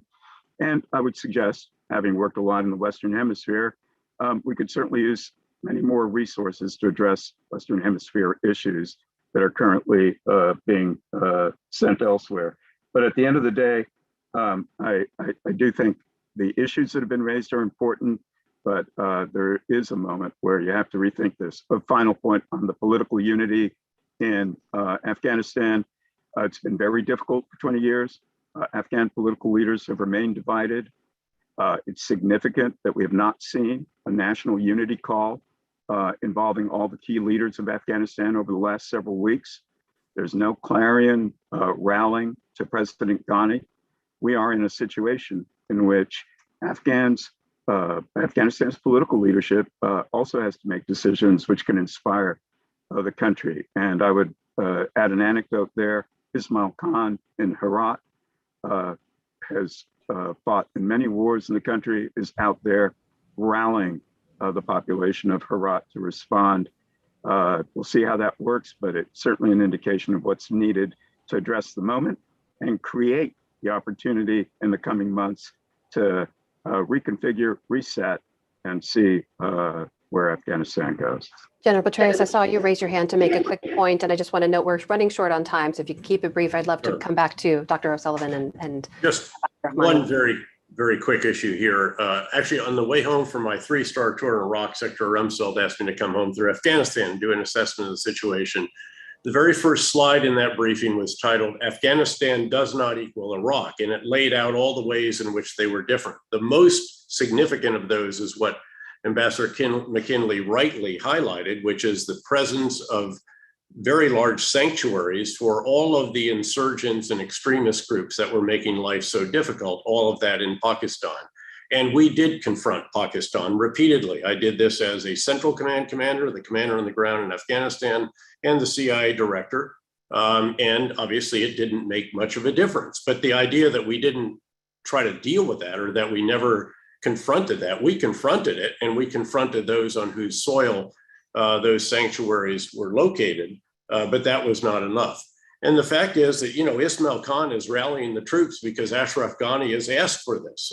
Unfortunately, I mean, we didn't want to see a return of warlords and militias and all the rest of this. You'll see it up in the north in a variety of different locations as well. That is not something that I celebrate. That these are going to be militia elements that will again, certainly augment the security that the government forces are trying to provide, but this is another step toward a civil war. This is not just a transition. This is, again, a civil war in which probably millions of Afghans ultimately will flee their country, and whatever is left in charge is certainly not going to provide the kind of opportunity that Roya Rahmani enjoyed as a woman in Afghanistan. That's not why we went there. But we should be proud, I think, of the freedoms of the institutions, however flawed, that Afghanistan does have. They will certainly not be preserved under a Taliban regime, which again, I think will be a very cheerless place, to put it mildly. I know we have some audience questions waiting in the wings, and Dr. Sullivan, I know you have to leave us a little sooner than everyone else. So I'll invite you to make any final comments, any final points you'd like to make. Great. Thank you, Amna. So much to respond to and such a good conversation. I'd like to come back to one of the issues you raised about the lessons that we have learned. Of course, as we can tell from this conversation, this is still ongoing. I think the U.S. involvement in places like Afghanistan and Iraq is still ongoing, although morphing considerably. But let me just take a stab at a couple of lessons that I think have become evident, although acknowledging that we're still far from really adequately synthesizing, identifying, and internalizing the lessons from these interventions. The first thing I would suggest, and this isn't a surprise, but it's certainly an important one, is that we all need to be sobered by the amount of resources and the time commitment that it takes to achieve the sorts of gains that we sought and our Iraqi and Afghan partners sought and our coalition partners sought in these locations. I think it's very different than a lesson that a lot of people have taken away, is that the US does not know how to do these things, that the United States is incapable of making a difference on the ground in these areas. I don't think that's the case, but I think we have at times vastly underestimated the time and the resources required. And I think there's a legitimate question about, in our own political environment in the United States, whether our democracy is capable of sustaining those. And another lesson that I would offer has to do with aligning resources and goals and aims. Of course, this is, grand strategy 101, is that you need to align your resources with your objectives. And I would say, quite clearly at various points of the last 20 years, those things have been seriously out of whack in US strategy towards Afghanistan. And that what we saw in Iraq is that when you do align those properly, you can see real gains on the ground. And then lastly, the lesson, and of course, this is just three of many, relates to the conversation about Pakistan that we just heard. And this is the reality that the US tends to overestimate the number of things that are really under our control or our ability to influence. That if we look at Afghanistan, we put enormous effort into trying to affect variables on the ground in Afghanistan, when in fact, the ultimate success or failure of the effort in Afghanistan might have well laid beyond those borders in places like Pakistan, where for all of the efforts of General Petraeus and Presidents Obama and Bush and others, we were never really able to shift Pakistan's strategic calculation, which was repeatedly the goal of multiple administrations, to get Pakistan to actually look at its tolerance of extremist groups and the Taliban in its borders as a threat to its own future and national security. We were never really able to affect that calculation. And I think, without that, our ability to achieve some of the more ambitious goals, I think we're always going to be in question. So again, I offer those three things just as a start on the conversation that is much needed in our country and elsewhere about the lessons and how we can internalize them going forward. And thank you. I'll be on for a few more minutes, and I apologize for having to sign off a little bit early, but I've really enjoyed this opportunity to be with you, Amna, and to be with other panelists and with the Aspen Security Forum. The Aspen Security Forum. I'm actually in Aspen. I'm maybe the only one who is in Aspen. I think you are the only one on this panel representing Aspen at this point. Thank you for your time, Dr. O'Sullivan. I hope you can stick around for a couple more questions if possible. And Ambassador Rahmani, I will turn to you here now, of course, because for all the conversation around US national security interests or Pakistan's continued support of those groups on the ground, no one is more affected than the people in Afghanistan. And I invite you to make your final thoughts at this moment before we turn to audience questions. Thank you. So let me first also respond to the remarks that were made about the recent development, how Commander Ismail Khan has taken on and is rallying people. As somebody who lived this, I lived through all of these things happening in the past.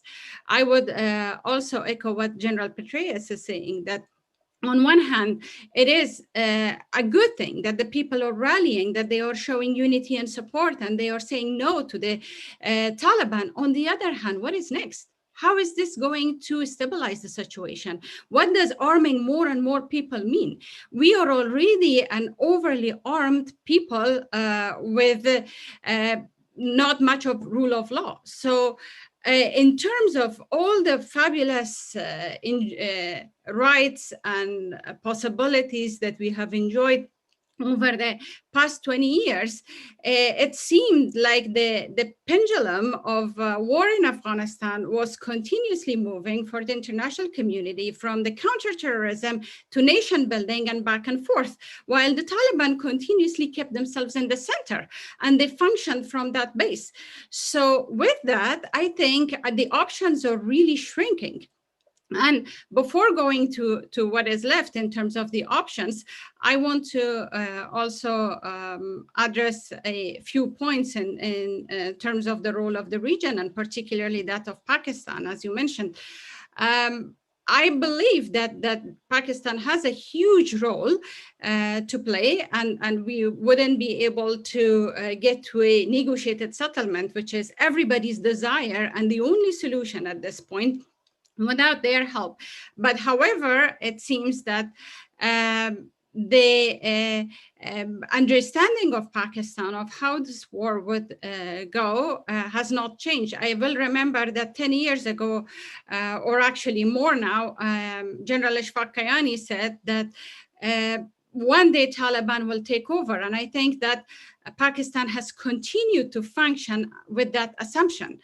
The other issue is that continuously, in order to get Pakistan to cooperate. The incentives that have been used have not been the most viable one.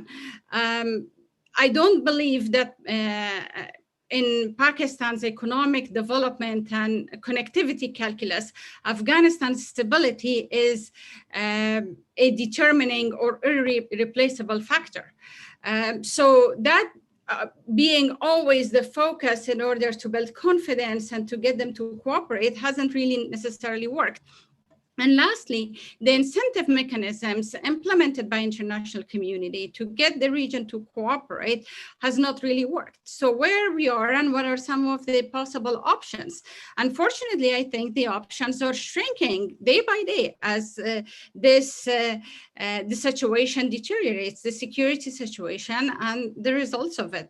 So I believe that we really need to rethink the approach that has been adopted towards Afghanistan. The solutions that has not worked and have been tried in the past are probably not going to work in the future either. So the options, unfortunately, are very limited. One is the world really ready to step on the side and watch what happens, which would be a human catastrophe. Right now, there is over 20 million people at the verge of starvation. 270,000 people have been displaced since the beginning of just 2021. The other option would be to adopt a really hands-on approach by international community to try to negotiate a settlement. When I say hands-on, they have to be involved. You can't just leave it that for the same term that it has to be Afghan-led and Afghan-owned, which is important to be, which is important that it would be, the Afghan should be making the decision, but there should be a lot more international involvement to make it happen and make it happen soon before it's too late. And then to also establish forces to sustain the agreement, whether it takes peacekeeping forces or whatever it is. Thank you very much for that, Ambassador Rahmani. And I apologize to our audience members. I've kept waiting. I know we have a few waiting in the wings with their questions now. I believe actually Ambassador Burns has joined us again. And maybe we don't have time for questions. I'll turn it over to you. We have 3 minutes. Please proceed. Wonderful. I think, correct me if I'm wrong, I believe Farah Pandit is with us and has a question for the panel. There she is now. I'll turn it over to you, Farah. Good afternoon, and it's a pleasure to be with all of you. I wanted to pull the thread on the issues of extremism and ideology alongside with Pakistan. And I'm wondering if we're looking, this panel is about lessons learned, and what we should be doing is also thinking about how to build a strategy that you look around the corner. So here's my question. What should the United States be doing as we think about the ideology that the Taliban is spreading, whether it's in the form of their particular kind of extremism or AQ or ISIS?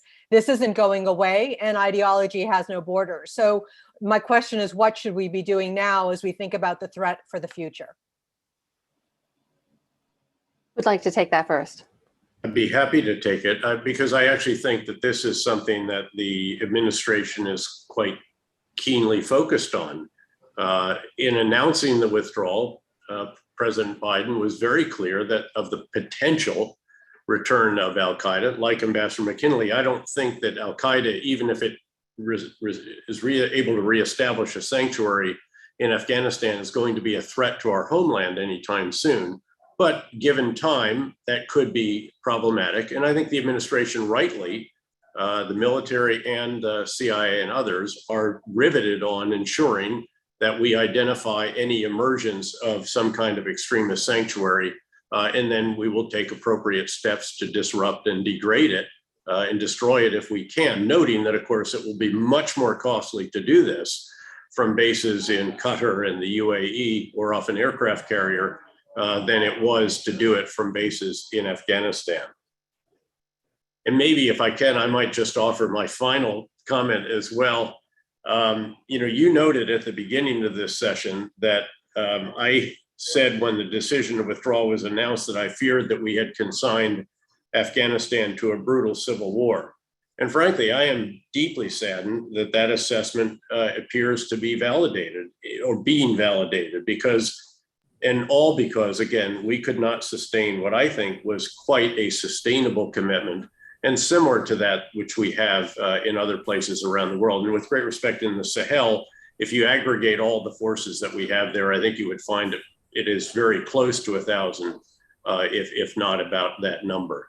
So I think the biggest lesson of all of this is that you have to have a sustainable commitment to keep an eye on extremists, even as we rightly refocus, rebalance, and emphasize the issues involving the US and Western relationship with China vastly more than all of these put together. But you do have to keep these smaller plates spinning, even as you keep that big plate spinning. And thank you again, Amna, and thanks to my fellow panelists, to the ambassador and to the former ambassador. Thank you. Thank you, General Petraeus. And I believe I am up against the clock here. So Ambassador Burns, I think we probably don't have time for one more question. Unfortunately, we don't. I wish we did, but I want to thank Amna Nawaz for leading this very honest, open, very frank, I would say difficult and important discussion. Thank you to Ambassador Rahmani, to General Petraeus, to Ambassador Mike McKinley, to Professor Megan O'Sullivan. I must say I'm left with a strong feeling of how tragic this situation is for the Afghan people and for the United States. Tragic for all of us who work to bring peace to that country. Tragic to see the return of a despicable group like the Taliban. And I guess I'm just left with a difficult question. What can we Americans do to help those Afghans who are loyal to us and to help them live a life of security and freedom in our country, if that's what they choose to do? We're talking about the thousands of people that Mike McKinley talked about at the very beginning. So thank you to all of you for this important discussion. We will continue this in Aspen, and Amna, thank you again. We're now going to turn to another important discussion on a very different subject with Gary Gensler, Chairman of the Securities and Exchange Commission, and Paul Vigna, reporter of the Wall Street Journal. I'll turn to my colleague, Anya Manuel, director of the Aspen Strategy Group, for a formal introduction, but I do want to let Gary Gensler, how grateful we are. He's a busy guy for taking time to be with us today. Anya. Thank you so much, Nick, and thank you to everyone who had that heartfelt, difficult conversation on Afghanistan now. Now for something completely different. We thought for the first time at the Aspen Security Forum, we should have a real conversation about cryptocurrencies and blockchain, because increasingly they are becoming a national security issue. And judging by the interest we're getting on Twitter and the more than 1,000 people who are with us right now in the Zoom, many Americans feel that as well. We are very lucky to have with us Gary Gensler, the chair of the Securities and Exchange Commission. I will introduce him in a minute, but let me just explain to our foreign policy audience why we believe that there's a national security interest in cryptocurrency and blockchains. For one, China is making rapid advances. They have their own central bank issued currency, the digital yuan. Chinese companies many of them lead in the international payments space, and traditionally, the United States has enforced our sanctions through the correspondent banking system, through SWIFT. Increasingly, there are technologies, many of them not Americans, many of them Chinese, that are replacing that system. And in the US, of course, we've been waiting. It's difficult because the SEC has some equities here, the Treasury Department, the Federal Reserve. So I think many people in the space have been waiting for regulation from the Biden administration and from the key organizations that work on this on the US government. Well, here to tell us more about how the Biden administration is thinking about this, and actually to make a major pronouncements on the regulation of cryptocurrencies, is Gary Gensler. He needs very little introduction, the current chair of the SEC. He was formerly a professor at the MIT Sloan School of Management and also a senior advisor to the MIT Media Lab's Digital Currency Initiative, and actually taught a course on digital currencies. So he's a true expert.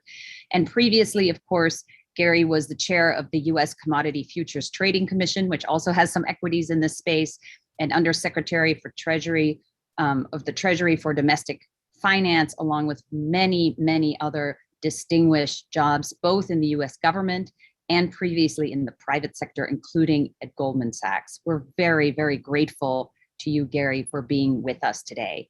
And to moderate the discussion is one of the foremost journalists who work on cryptocurrencies, this very new space. It's Paul Vigna, a reporter at the Wall Street Journal.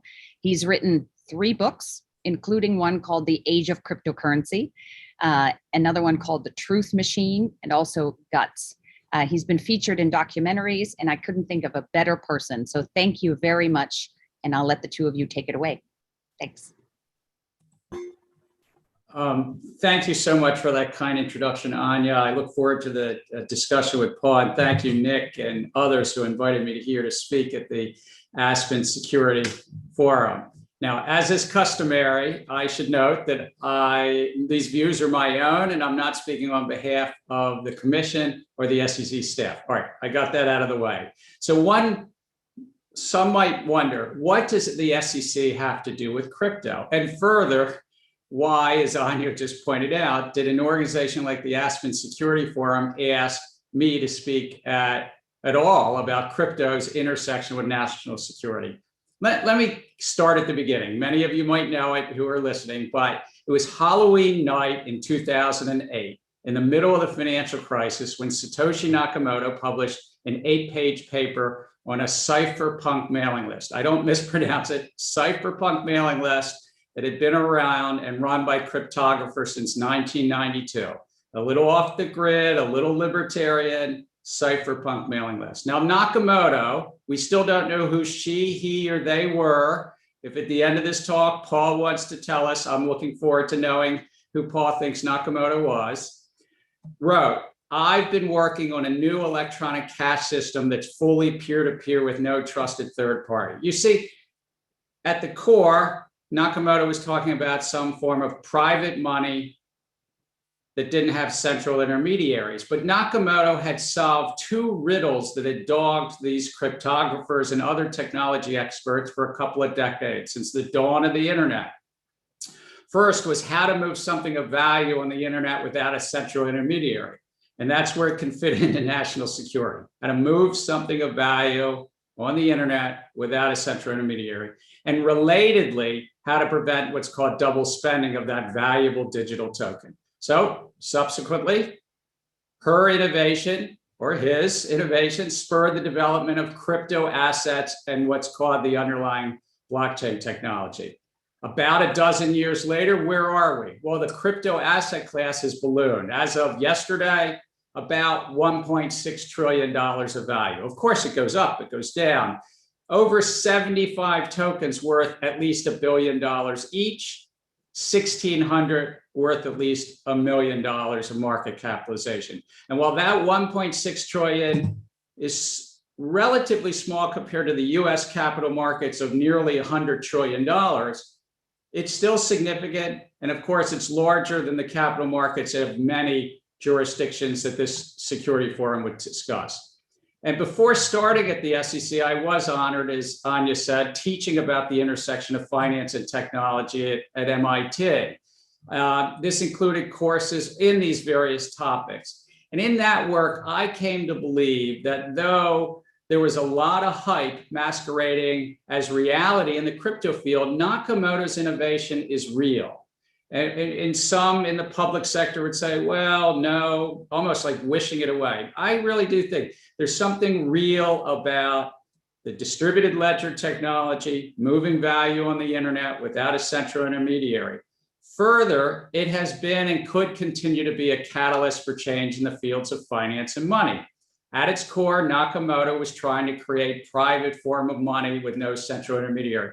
We've had a long history since antiquity of private monies competing with public money. So this is not necessarily new, but it was new how it was done and how it can live in a digital age. Now, let me say, we already live in an age of digital public monies. The dollar, euro, sterling, yen, and yes, yuan, all are digital. And if you had any doubt about that, it's obvious during the pandemic. I mean, who is actually using paper or coinage money in these days? So such public fiat monies fulfill the 3 functions of monies. monetary economists have studied this for a long time. Store of value, unit of account, medium of exchange. Why do I raise that? Because my opinion is no single crypto asset, though, broadly fulfills all of the functions of money. Bitcoin has some of it, but not broadly fulfilling all three. Primarily, crypto assets provide a digital, scarce vehicle for speculative investment. Thus, in a sense, one can say they are highly speculative stores of value. Buy Bitcoin, it goes up. Maybe I have something better for my future and my retirement, but it's not really being used as a unit of account. And we also haven't seen that crypto has been used much as a medium of exchange, except for one large exception. To the extent that it is being used as a medium of exchange, it's usually often to skirt our laws with respect to anti-money laundering, sanctions, tax collection on the dark web, and yes, also it's enabled extortion via ransomware, as we had seen recently in Colonial Pipeline and elsewhere. You see, with the advent of the internet 40 years ago and the movement from physical paper money to digital money, we nations, states around the globe layered various public policy goals over our digital public money system. Sanctions regimes, anti-money laundering, tax compliance. We did that sort of in this digital public money area. And that's what, to some extent, people are using a medium of exchange in crypto. Now, as a policy matter, I'm technology neutral. I would say as a personal matter, I wouldn't have gone to MIT if I weren't interested in how technology can expand access to finance and contribute to economic growth. And I wouldn't have spent so much time around the digital currency initiative at MIT and my colleagues there if I didn't think there was something here that could be a catalyst for real change. But I am anything but public policy neutral. In my current role, as new technologies come along, we need to be sure that we're achieving our core public policy goals. And in finance, what's that about? Protecting investors and consumers, guarding against illicit activity, and ensuring financial stability. And that's where it fits into national security interests. But how does the SEC fit into it? And I'll close with some thoughts on the national security. But the SEC, well, we have a three-part mission for those who aren't familiar: protecting investors, facilitating capital formation, and then in between, maintaining fair, orderly, and efficient markets. Investors, capital formation, and then the markets in between. We focus on financial stability as well as part of that fair, orderly, and efficient markets, but at our core, it's about investor protection. And if you want to invest in a digital, scarce, speculative store of value, that's fine. Good faith actors, by the way, since antiquity have been speculating on the value of gold and silver. So that's been around for thousands of years. Right now, though, in this digital, scarce, speculative asset, Bitcoin and others, we just don't have enough investor protection. And frankly, at this time, it's more like the Wild West than some sort of protection against fraud and manipulation in the space. This asset class is rife with fraud, scams, and abuses in certain applications. There's a great deal of hype and spin about how crypto assets work, and in many cases, investors aren't able to get rigorous, balanced, complete information. It doesn't mean there aren't good faith actors, and there are many of them, but investors really aren't getting the information to judge the risk and understand the risk. And I fear that if we don't address the issues, I worry a lot of people will be hurt. Now, first, about the tokens themselves. Those tokens being offered, many of them are offered and sold as security. There's actually a lot of clarity on this front. So you see, in the 1930s, Congress established the definition of a security, but they included like 20 different items. You'll be familiar with some of them: stock, bonds, notes. But one of the items is called an investment contract. In the following decade, the Supreme Court took up what's the definition of this term: black letter law, investment contract. This case said an investment contract exists, and I'm going to quote for a moment: a person invests his money in a common enterprise and is led to expect profits solely from the efforts of the promoter of a third party. You might have heard of it. It's called the Howey test, related to an estate of William Howey. that actually was about orange groves in Florida. And what do orange groves in Florida have to do with cryptocurrency? Well, the Supreme Court has upheld this test a number of times subsequently. And so further, there are other tests. There are many other determinations what comes under the federal securities law. Now, my predecessor, SEC Chairman Jay Clayton, I think said it well in 2018 in congressional testimony. He said, to the extent that digital assets like, and I think he named Bitcoin, but he said, to the extent that digital assets like initial coin offerings or ICOs or securities, and then he goes, and I believe every ICO I have seen is a security, we have jurisdiction. Federal securities laws apply. I find myself agreeing with my predecessor, Chair Clayton. You see, generally folks are buying these tokens in anticipation of profits. That's the core thing the Supreme Court said. And there's a small group of entrepreneurs and technologists standing up and nurturing the projects. Geez, anticipation of profits, small group of entrepreneurs standing up something. Our federal securities law says there's a need for some protection. And I believe we have crypto market now where many tokens may be unregistered without requiring the disclosures and the market oversight.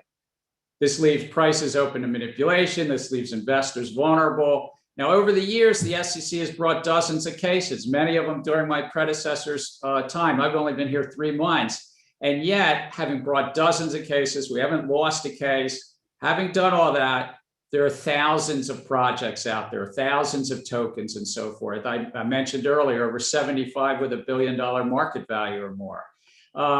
There are also initiatives by a number of platforms, and I'm going to mention 3 types of platforms: trading platforms, lending platforms, and then there's a third type of platform called decentralized finance, which sometimes is doing one of the first 2 things. And there are many crypto tokens within these platforms priced off of the value of securities and operating in this space. And so I would have to say that with regard to these 3 types of platforms, the world of crypto finance now has these venues. I believe these platforms not only can implicate securities laws, but some platforms also can implicate commodities laws and the banking laws.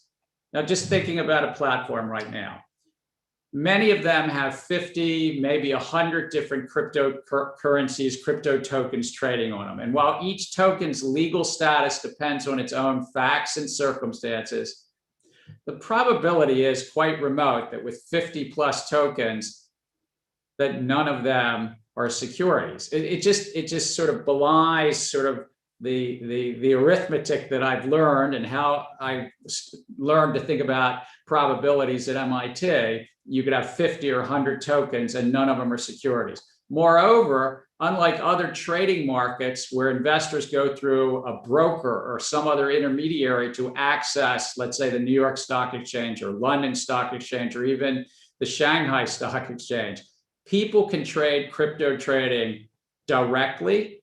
They can do it 24 hours a day, 7 days a week, and from around the globe. And for those thinking about national security, this is very much a 7-day-a-week, 24/7 market with Asia retail participating, with US retail, Latin America, African, European. It's a truly worldwide market. Further, while many overseas platforms state they don't allow US investors into their platform, there are allegations that some unregulated foreign exchange facilitate US investors tapping in through virtual private networks. Paul, your paper just ran a story on this in the last week. The American public is buying, selling, and lending crypto on trading, lending, and these DeFi platforms. And there's significant gaps in the investor protection. Now, make no mistake, to the extent that there's securities on the platforms under our laws, the platforms have to register unless they meet some exemption. Make no mistake, if it's a lending platform, it's offering securities, it also falls within SEC jurisdiction. Next, let me talk about stable value coins, which are crypto tokens pegged or linked to the value of some public money, fiat money. Many of you may have heard about Facebook's efforts to stand up a stable coin called Diem. It was formerly called Libra. And now, due to the global reach of Facebook's platform, this has gotten a lot of attention, as you know and imagine, from central bankers and regulators around the globe. It's not only due to the general policies concerning crypto that I've mentioned about investor protection and guarding against illicit activity, but it's also due to Diem's potential impact on monetary policy, banking policy, financial stability in jurisdictions around the globe. But maybe less well known to this audience is that we already have stable value coins. In fact, the universe right now, the 7 or 8 major ones, little over $110 billion in value, including 4 large ones, some of which would have been around for 7 or so years. Now, you might say, why is that? Hadn't heard of that. Well, these stable coins are embedded in the trading and lending platforms and the DeFi platforms I just mentioned. You might say, why is that? Well, most of those platforms, the majority of what happens there is cryptocurrency to cryptocurrency. It's not US dollar versus Bitcoin, but it's something called a stable value coin, maybe US dollar Tether, or US dollar USDC, which was started by a couple of companies here in the US. But it's a stable value coin versus Bitcoin. Wonder why that is. Now, in July, nearly 3/4 of the trading in all of crypto trading platforms occurred between a stable coin and some other crypto token. Thus, the use of stable coins have become just facilitating, embedded in the crypto ecosystem. And why might that be? Well, you see, these platforms may facilitate those seeking to sidestep a host of public policy goals. Sidestepping our traditional banking system, because you don't have to give them any bank account information. You're just going stable coin versus Bitcoin or another crypto. Potentially sidestepping any money laundering, tax compliance, sanctions, which ought to be of interest to this audience, and the like. So this all affects national security. Stable coins, well before any Facebook Diem, are right now in the center of this marketplace. Further, these stable coins may be securities and investment companies. To the extent they are, we at the SEC will apply full investor protection under what's called the Investment Company Act and other laws on these products. And I look forward to my colleagues on the President's Working Group led by Secretary Yellen. We're doing a project, a report in this area. Next, I just want to mention something about investment vehicles. Investors may want exposure to this asset class, but not do it directly. Do it through some collective investment vehicle. We do it in the equity market, we do it in the bond markets. People might want it here. Well, there are some vehicles that already exist. There's one that's been around for about 8 years that's over $20 billion in size. Also, there's a number of mutual funds that are investing in what's called Bitcoin futures on the Chicago Mercantile Exchange, and that's overseeing the Bitcoin futures by our sibling agency, the Commodity Futures Trading Commission. I anticipate there'll be filings with our agency with regard to exchange traded funds. We have some already, but I anticipate we'll have some new ones under what's called the Investment Company Act. And when combined with other federal laws, the 40 Act provides significant investor protections. And given these important protections, I look forward to seeing what staff says about these filings coming forward related to these regulated Bitcoin futures trading on the Chicago Mercantile Exchange. Let me say we also have another little work stream at the SEC, but it's important. It's about custody of crypto assets, and the SEC put out to comment to the public to understand how best to ensure for custody protections, because this is an area where there's a lot of theft. Let me just say before I conclude, I'd like to note that we have taken and will continue to take our authorities as far as they can go. And certain rules related to crypto assets are well settled. For instance, the test to determine whether crypto asset is a security is clear. Now, some in the industry would say it's not clear enough, but I would say I agree with Jay Clayton. It's clear in this regard. There are some gaps in this space, though. I do think we need additional congressional authorities to prevent transactions, products, and platforms falling between regulatory cracks. I also think we need more resources. We could double or triple the number of people we have working on this at the SEC and still probably not fully cover this field. We stand ready to work with Congress, the administration, our fellow regulators around the globe, and partner up. We stand ready to hear from the entrepreneurs and technologists in the field as to what's working and what's not. But in my view, the legislative priority should be around these platforms, the trading, lending, decentralized finance. Regulators would benefit from additional authorities in this space. We can also attach things around sanctions and tax collection and tax compliance and anti-money laundering. So it's about all the policy suites right there. Right now, large parts of the field of crypto are sitting astride, not operating within regulatory frameworks that protect investors and consumers, guard against illicit activity, ensure for financial stability, and yes, protect national security. Standing astride isn't a sustainable place to be. Technologies for generations have come along. They might stand astride public policy for a while, but for those who want to encourage innovations in any field, but if you're encouraging in crypto, I'd like to note that financial innovations throughout history don't long thrive outside our public policy frameworks. And I would also note to some that are thinking of investing in this space, private monies also often fail. And one could study a little bit of history in the US. We had a lot of private monies during the wildcat banking era of the mid-19th century. But back to the heart of this. The heart of finance is trust. That ensures for our national security here, our financial security, but also around the globe. And at the heart of the trust in our financial sector and in markets is investor protection. If the field is going to continue or reach any of the potentials to be a catalyst for change, that whether it was Nakamoto's vision or any individual listener's vision, I think we better bring this into our public policy framework. So I thank you. I look forward to Paul's questions. Great. Hi, Gary, formally. How are you doing? I'm doing well. It's good to see you again, by the way, Paul. Yeah, you too.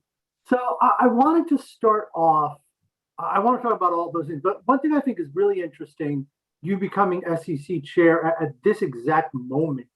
It seems to me that the market world that you're inheriting from your position is really, even in the last couple of months, is very different from the market world that all of your predecessors inherited, going back almost a century of the SEC's existence. You have, I mean, the barriers to entry for most investors have become extremely low, if not zero.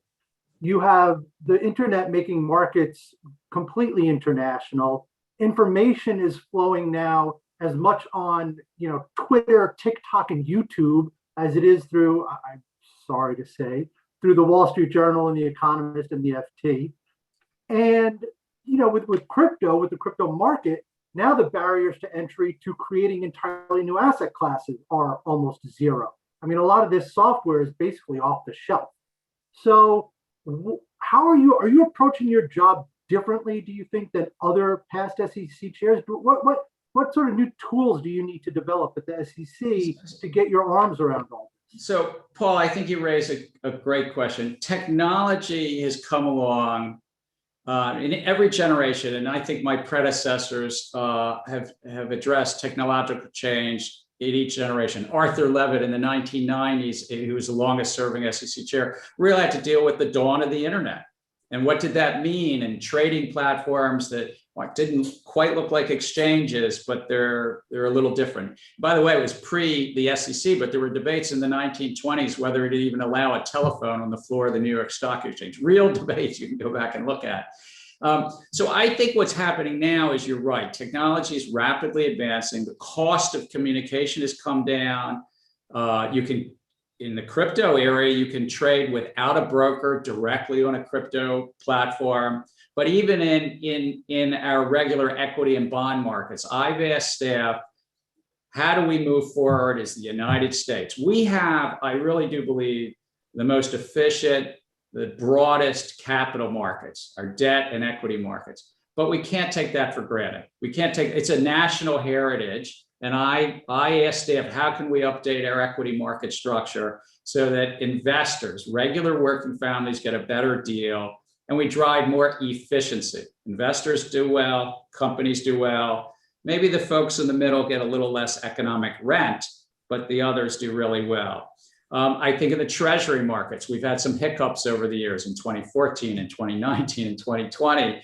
That's for another discussion, but the treasury market, $20 or so trillion market, it's really important to the US that that market is as efficient and resilient as possible. The municipal bond market, the corporate bond market. So we have projects in every one of these trying to drive to what I would say more efficiency, more transparency, and yes, competition, which will make it more resilient. But I couldn't agree with you more. Technology is a little faster and the lowering cost of communications. And as you mentioned, the global reach of the markets. I mean, we even last week were talking about companies related to China issuing in the US, and that global reach is part of this technology story. Yeah, while we're on that topic, let's go there a little bit further. Securities and Exchange Commission is a United States federal agency. How do you deal? Crypto markets are global, as you pointed out. Most of these markets now have some international components to them. How do you, as a United States agency, deal with a market that is international, both the traditional markets and especially the crypto markets where, look, a lot of this, like you said, a lot of this is just to evade regulation, to evade laws. How far is your reach? Well, it's a great question, but we have this in the treasury market and the equity market as well. The treasury market is a global market. Our US stocks are issued here, and we have to focus on the transparency and the protection against fraud manipulation in our equity markets. Similarly, whether it's Bitcoin or other crypto assets, if US investors are getting exposure or buying or selling these, then our remit is to ensure for investor protection. And if we do that well, I think that not only do investors benefit, but if this innovation has any chance of surviving into the late 2020s and 2030s, it can't stay astride the public policy. I mean, there's a lot of platforms that, again, probabilistically are trading or lending securities on those platforms. Come in, register, work with the SEC. If we need to, work with Congress to get the appropriate authorities and add to our authorities. But I think this idea that this market can, just because it's global, we shouldn't get involved, or just because it's new-ish. I mean, it's been around for 12 years. We shouldn't get involved. We still have core public policy goals. And to this audience, I mean, the core public policy goals of national security. I mean, crypto assets are being used for ransomware, for dark web applications. And so how do we sort of, frankly, rein that in, this new form of potential private money? It does not have the three attributes of money, but, for the use of ransomware, then it becomes a medium of exchange. Since we're back on national security, in 2019, when you were at MIT, you took part in an interesting dramatization that looked at a possible national security crisis, where this is all hypothetical, folks, I'm not talking about anything real, where North Korea had been using China's digital renminbi to evade sanctions to finance its nuclear weapons program, and the United States just discovered this, and it was a big question about how do we. I hope you realize, the audience, this was a hypothetical at Harvard Kennedy School put together at this. All right, just simulation. Right. Let me stress, like I said, it was a hypothetical. This did not happen, but they were trying to show what could happen, and so within that, what are the sort of broad national security implications of? I mean, we're talking about private money, but China's that's public money. So from from the viewpoint of United States agencies, from the vantage point of here, you can't prevent it, but how do you sort of keep it from overwhelming what the United States has built? So these are great questions. And in fact, I was invited to speak today. One of the 4 invites came from Nick Burns, and Nick, I think, was part of that simulation, if I remember. Look, I would say this.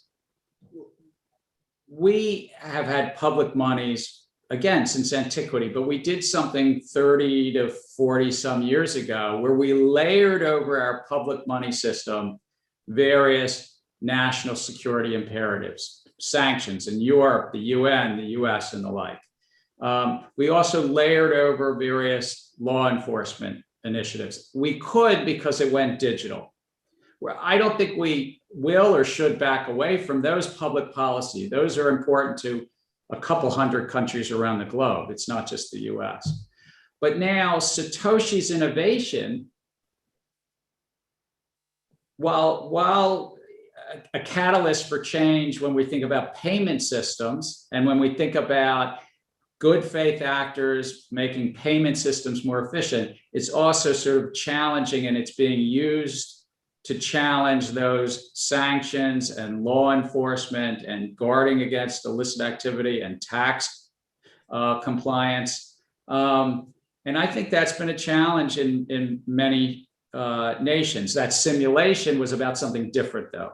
That simulation was about something about nation states saying, in this digital age, how do we provide our currency, our sovereign fiat currency to the public? We used to do it with, coinage and paper. It's actually linen in the US, but paper money, and providing that to the public. Now that we live in a digital age, our digital money is commercial bank money.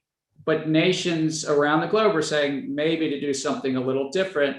And I leave that to my colleagues at the Federal Reserve and Treasury and maybe in Congress to determine that. Our remit at the SEC is about investor protection in the markets. But you're right, there is these national debates going on about how that fiat money is potentially directly provided in a digital form to the public.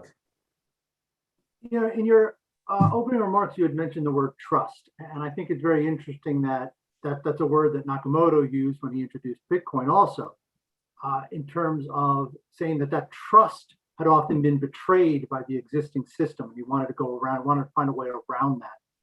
And you look at what has emerged in the Bitcoin world, and like you said, a lot of it's like the Wild West.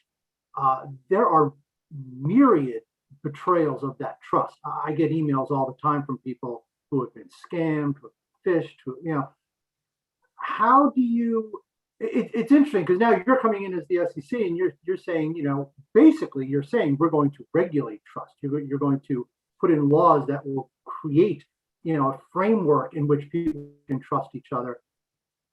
So, sort of ironic. Well, here's the thing, Paul. Look, I am who I am. I truly believe the innovations of the 1930s helped economic growth in America.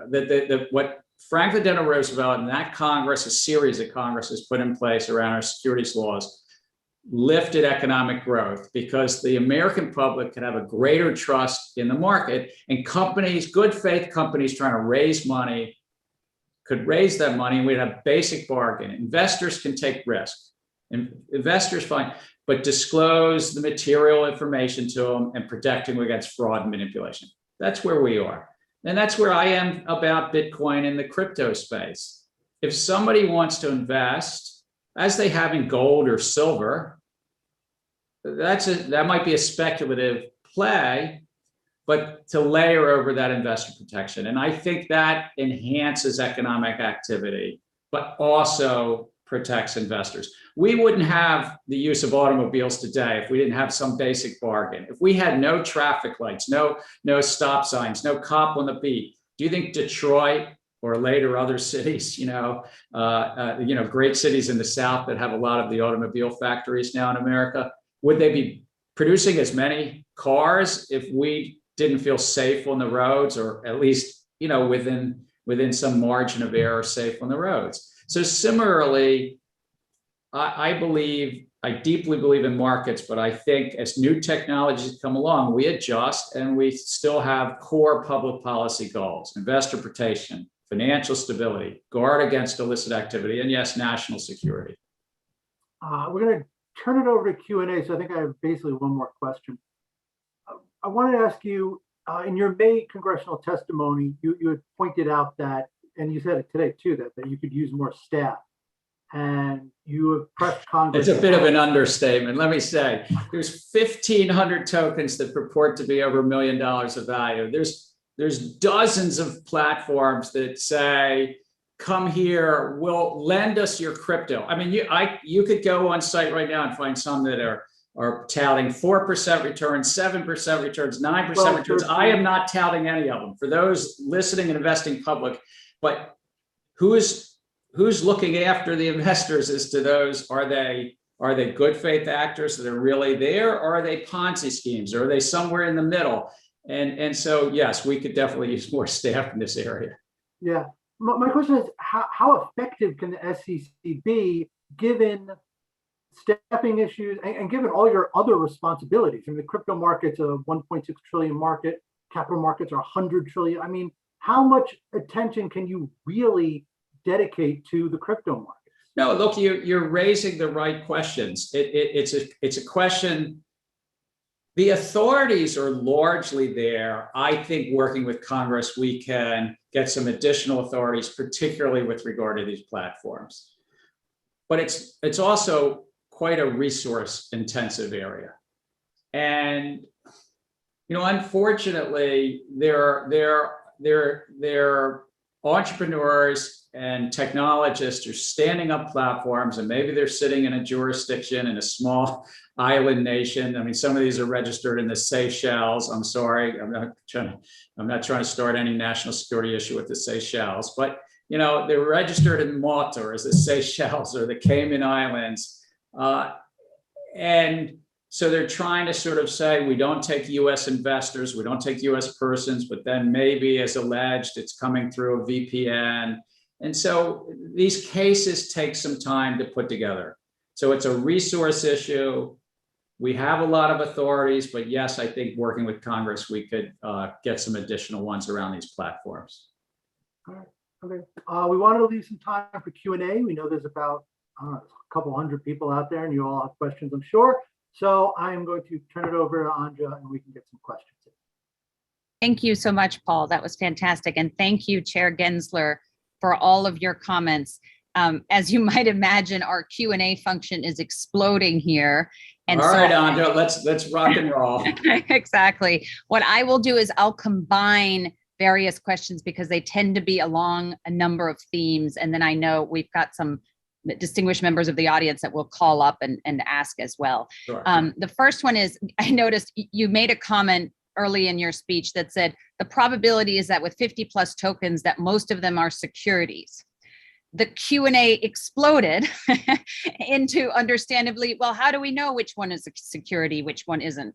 Why did Ethereum and Bitcoin get a free pass? And do you believe that's still appropriate, even though Ethereum, many people believe, was an ICO? Are you going to keep doing this regulation through litigation, which is what currently is going on, or are you going to set some clear criteria so people in the market will know if they're issuing a security or if something has become a real currency or a commodity because it has a real use case? So it's a great set. I know you're combining different people's questions. Yeah. It's a great set of questions. Let me say, I think there's actually a fair amount of clarity. And why did I quote Jay Clayton to say it crosses chairs, it crosses party lines, it crosses different philosophies? I mean, Jay and I really met as he was in this job, and he was in his job, and I was at MIT. I think there's a lot of clarity, this Howey test and these other tests, Reeves test. There's something called Gary, Indiana, Gary Plastic, not Gary Gensler. There's a number of tests that really is quite clear. What I'm trying to say about the platforms, and then I'll get to your point about regulation by litigation, I think was what Anja said. Yeah.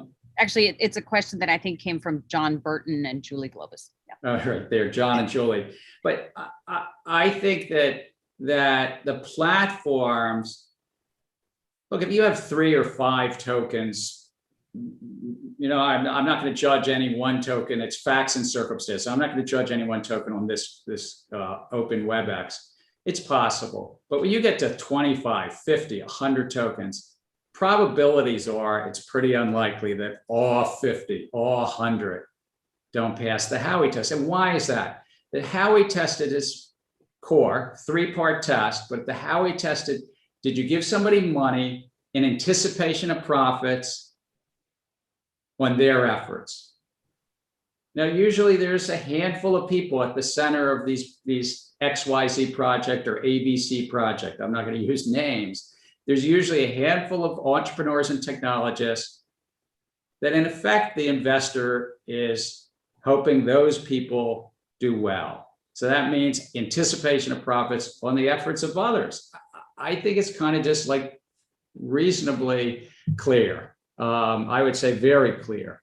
Now, in terms of the enforcement, yes, we're going to use our enforcement authorities as my predecessors did 6 or 7 dozen times. And we'll continue to do that. What I'm also saying to those platforms, come in and discuss it with us, get registered, work with us and work with Congress if there's things that, you know, might be appropriately shifted in our laws, additional authorities or adjustments. That's what new technologies come along. Internet came along in the 1990s and the SEC did do some adjustments under a great leader, Arthur Levitt. And Congress also weighs in from time to time.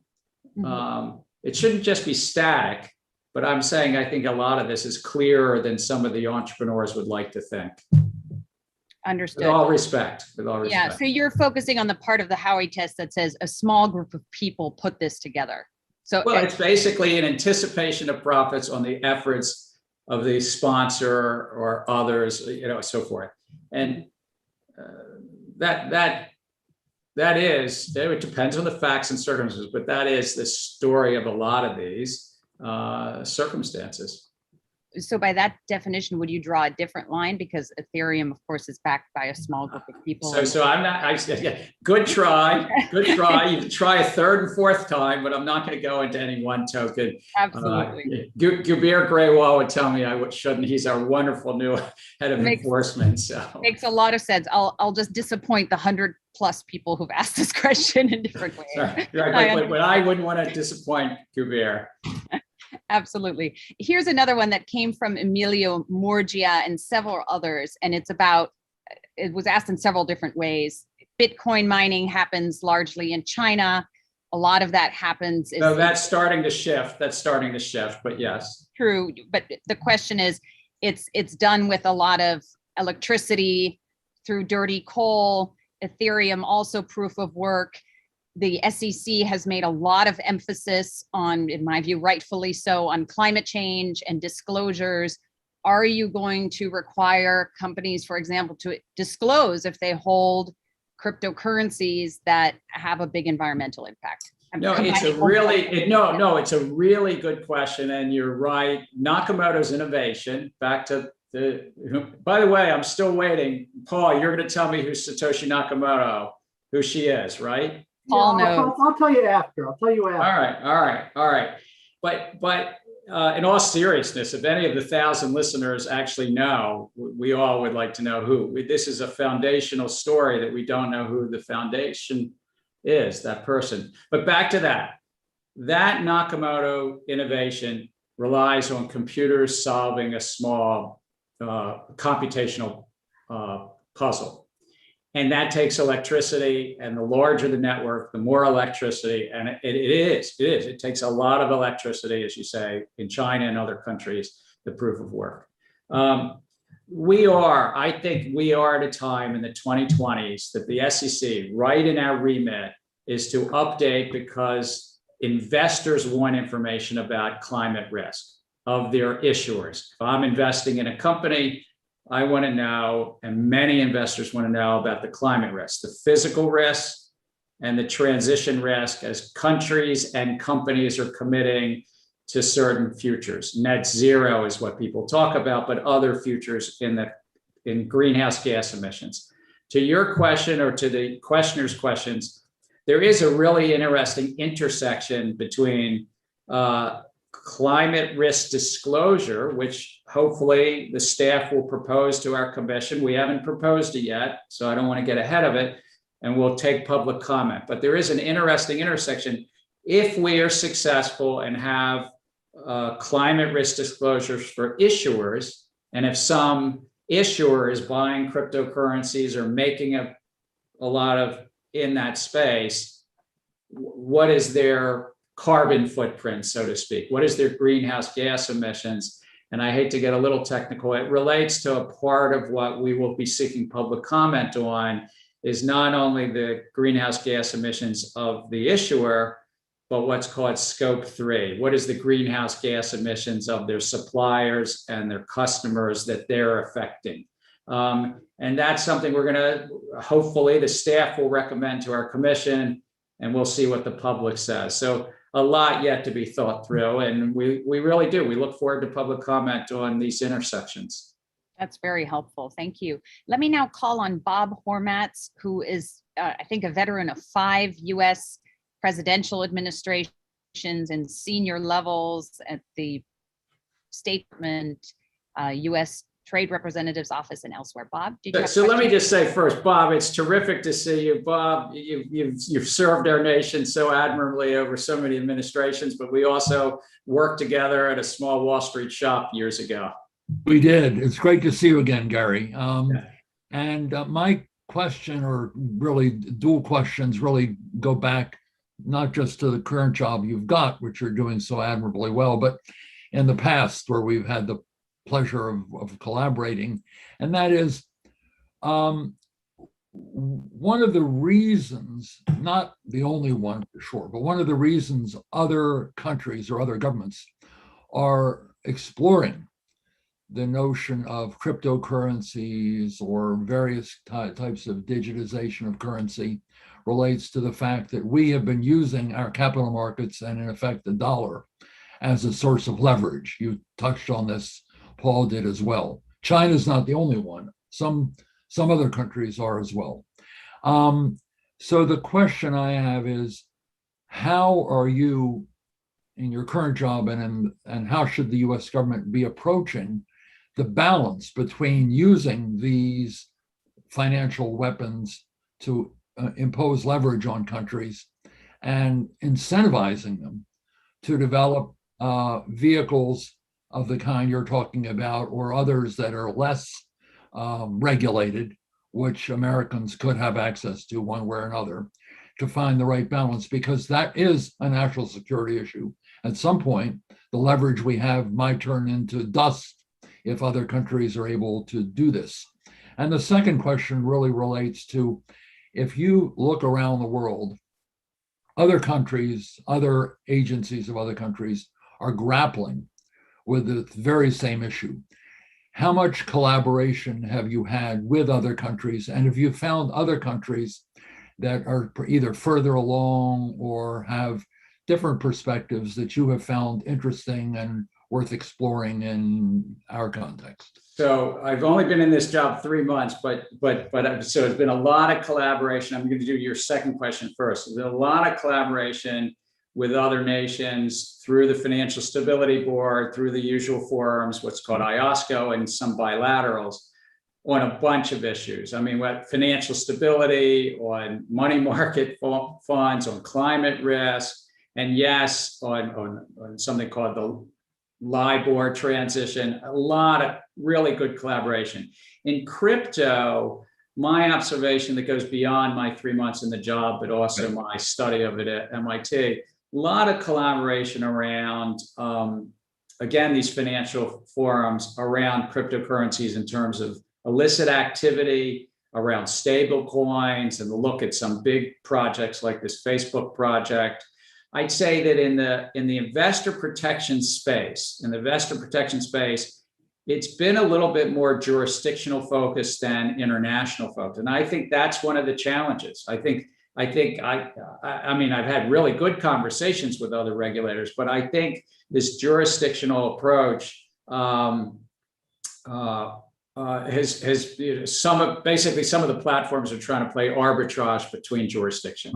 Right. On your earlier question, and I can't help but thinking, how do you stay so young? Because the audience might not know that Bob actually, if I remember, was a young staffer in the State Department in the opening up of China. Am I not mistaken that you were there? That's correct, Gary. That's correct. That you were like a staffer with Henry Kissinger going to China. I was his economic advisor and went with China. So anyone who has a China issue or a complaint, call me up. Oh my God, you were at the beginning of all that. At that point, there was no trade and no investment at all. So it shows you went to the point of how the world's changed. But that's why I'm raising that just for a moment to say a lot's changing. And so we layered as nation states over our digital money system. Remember, we went from paper to digital, and we layered over sanctions, anti-money laundering, tax compliance. So when Satoshi comes along in 2008, Halloween night, and writes this 8-page paper, nobody's noticing. I mean, there was the crisis, but it's not all that surprising. It started to be used as a private form of sort of arbitrage to avoid and skirt some of the public policy goals of sanctions, anti-money laundering, tax compliance. You're asking a different question about nation states and how they would feel, and I'm going to try to leave that to others in the administration. I do have some personal views, but it's not really in the remit of the SEC. But I share your view that there's competition amongst digital forms of money, Satoshi's private money and the public monies, but you're also highlighting there's potential competition amongst public forms of money. I think for the US, we've got an incredible capital market. We have really the deep respect for the rule of law. We have open financial markets. And so I think one of the jobs I have as chair is to ensure that whatever years God and President Biden give me in this job, that I ensure that the capital markets are stronger when I leave it than when I got it. And that's why I'm thinking about projects in the equity markets, the treasury markets, the corporate and municipal markets, that we really ensure that they stay the shiny object, that, the most efficient markets in the world. So I hope that helps. And that is a national security. Oh, I think it's very much. I think the SEC is a domestic economic agency, but overseeing $100 trillion capital markets, it's a national security. I think it's one of our real secret sauces of the U.S. I agree. Very much so. Thanks for the great job you're doing. Thank you very much, Bob. And Gary, I'll just ask one final question, since there are many more in the Q&A.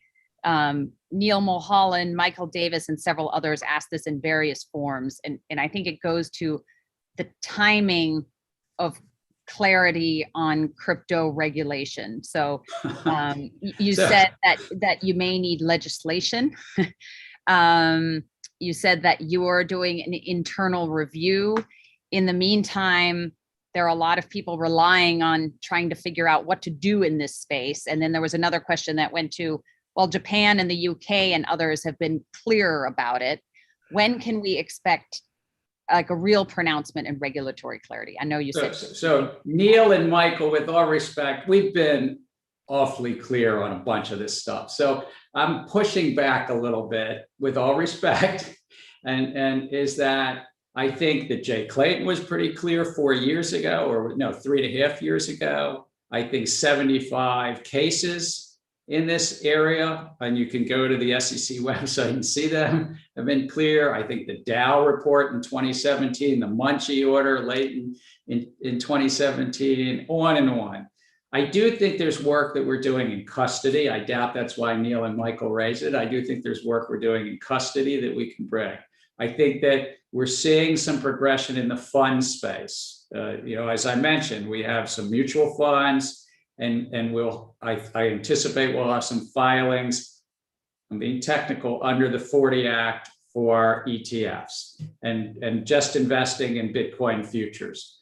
But I think where we can use some additional work with Congress is on these platforms. We're going to do everything we can, and I do encourage those platforms to come in and talk to us, register. I mean, probabilities are you've got securities on your platforms. Maybe not, but and so I think we have these 6 or 7 different work streams, so it sort of depends. But I think we've got a lot of clarity, and it's not just these 75 cases we've brought. It's not. It's the law. It's the law. If you follow what the law is. So great. Thank you very much for taking the time to speak to us. Clearly a huge amount of interest in this space, also from the national security community. And thank you for all the great and thoughtful work you're doing on this issue. Thank you. Thank you so much, Paul, Nick, for inviting me, Bob, for the exchange, Anya, and all your questioners. Yes, absolutely. Very enthusiastic. Thanks very much. Thanks. We now will turn without a break to a different part of the world entirely, and that is Saudi Arabia. So we're very lucky to be able to welcome His Highness Prince Faisal bin Farhan, the Foreign Minister of Saudi Arabia, to our platform. He's going to give us the view from Riyadh, and I think I'll wait to make sure that we have him on and Richard Engel on. I think we do. Wonderful. Thank you so much. Your Highness, Prince Faisal, thank you so much for joining us today. We are very delighted to have you. We look forward, of course, to hearing about the renewed relationship between the United States and Saudi Arabia. A lot is going on in the region, from the Abraham Accords that were finished under the Trump administration at the very end to, of course, everything going on in Iran, a recent election, continued low-level conflict in the region, a renewed emphasis on perhaps the United States getting back into the Iran nuclear deal. There's no shortage of topics to discuss. So let me just give your brief bio and then we'll let you go into it. His Highness Prince Faisal bin Farhan, who's now the Foreign Minister of Saudi Arabia, has had a 20-year business career, including as chairman of the board of Al Salam Aerospace, which was a joint venture with Boeing. He established the Shamel Investment and Training Company, and he also served as an advisor to the Royal Court of King Salman in Saudi Arabia, and as many of us know him, as an advisor to the ambassador of Saudi Arabia to the United States, where many of us met him when he was in Washington. And to interview the foreign minister, we have Richard Engel, the chief foreign correspondent of NBC News, and I couldn't think of anyone better or more knowledgeable about the Middle East. You know, I'll have to add one personal note. Rich and I went to college together, and even then, he wanted to learn Arabic. I think right after we graduated, he left to move to Cairo, taught himself several dialects of Arabic, and has covered every war and revolution and positive development and change of government in the Middle East. And so, Rich, without further ado, I'll let you take it away. Thank you. Well, what an intro to be back among old friends. And it is an absolute pleasure today and a privilege to be able to interview, to provide some context, to have a discussion, because that's really what this is. It's a conversation, not an interview, with His Highness, the Prince Faisal of Saudi Arabia. So Prince Faisal, we want to hear about Saudi Arabia. We want to hear where the country is going. Anya set it up beautifully. Let's start with U.S. relations. U.S. relations with Saudi Arabia seemed to be quite close under President Trump. How are they with the Biden administration? We'll talk about some of the bumps along the road, but how would you describe relations with the Biden administration at the moment? Thanks, and wonderful to be here. I want to say here at the Aspen Security Forum, but here online with all you, and very grateful for the opportunity to have this discussion. I think the Saudi-US partnership is a historic one. It has spanned several decades.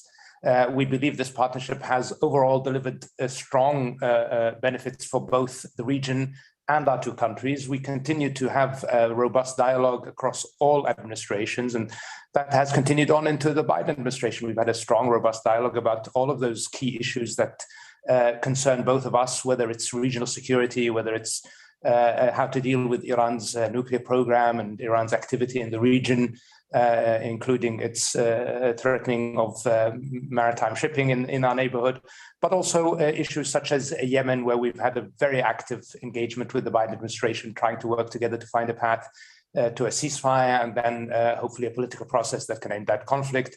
And there, the engagement of Tim Lindeking, the special envoy for the US, has been very, very helpful and very positive.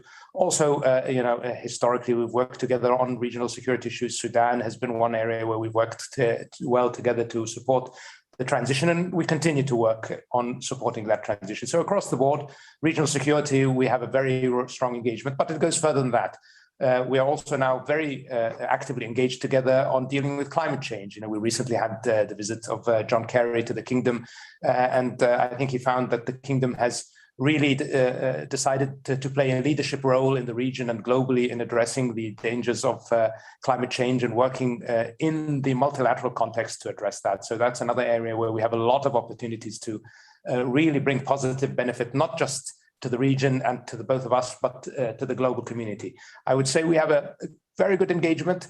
There are issues, but as part of any complex partnership, there are always issues, and we are finding that we are able to work ourselves through those issues. Well, we'll get to some of those issues in a second, but let's go to the region. You mentioned developments in the region, and Anya mentioned them as well. The Abraham Accords. Now, this has been a year and a half of COVID. Not a lot of people have been focused on it, but it was a major development. In the waning days of the Trump administration, there was this accord, and Arab states, Bahrain and UAE primarily, signed on for peace deals with Israel, and so far seem to be, from what I understand, happy with them. And that accord survived its first stress test. There was a little war this summer with Israel fighting against Hamas in the Gaza Strip. And I wasn't sure if these accords were going to survive that, but they did. So the question is, did Saudi Arabia watch that? Is the kingdom thinking of joining? I know you've said in the past you want a comprehensive deal and wait, but is that the direction you're leading in? Look, we've always said that peace is the strategic choice of the Arabs. And I think what we have to do is focus on working towards a comprehensive solution to the Palestinian issue. We think that overall the Abrahamic Accords have worked positively to spur, I think, engagement in the region. So in that sense, the decision by those countries that engaged can be viewed positively. We think that we need to build on that spirit, and the best way to build on that spirit is to find a path to solving the issue of the Palestinians and finding a path to a Palestinian state, because that will deliver complete normalization for Israel in the region. So is that your condition, that no Palestinian state, no Palestinian agreement with all the Palestinian factions, Hamas and whoever runs the West Bank, or there will be no normalization with Saudi Arabia? Is that what you're saying? So I'm not going to go into the details of the negotiations. The Palestinians have one legitimate representative, which is the PLO and the Palestinian Authority, and that engagement is the key engagement in order to progress towards a peaceful solution. I think without solving the Palestinian-Israeli conflict in a sustainable long-term way, we are not going to have real sustainable security in the region. So we need to try everything we can to make that happen. Do you see any progress coming on that front? I mean, I haven't seen any real progress on the Israeli-Palestinian front in a very long time. Well, we have a new government in Israel. Perhaps that can deliver some progress. We'll have to wait and see. Not tremendously optimistic. On another side, what about with Qatar? Saudi Arabia and Qatar had a very deep level of mistrust, a lot of anger. Now there seems to be an attempt to bury the hatchet. How are you seeing things? The relationship with Qatar is very good. We are working closely together on a multitude of issues. We are continuing to work together primarily to strengthen the GCC. We both believe that, along with the other members of the GCC, that the GCC is a key element in the stability of not just the Arabian Gulf, but the broader region, as well as being a major, of course, economic driver for the region. And so far, we feel that the Al Ula Declaration, which resolved our differences, has delivered dividends for all and has contributed to strengthening GCC unity. And we're going to continue to work towards reaping the benefits of that unity for the people of the countries of the Gulf. Let's stay on the tour of the region, if you will. What about Yemen? It's continued to be a horrible humanitarian, environmental disaster, and it's literally on your doorstep. Are you seeing? How do you see the way out of this? Well, we've laid out what we see as the way out, which is the initiative that we launched, the Strategic Peace Initiative, the ceasefire initiative, where we offered a comprehensive ceasefire throughout Yemen, as well as access to ports and airports and all of that in a much more streamlined way. And of course, also laying the groundwork for political negotiations. Unfortunately, so far the Houthis have not taken up that offer. On the contrary, they've continued to fire ballistic missiles, drones at Saudi civilian targets, as well as continue to attack the front lines of the government of Yemen, primarily in Marib. Marib is a city of about 1 million citizens, and on top of that, 1.5 million IDPs, or even more, that they have threatened not just with ground attack, but also have fired ballistic missiles at, killing countless civilians. And it appears that they still favor the military option, that they still think that they can achieve some military gains that can give them an advantage. Our message to them has been and is and will continue to be that they should put the needs of the Yemeni people first rather than the needs of their group, and that they should agree to a ceasefire and engage in peace talks with the government of Yemen, with all parties in Yemen, and forge a new path for Yemen, a path for Yemen that will include them necessarily as a political actor in the future of Yemen, rather than trying to impose their will by force on the rest of Yemen. This is the challenge. And of course, you mentioned the environmental issue, and here we continue to be very concerned about, the oil tanker Safar, which is moored outside of Hodeidah, which is falling apart, and where the Houthis are denying the United Nations access to do even rudimentary maintenance. And this just shows you how much disregard they have for the interests of Yemen and the people of Yemen, because if that tanker does rupture, it will ruin the livelihoods of many thousands of fishermen. It will ruin the environment in the Gulf of Aden and the southern Red Sea for generations. But rather than allow the UN to try and fix it, they are insisting on using it as a negotiating tool. Another possible disaster coming out of a country that has seen too many. Staying in the region, Iran. Now, the JCPOA, the Iran nuclear deal, as it's often called, it looks like this administration, the Biden administration, wants to revive it. And there's been talks and back and forth. That would put Iran, it seems to be, in quite a strong position. Do you worry about that? Do you worry about an emboldened Iran? And are you in a position has that ship sailed? Have you come to terms with the fact that the US may be doing this despite Saudi Arabia's concerns? So we already have an emboldened Iran, and Iran is extremely active in the region with its negative activity, whether it's continuing to supply the Houthis with weapons or endangering shipping in the Arabian Gulf, which we've got reports coming in today that may indicate additional activity there, in being part of the destruction that's happening to Lebanon's economy by helping to garner the political deadlock that's there. All around the region, Iran continues to be emboldened. I think the JCPOA, we supported it when it was first signed grudgingly because we thought it was incomplete as a non-proliferation document, but also because it would lead to an emboldening of Iran.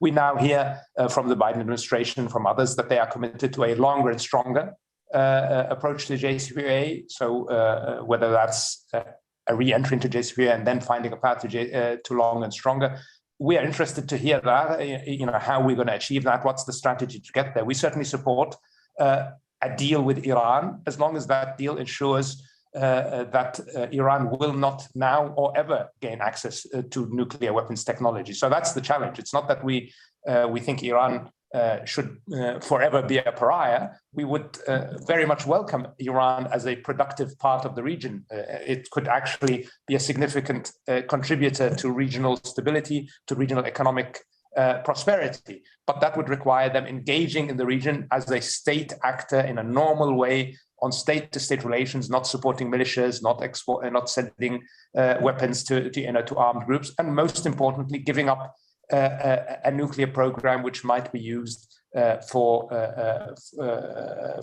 develop nuclear weapons. If we can achieve that, if the JCPOA negotiation going on now in Vienna, although suspended temporarily, can help lead us to that, that's a good thing. But I think the emphasis on longer and stronger is critical. How are we going to get that longer and stronger deal? And how are we going to address the broader regional context? And that's a discussion we continue to have with our partners. And I want to say I'm very appreciative of the level of engagement we've found, both from the US, but also from our European partners, as well as all those involved in the negotiations. So there's a best engagement going on. We hear that everybody wants the same thing, so a longer and stronger deal. Everybody wants to address Iran's regional malign activities that are destabilizing the region and causing risks not just to us, but to the global security and global economy. How to get there is still something that's, I think, under discussion. There is domestically in Saudi Arabia, the main project, and correct me if I'm wrong, has been for the last several years, the project Vision 2030. Now, this is an ambitious plan to transform the country economically, to diversify the economy, so it's not just on oil, to change the country culturally. It was quite a radical change laid out to bring Saudi Arabia from where it was into a new place. How is it coming? We are now in 2021. There are only 9 years to go. I remember when this was first announced, it seems like a long time ago. Are you getting there? Are there real changes? Are they happening? So it's now 5 years in, and I think we've made fantastic progress. We have not achieved everything we've wanted by now, but on the other hand, we have in some measures exceeded expectations. So we think we are very much on progress. We believe we will achieve the targets of Vision 2030 on schedule, some ahead of schedule, we hope. Now, Vision 2030, as you mentioned, is extremely ambitious, extremely broad-ranging, and I think anyone that has experience with the Kingdom of Saudi Arabia, who has visited us over the years, can see the tremendous change happening across the board. If you visit the Riyadh 4 years ago and you visit today, it's almost unrecognizable, Riyadh, Jeddah, anywhere in the kingdom, really. Whether it's things like how open the economy is, whether it's the empowerment of women in the workforce, whether it's just how vibrant society in the public space has become. Vision 2030, some of the key elements are, of course, tourism, entertainment, arts, and culture. And if you come to Riyadh now, you can really see that having a transformative effect on the public space. So you can see really people enjoying themselves in public much more than they did before, many more restaurants opening up, a lot of entrepreneurs starting to start small businesses, everything from small cafes, with specialty coffee places, something we didn't used to have, the young Saudis who have a taste for real fine coffee, opening up coffee shops, to people starting event management companies, and to music production, movie production. For the first time, for instance, this year, Saudi Arabia participated officially in the Cannes Film Festival, and we had a number of movies showing at the Cannes Film Festival. So we hope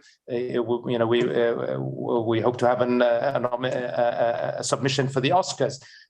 There is a lot going on. I mean, we could have a session just to talk about everything that's going on vis-a-vis Vision 2030. We are energized by this vision, and we are very much optimistic that we are going to, in some cases, not just achieve the goals, but exceed them. It's a challenge, but we are happy to face the challenge. In your initial comments, you talked about the long list of areas in which the United States and Saudi Arabia are cooperating.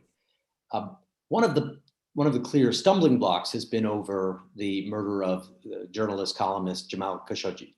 And I know Saudi Arabia is often asked about this, and it's often an uncomfortable question, but the Biden administration continues to raise it. And the Biden administration, with CIA studies that have been released, is clearly not letting this issue go.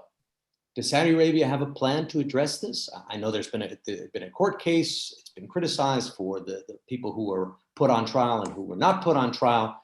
Do you have a plan to bring justice to this, to make sure this kind of thing doesn't ever happen again, that the perpetrators are fully punished, and to patch up relations with the United States and many other countries in the world who were disturbed by this? So I want to say I completely understand that many countries around the world were disturbed by this heinous crime, as were we. So I'm mindful of people's disgust, just because we were disgusted by it as well. We have taken the actions you mentioned. We have brought those people that have been implicated in the murder to court. They have faced trial. They have been sentenced. And in our judgment, that is what was required from a judicial point of view, and that was important. More important in many cases is what you also mentioned, which is how to ensure that this never happens again.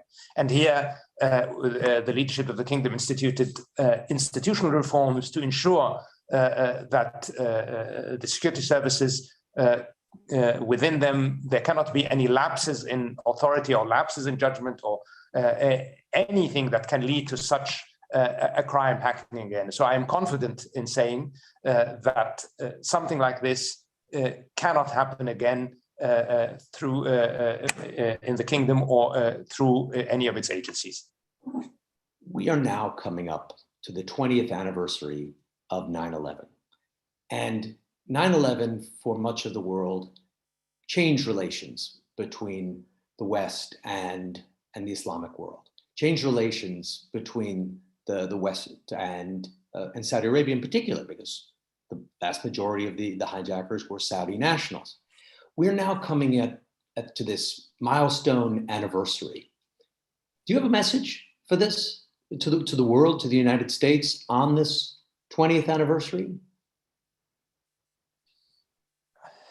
I still remember vividly watching the scenes from New York on television, and the shock and the, almost despair I felt seeing those terrible images. And I think it's something we shared the world around, the grief and sorrow for the victims. It showed us very clearly that we have a global problem of terrorism, a global problem in extremism, something where the kingdom was already engaged in. We were already facing terrorism, but we have stepped up even more, and we have become one of the key players in on the global scene in countering not just terrorism, but terror financing and extremist ideology. And this is, I think, the key. We need to work together to continue to pursue those that espouse these extremist ideologies and those organizations that pose a global terror risk. And here, again, we started the conversation in talking about the US-Saudi relationship, and of course it's relevant to this instance as well. And one of the key areas of cooperation we have had is the fight against Daesh. So the kingdom was one of the key participants early on in the counter-ISIS coalition. We continue to be a significant part of that. We co-chair the financing working group in the Daesh coalition. We have become very, very active in pursuing global networks of terror finance, which is one of the key areas that we continue to work on. So I mean, the message is that we need to continue to be vigilant. We need to continue to be vigilant against terrorism, but also against extremism and extreme ideologies of all kinds. Honestly, not just Muslim extremism. There are other forms of extremism where we are facing challenges globally. It's not just in the Muslim world. Even in the Europe and the US, we see that, but also in countries in Asia. So we need to work together to continue to put a strong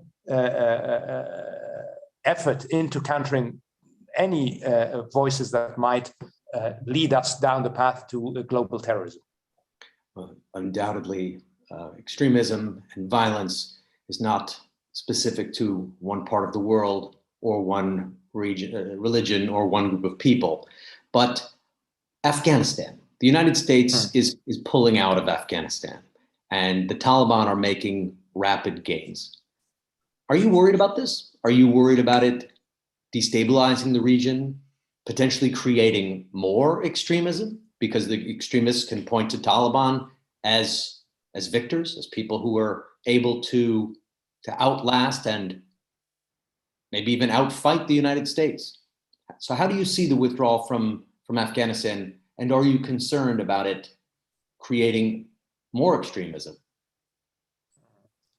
I mean, we are consulting with the regional players. I was in the region just recently, and of course, everyone is trying to figure out how to best deal with the situation to make sure that we can find a path forward for Afghanistan that leads to peace through dialogue. And we're going to support any efforts to bring all factions within Afghanistan to the table to resolve this issue. Of course, so far we see that's not the course that's being taken, and we do see the violence increasing, and we see the threat to the government there increasing. And it's important, I think, that the international community can come together to support the states of the region, to support the Afghans, to find a path towards resolving their differences through dialogue, and to ensure that global transnational terrorism doesn't again find a foothold in Afghanistan. And there, I want to make quite clear, we have a very, very clear policy of zero tolerance for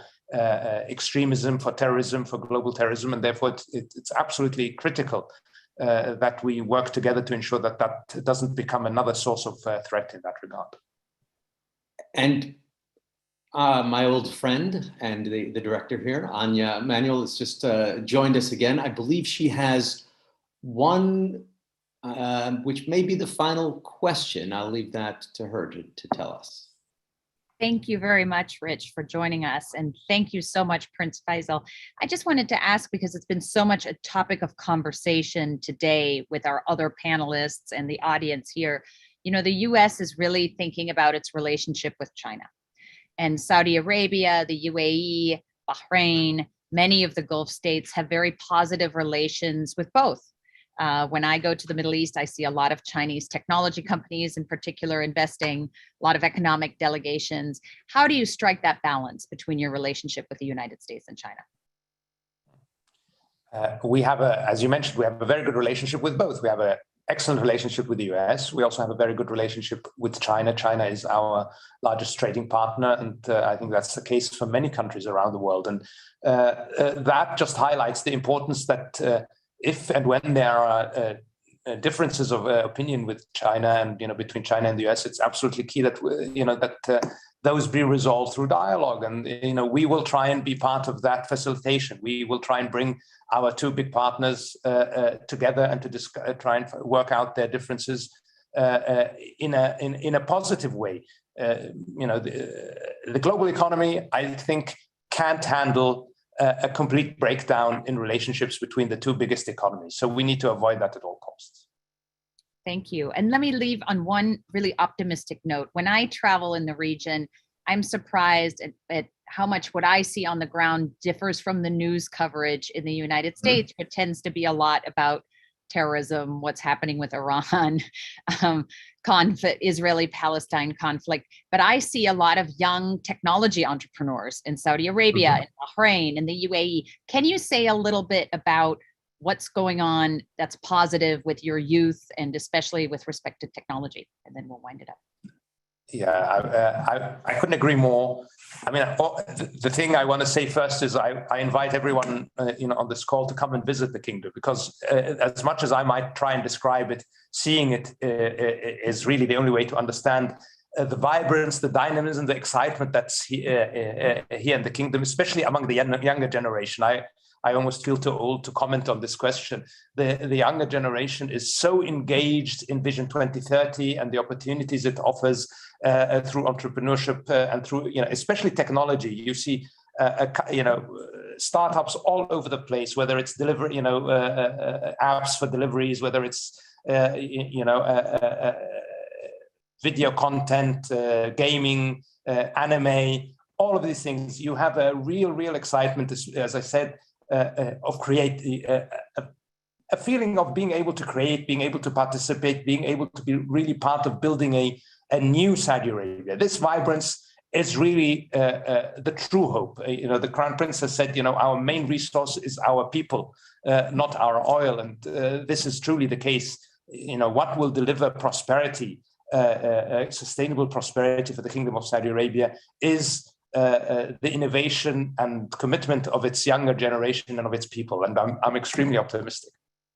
Wonderful. Thank you so much. And thank you for taking the time to be with us. I know it's late in Riyadh. Next time, we'll invite you to come join us in person here in the United States. Thank you both to Prince Faisal bin Farhan and to Richard Engel.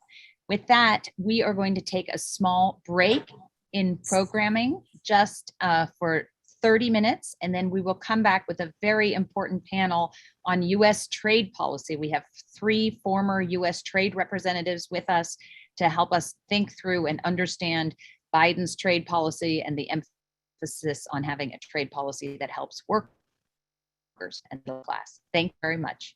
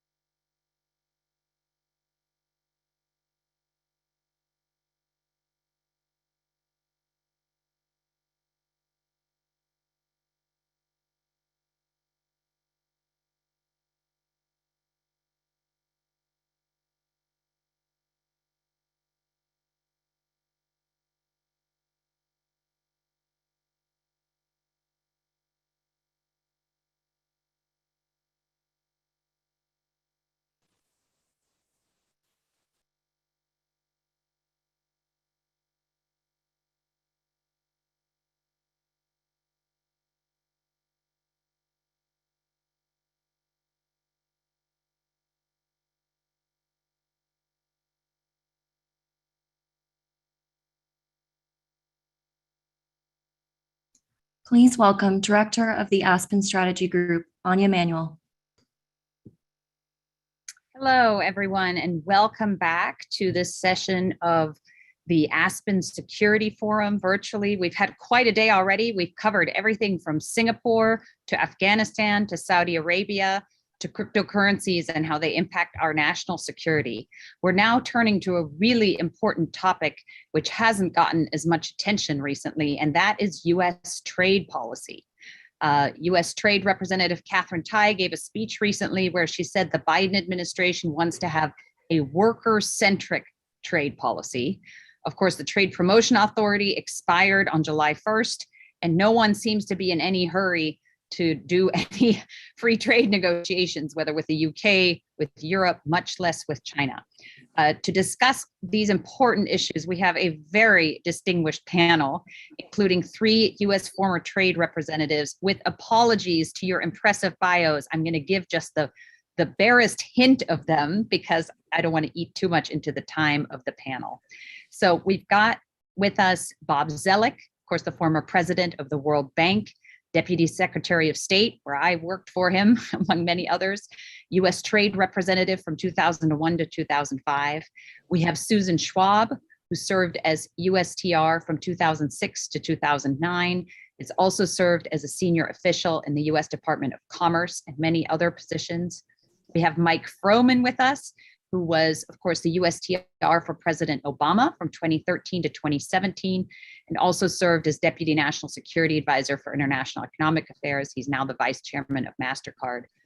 Between them, they serve on the corporate boards of most of the US Fortune 50, so they can also give us the business perspective. And last but not least, of course, we have Myron Brilliant, who's the Executive Vice President and Head of International Affairs for the US Chamber of Commerce, where he engages business and governments in over 50 countries and has been really instrumental in passing many, many trade agreements here in Washington. And to tie all of this together, we are very lucky to have with us Sean Dunnan, who is a senior writer at Bloomberg, writing on the global economy, and of course was formerly the world trade editor for the Financial Times. So without further ado, Sean, I'll let you take it away. Thanks. Thanks so much, Anya. It's exciting to be here this afternoon. I wish we were in those mountains over your shoulder there, but you know, they're just a fake background for me too. But they're just a fake background for you now. But I guess I'm going to focus on those mountains for a while, and also at that blue sky beyond there. Really excited to be here this afternoon with some of the greatest trade minds in Washington, really an eminent panel here. I am humbled to be here with you. I thought we'd start with you, Bob, and not just because of that great painting you've got over your shoulder, but we'll start with you. And I'm curious because you were outspoken during the Trump administration in your criticism of the administration's trade policies. And one of the things I'm struck by is it's still early days, but the Biden administration has kind of let a lot of the pillars of the Trump administration's trade policy, including the China tariffs, the steel tariffs, flow and live on for now. So I'm curious. You know, we're just a few months in, really, but I wonder so far, Bob, what's the distinguishing feature you see in the Biden approach? Well, first, thanks. It's a pleasure to be here with you, with Sean, and with a number of my former colleagues. I think you put your finger on it, Sean. I think so far the Biden trade policy is distinguished by being undistinguished. And it's still early, as you say. It's only the start of August. But I think the reality is the president has other priorities. He has a very full agenda with Congress. And in doing that, he understandably wants to avoid conflicts within his own Democratic coalition where he's got narrower margins. And on the Republican side, there's been a move towards protectionism. So these are difficult issues. I think over time, the administration will face more pressure to develop a trade agenda, in part because there'll be an increasing sense that the US is falling behind. So if the politics don't allow the president to rejoin the Trans-Pacific Partnership, which Mike negotiated as part of a strategy to compete better with China, perhaps he could look towards a digital or data accord. A few of us have talked about doing that with Japan, South Korea, Singapore, Vietnam, Australia, New Zealand, and others. Or since the USMCA, the rewrite of NAFTA, managed to get both Republican and Democratic support, could that be the basis of a negotiation, for example, with North America and Britain?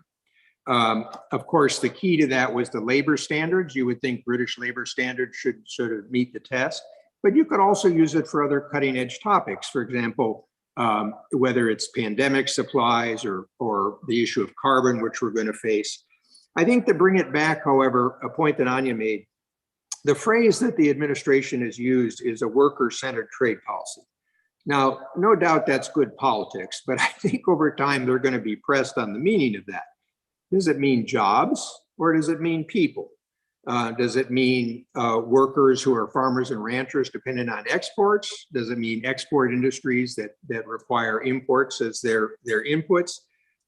Or does it mean trying to protect some of the past industries? So we will learn more about that, I think, over the course of the year to come.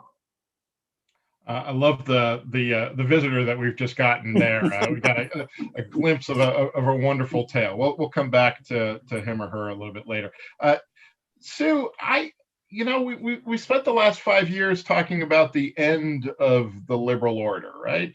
About the death of multilateralism, and the Trump administration raised what a lot of people in Washington were quietly telling me were some legitimate complaints about bodies like the WTO and the way the world of trade works. Certainly, China and the view of China has changed over the last 5 years, or the view of China as an actor in global trade. I wonder, Sue, where do you put us now in terms of the future or health of the liberal order and what the Biden administration is doing for it? And I guess I can also follow up and ask you, as someone who's dealt with it, are things like the WTO institutions that America should be in the business of saving right now? Well, I think you raise a very, very good question. And there are a lot of issues associated with, a lot of challenges, shall we say, associated with working with and through some of these multilateral institutions. The WTO being the one that I have the most experience with, but you can think about the OECD or APEC or some of the other multi-country institutions, but the WTO in particular stands alone, arguably, as an institution where countries have come together, they have agreed on a set of rules, they are enforceable or they have been enforceable. We can talk about the appellate body and the whole issue of enforceability. And they have had a hard time moving the ball forward. In the case of the WTO, since 1993-94, the last time we had a major multilateral trade agreement, global multilateral trade agreement. There have been a couple of significant multilateral sectoral deals since then. In the technology space, for example, and also in trade facilitation. But in terms of the Doha round, for example, we just couldn't get it done through two administrations. Is that worth saving? Yeah, absolutely. I mean, you absolutely positively need that kind of an enterprise, an institution, to have rules of the road. And if you didn't have it, you'd have to invent it. I think we need to take it more seriously. And there are some serious issues associated with trying to do business there, the appellate body being one. Enforcement is a critical element of the WTO. It is one of the few, compared, for example, to environmental agreements where there is no enforceability, trade agreements, we have enforceability. And that is one of the staples of the order. However, we haven't done enough, I would argue, to monitor agreements and then to enforce them. And we should be doing more of that, particularly vis-a-vis countries that appear to be systematically flaunting trade agreements. Now, at the moment, I think it'd be pretty straightforward to say that many major trading countries are crosswise with our WTO commitments, and that's going to have to sort itself out. But it would be nice if this administration started by finishing up its nominations. I mean, one of the, we're in August, and there are critical trade policy positions that are not filled, and the White House hasn't even nominated individuals for, and that includes, unless I've missed something in the last 48 hours, 24 hours, that includes the US ambassador to the WTO. Yeah. And that liberal order, how healthy is it right now? And well, I mean, I think the liberal order, define the liberal order. I mean, there's a pendulum that has moved back and forth, and we're not where we were in the Reagan-Thatcher era, that's for sure. The pendulum has swung back toward, countries trying to control the commanding heights. That is certain, but certainly not as far back as was the case prior to, say, the mid-1970s. I think there is a clear recognition that we are inextricably linked, and that there is an integration that has taken place that you aren't going to be able to unscramble the egg, and therefore you need rules of engagement, rules of the road.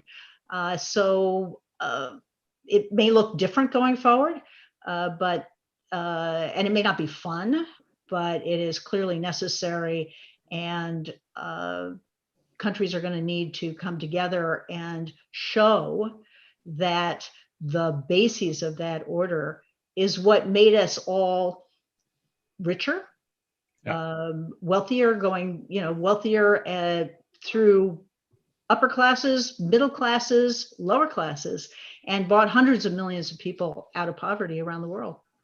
We're going to come back to that. John, can I just jump in here real quickly on this? Go ahead, Myron. I was going to pivot to Mike, but Myron, why don't you jump in just real quickly? Sue is absolutely right to talk about the WTO and the multilateralism and the need for it. We've seen an erosion of the WTO system, and that's like sort of watering your yard in a drought, and eventually it's going to catch up to you. And so what I would say is threefold. One is we have to think about what consensus means in a system that requires 165 countries to agree to a set of rules. Second is we need to look at alternatives. Bob referenced a digital agreement, right? Maybe we need to build coalitions of willing within the WTO system around issues around e-commerce, around subsidy practices. So we need to rethink the US role in the WTO system and how we're going to play with Europe and leading players in the Asia Pacific, because China is touting its responsibility in the WTO system and saying that the United States is negligent. That's creating a false narrative for the public, and it's frankly not priority number one for this administration. But we need to be very mindful when we talk about multilateralism that we have to really reinvest ourselves in thinking through what that means when we talk about the WTO or WHO and other organizations. So just wanted to add that point. And you've set up my question to Mike beautifully, and for that I thank you. Mike, when I first came on to the trade scene some years ago, you were the USTR, you were negotiating the TPP.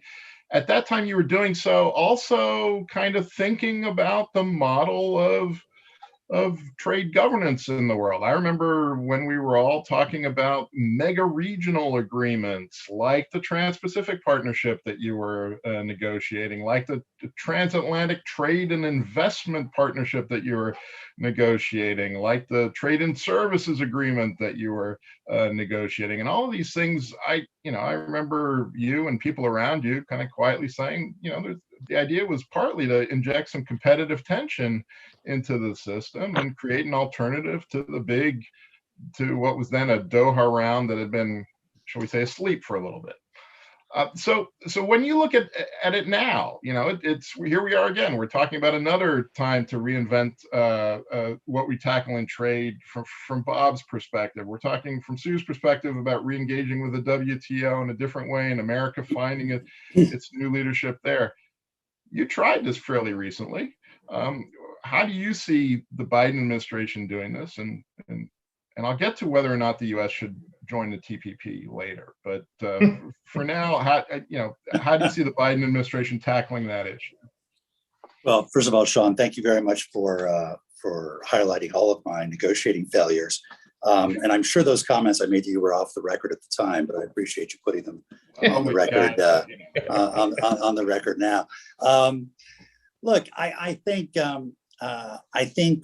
there's a tendency for people to be focused too much on the future of the WTO versus the WTO of the future.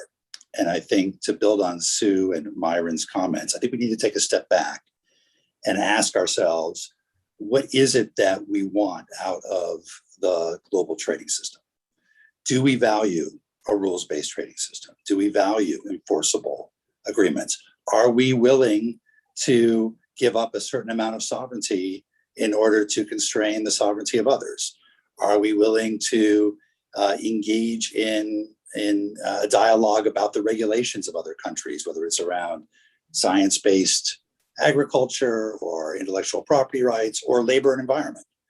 And I think the assumption that the route of travel along that line towards greater and greater globalization is linear is probably wrong. And we may well have taken a step back in this country and in other countries, by the way, with increased nationalism, with increased focus on localization and on local champions, that we need to revisit that question. And until we create or identify a political consensus around those issues in capitals among political leaders, I don't think that the notion of reform of the WTO is likely to progress very far, because we need to have a fundamental sense of what we're willing to live with in the multilateral system to begin with. I think that the question of mega regional versus bilateral, I think that's not particularly, that's a distinction that I don't think is particularly interesting, to be frank.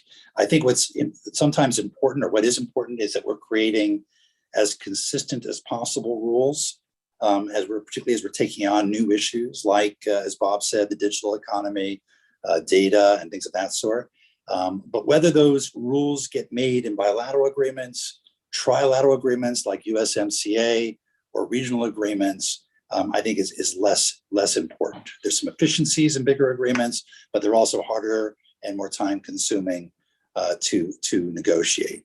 I think what's critical is that we take on these issues in a forthright manner. And I think there's a lot of potential, again, I'll just build on what Bob said, to take on the issues of data, which is not only important to services, which obviously are the majority of our economy, but also important to manufacturing.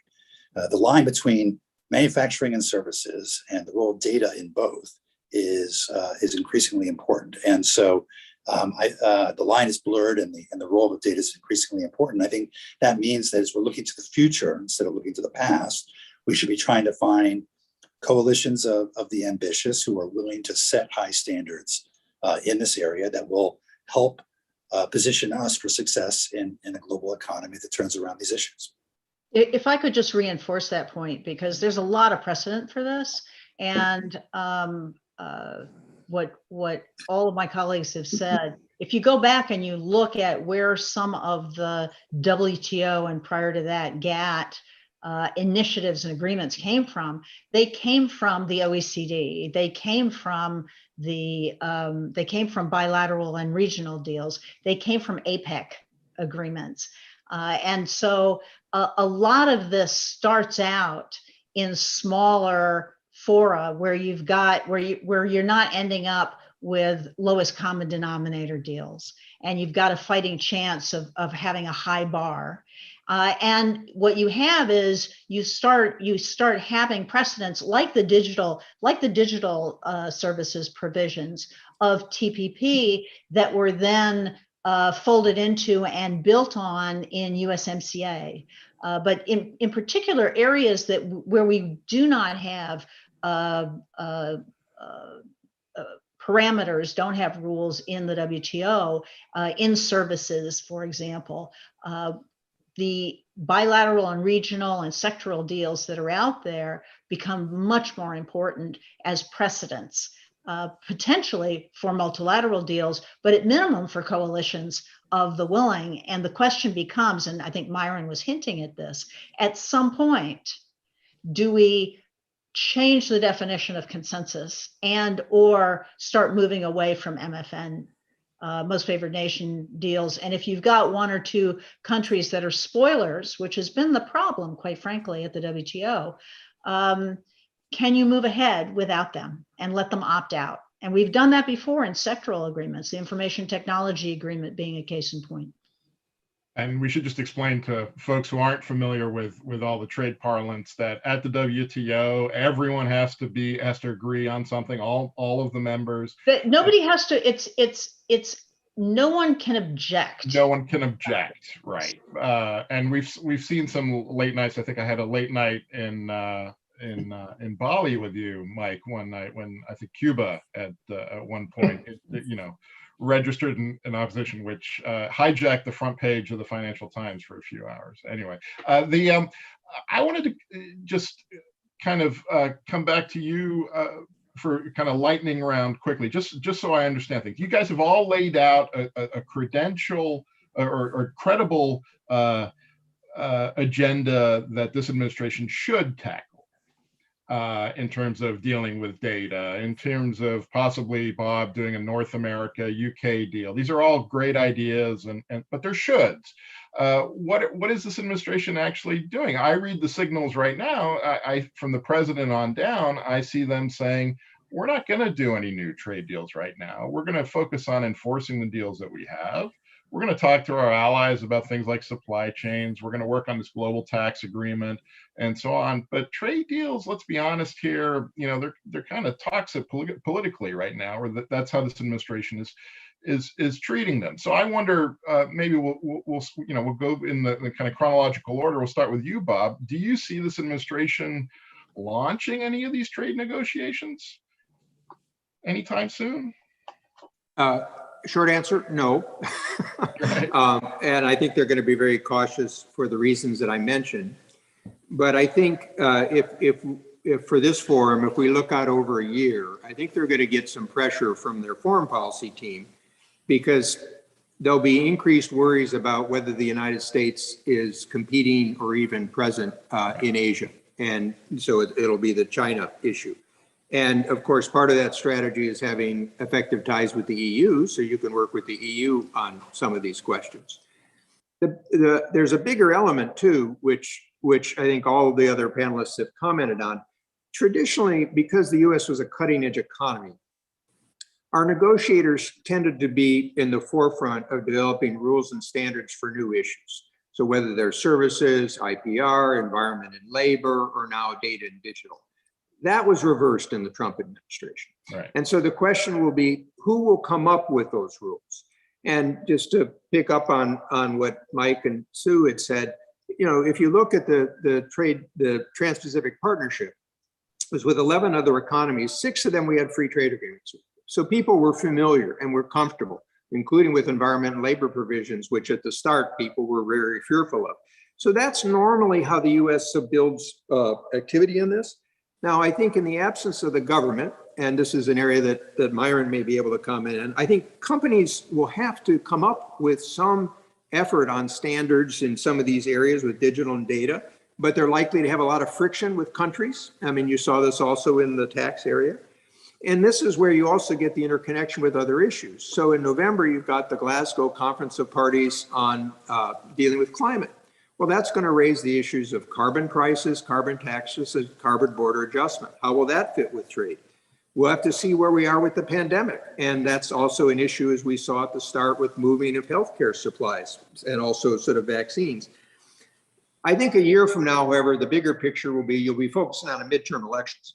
Yeah. And then, of course, the question is, will the debate focus on the fear and restrictions, or will it start to come back to the idea that the U.S. needs to assume a leadership role in this? And for the Republicans, that's a question of, whether Trump will be dominant or whether they need to reinvent. And for Democrats, I think the question will be whether some of these transnational issues, climate, health, other environmental topics, will they press people to think of a 21st century internationalism? Because a key point I just want to emphasize that Sue made, which is that, we have an irony here where on the one hand, you've got one system in the trade area that has rules and dispute settlement. Everybody keeps wanting to apply something similar in environment and health and other areas, but it doesn't yet exist. So we're undermining the heart of the system that in a sense people want to expand. And that goes back to this question of globalization. And what I just underscore on this, I would separate the difference between the phenomena of globalization, which are not going away. If you think about pandemic or climate or economic issues or others, and the governance of the system. And what we're talking about here today is other ways to sort of reestablish the governance of the system. Yeah. So Sue, just quickly, are we going to see any active trade negotiations from these guys anytime soon? I'm inclined to agree with Bob at this point. Not anytime soon. I at the moment, we haven't seen a trade policy, or maybe we have seen a trade policy, and the trade policy is not to do anything except a more polite version of what the Trump administration was doing. We're getting along with allies, but are we accomplishing anything with them? Hard to know. We don't have all of our key government officials in place. I made that point earlier. We don't have trade promotion authorities, so there's a limit to how far we can go, our administration can go, even if they wanted to, which they don't appear to want to.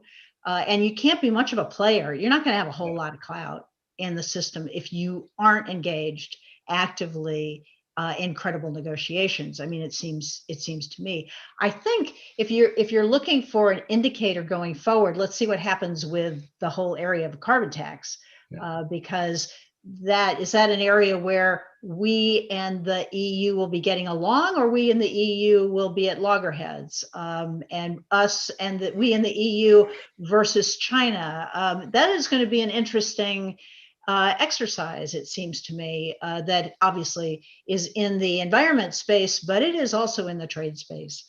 So that will be an interesting one. But in terms of the administration's trade policy, I harken back to, and Mike may want to speak to this issue or may not want to speak to this issue, but it took until 2011 before the Obama administration had what I would argue is a trade policy. And so sometimes it just takes a while. Sometimes it takes getting past a midterm or a presidential, another presidential election. Hard to know. My guess is there's some debates going on within this administration, within the various factions in this administration, factions of the Democratic Party over this issue. And I think the foreign policy folks so far are losing.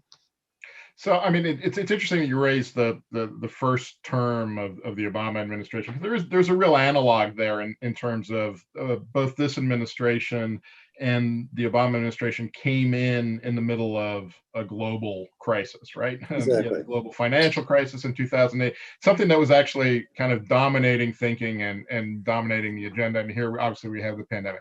But Mike, quickly, I'm not going to ask you to respond to that necessarily, but I am going to ask you, are these guys actually going to negotiate any trade deals? Well, first of all, you answered, you keep part of my answer, and not surprisingly, I have a slightly more charitable view of the administration than Bob and Sue. I think you'll see a lot of activity on China. You'll see activity on the implementation of USMCA and the enforcement procedures of USMCA. I'm not at all worried that TPA has expired. I think it's, as Sue and I have long debated, I think it's an area where a lot of political capital is often spent unnecessarily. And so there's a clear idea of how it's to be used. And I think in terms of an affirmative agenda, there'll be a real effort to make sure whatever is done is, in their view, worker-centric. Of course, many of us thought opening foreign markets to US-made exports was worker-centric as we raised labor standards abroad. But there will be a deeper look at making sure that the provisions being negotiated inure to the benefit of American workers, which I think is properly at the heart of the trade policy as well. I'm confident that over time, they'll re-engage in US leadership, including in Asia. And they will find ways of having an affirmative agenda that meets the values of this administration. John, maybe I can jump good in. enough for the Myron, is this all good enough for the business community? Well, no, it's not good enough. There is a trade hesitancy, but there is conflict, as Sue and others have suggested, within the interagency process. There's certainly those in the foreign policy and national security camp that recognize that we can't sit still on China policy, and also that we can't sit still on engaging Europe on some of these issues and other partners. I would just add a few points.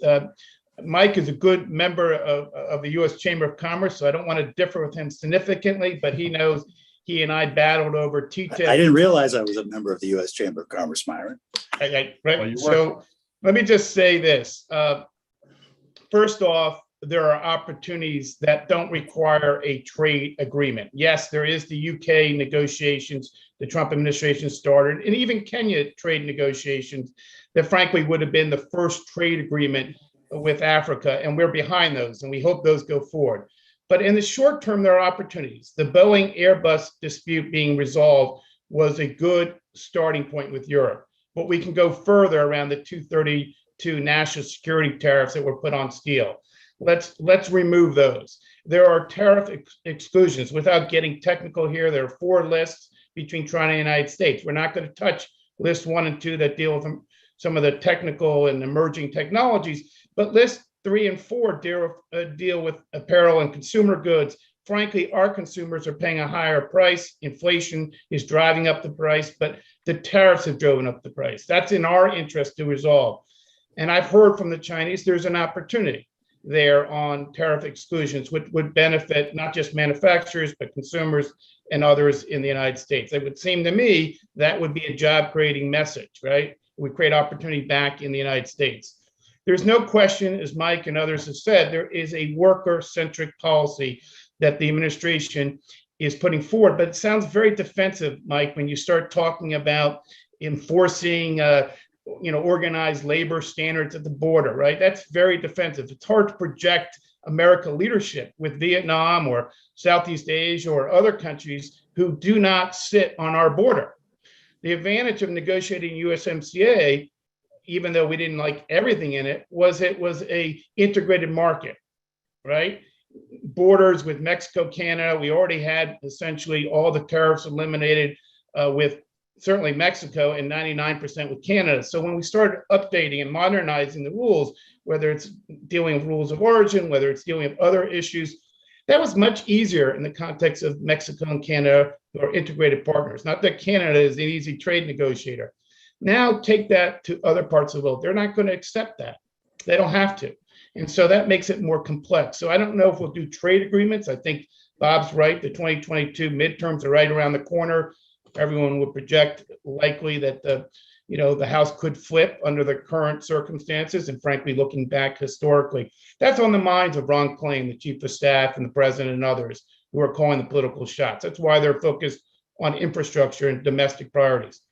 But I remind everyone here who doesn't have to be reminded that trade is much more than just economics. It's foreign policy, it's national security. And if you're going to talk about geopolitical risk, there's a huge risk of standing still. So there are some opportunities, Sean. May not be a big FTA deal, may not be a regional deal. Maybe we move on digital negotiations, but there are opportunities to have incremental progress and show America's back in the game.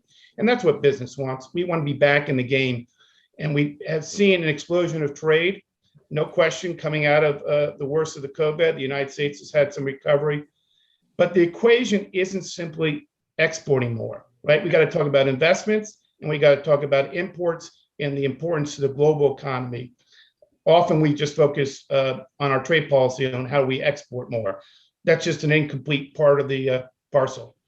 And you set me up beautifully again for my question. For that, I thank you. We also need to talk about geopolitics, right? And Bob, I want to come to you on the big one. It's probably one we should have come to almost out of the gate, and that's China and how this administration deals with China on trade. One of the striking things to me over the last few years has been what sometimes is the dissonance between the rhetoric on trade, even some of the trade policy moves, and the kind of real world of trade and the actual goods moving across the ocean. If you look at the first 6 months of this year and goods trade between the US and China, we're at or near record levels in terms of trade across the Pacific. I think if you went to the port in LA, you'd see a port with lots of ships waiting offshore trying to get in. We know what's happening with container prices and shipping prices and so on. That is not a relationship, a physical relationship that speaks to two economies that are in theory in the middle of a trade war or a great geopolitical rivalry, or are decoupling, which has been the big word in the last 5 years. So where do you see this relationship going? Bob, are we heading towards that economic Cold War that everyone keeps talking about, or are we heading to something more pragmatic? And what's this administration going to do? Well, Sean, you're correct to bring in the fact that there's still a huge amount of trade with China from the U.S.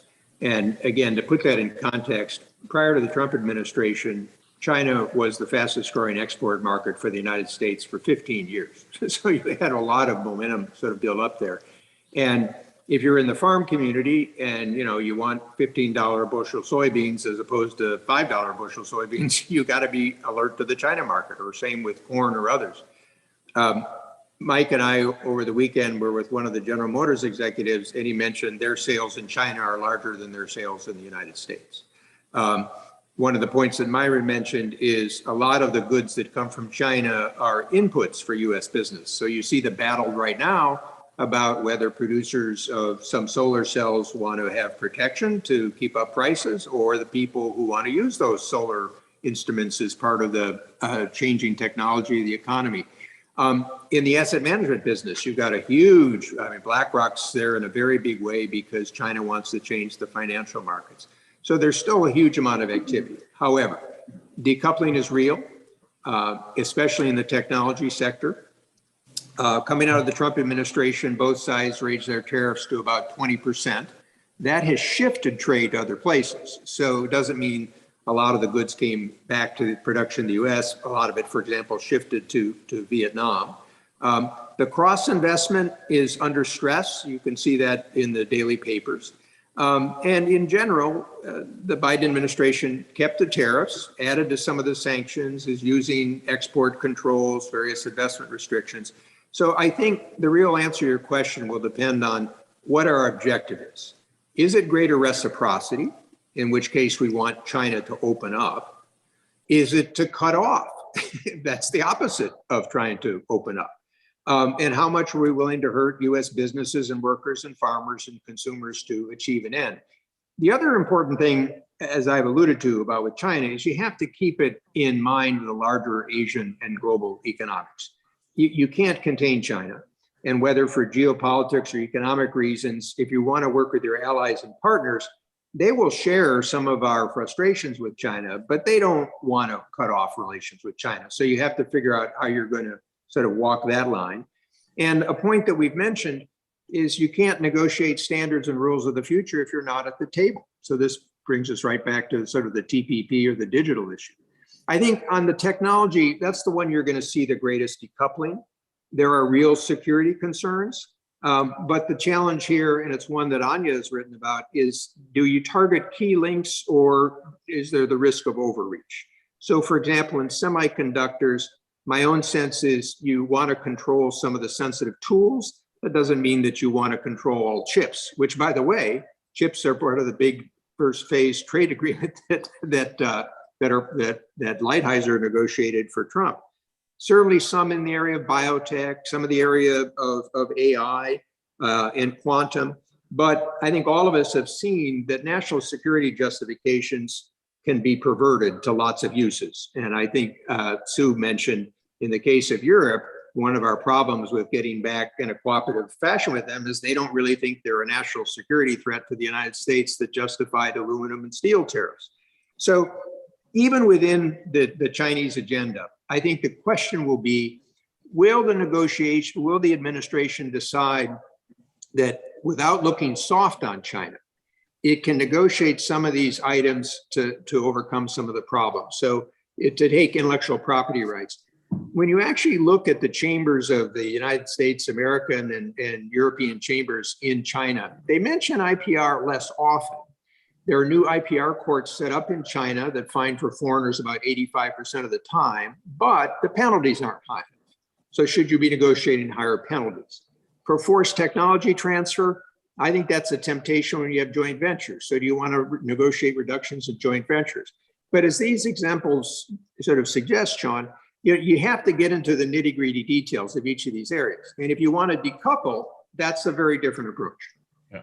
So, I mean, one of the things the Biden administration has talked about a lot is, or the president has talked a lot about is creating alliances, working better with allies to deal with China. And, that's been one of the features of the conversation across the Atlantic, certainly, and at the G7 and in other venues. I wonder how easy or how real are those alliances going to be? We all have differing interests, don't we?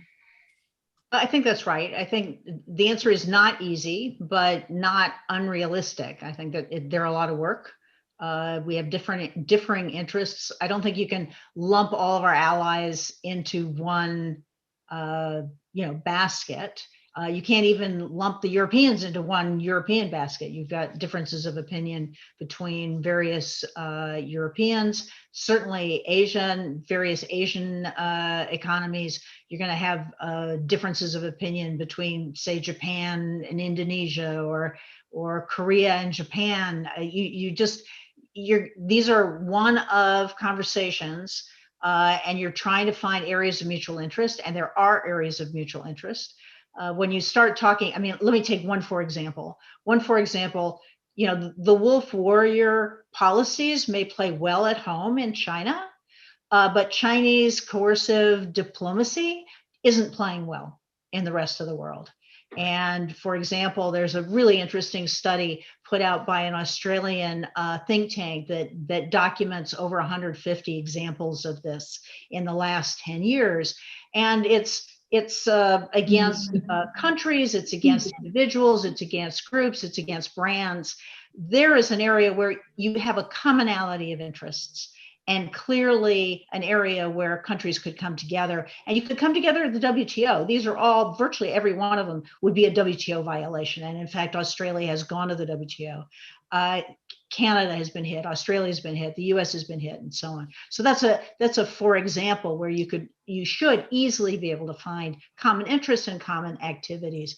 And so that's what you look for. And in the area where Bob was talking about the potential for decoupling, a sort of a selective decoupling where you can find consensus, or consensus being the wrong word, where you can find the key actors in certain technologies and see if you can pull that together. That is the nature of the conversation in certain semiconductors and semiconductor making equipment, for example.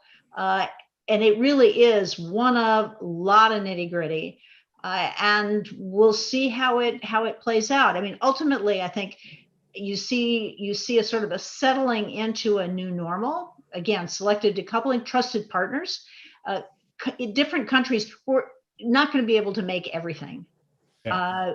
Going to want to work with trusted partners. Those trusted partners are more likely to be able to, willing to go along with selective sanctions as well. So I think it is a variable geometry, as it were. John? Yeah, I mean, it's interesting. When I was thinking through your responses on trade agreement models and what we're going to see, actually, the administration, to its credit, is having some negotiations, so just around creating, supply chain, friendly supply chains, or around chips, as you said, and semiconductors. Mike, part of the strategic case for the TPP was, we're creating an alliance to kind of stand up to China, or that's certainly how it was sold on the security side here in Washington. Does that still hold? Is that where this administration should be looking?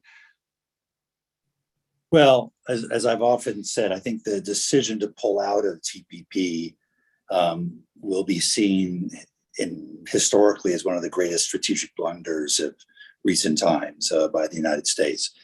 Having said that, I think we all have to recognize how the politics around trade have evolved. And I just think generally in this conversation, we shouldn't dismiss politics. We dismiss politics at our peril. And it's important to invest domestically. It's important to address the current economic crisis. It's important to build a more fulsome social safety net if we're going to have the support of the American people through the electorate to engage in a proactive trade liberalization policy. So if anything, I think past administrations, Democratic and Republican, have not paid sufficient attention to the domestic part of this agenda.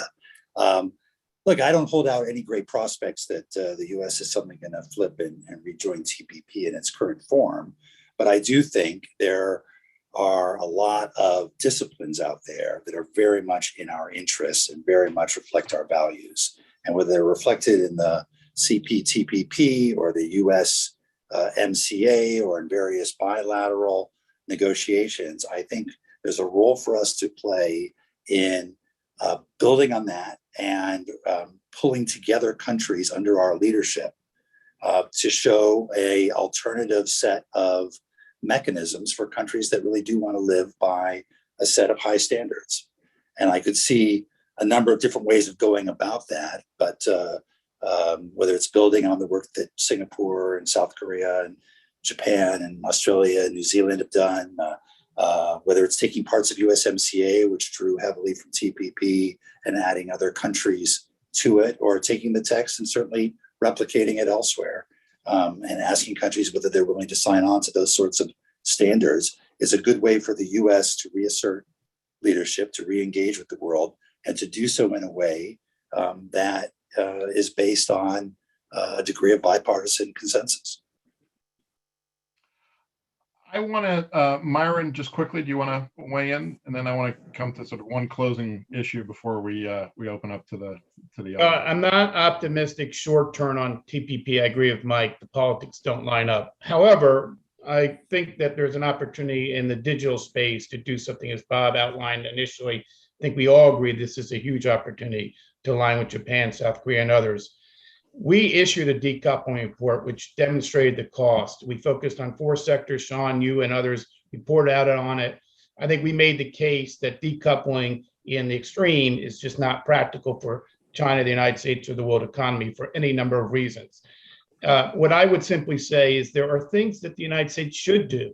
We should hold China accountable to the phase 1 deal. Why aren't we talking about, I don't love the deal, but why wouldn't we hold China accountable to the purchases they required and the market access issues that were addressed in the phase 1 deal? And of course, we want to go further. No one's really talked about going further, but we want to get at the structural issues. Bob outlined, he's right. IP in its abstract form is not the big challenge today. Forced technology transfers are, but subsidy practices, getting to the heart of the SOE sector and the model is a challenge because China is not prepared to go that way. But if we were aligned more with the Europeans and others, we might get there. But there's problems even with the Europeans. Just talk to our technology companies. The Europeans have introduced this tech sovereignty concept. That puts them at odds to American companies who feel discriminated against in Europe. So that's why this idea of alliances is not so easy in practice. And Mike, Sue, and Bob have all worked at it. But it's a long way from the days of Bob running with Pascal Lamy in the streets of Paris. Today is a very different set of circumstances with China's rise. And, just look at what Germany did at the G7 meetings and how even there, what really brought Germany and other countries back from the brink of what I think would have been a bad deal with China was really not US pressure, but Xinjiang and the issue of forced labor, which we haven't talked about. But I do think there are opportunities to push the pedal with China. It may not be huge win short term, but we can't drop the ball there. We can't think that we can only collaborate on climate and health without pushing a more aggressive posture on trade. And we've got to figure out a way to get the Europeans and the Japanese, and frankly, even others like the Singaporeans and Australians who are feeling the pressure from Beijing, align with us around some of these big issues. Otherwise, we're not going to make any progress with China. I just want to finish up before we turn to the audience in a couple of minutes with just one kind of big, sweepy, mega question that you can all answer in about 30 seconds or so. And that is really, I've spent the last 10 years reading about the death of globalization. Every year it feels like there is some magazine cover or august essay somewhere proclaiming the end of globalization. I think of globalization more as a phenomenon than as a policy choice, and it's something a force that has been with us forever. You guys have all talked about this a little bit, but where are we in the history of globalization? And we could go for an hour on this. I'm going to ask you to go for a minute instead. Bob? Well, as I mentioned, I think that the phenomenon are continuing, COVID, climate, migration, international economy, internet, the governance is fraying, as we discussed, particularly with the WTO. I think the basic tension is one that Mike put his finger on, which is there's pulls in all countries for sovereign autonomy, even autarky, versus the cooperation for interdependence and retaining national choice. Just one small point in the trade area many people don't recognize. Even in the WTO, countries preserve their ability to make their own choices. What they've agreed to is a set of rules that if they violate the rules, the other party can take a counteraction or you negotiate. So countries are never stopped from doing what they want. They just agreed to a system. I think one other last item to watch out for in this area is the risk of regional fragmentation. If we lose basic standards and rule setting system, you might see a world where you get dominant regional economies, US, EU, China, that set up rules and we slip into a world of blocks. Sue? I agree with what Bob has said. I think globalization, it is a phenomenon. It's here to stay. We see it in education, people taking classes all over the world. We see it in information technology. We see it in entertainment. And we see it in manufacturing and services and a whole variety of versions of commerce that are simply not going to go away. We may have seen, and we will continue to see, some additional trade-offs in terms of efficiency versus resilience, with a more of a weighting toward resilience post-pandemic. And I think that will continue. But the fact of the matter is, there are companies and workers who clearly benefit from global trade and from global manufacturing, global transactions and services, obviously agriculture. And that's not going to change anytime soon. Mike? Look, I think it's there's a push and a pull, and I think it's unclear what direction we'll go in from here. Certainly, it's a phenomenon. There are lots of forces in favor of further globalization. On the other hand, I think governments are increasingly asserting themselves into the economy and feeling, though, that they need to have more sovereign control over key infrastructure, key elements of the economy, and that puts pressure on further localization, for lack of a better term, in many sectors. And I think that's something that companies are going to have to deal with, is understanding how to pursue their business models or alter their business models in a way that allows them to show up more locally in the countries in which they operate, because working from one center and relying completely on openness and globalization is probably not going to serve them well going forward. Myron? Sean, the great philosopher Jeff Goldblum said in Jurassic Park that life finds a way, trade finds a way. We're going to continue to be trading. The world economy relies, 60% on trade, but it is changing. It is evolving. We haven't talked enough in this program about reskilling our workers, because we're not going back to the days when we dominated manufacturing in 1979 or even in 2000, right? We may still be very relevant in design and in research, but we're not as relevant in large scale manufacturing. We don't have 40% of the United States workforce dependent on agriculture. It's like 2%.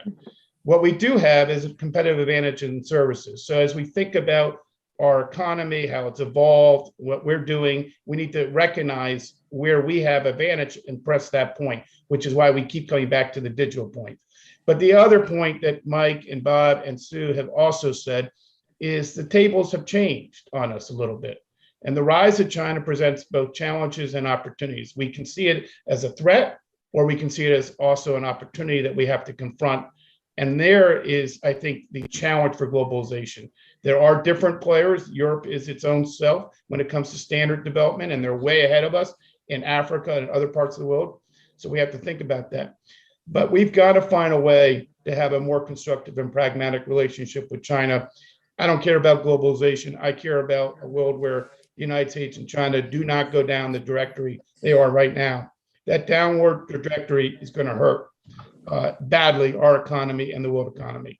So reversing that course or finding a way to improve that relationship, I think, is really job number one on the economic, foreign policy, and national security front.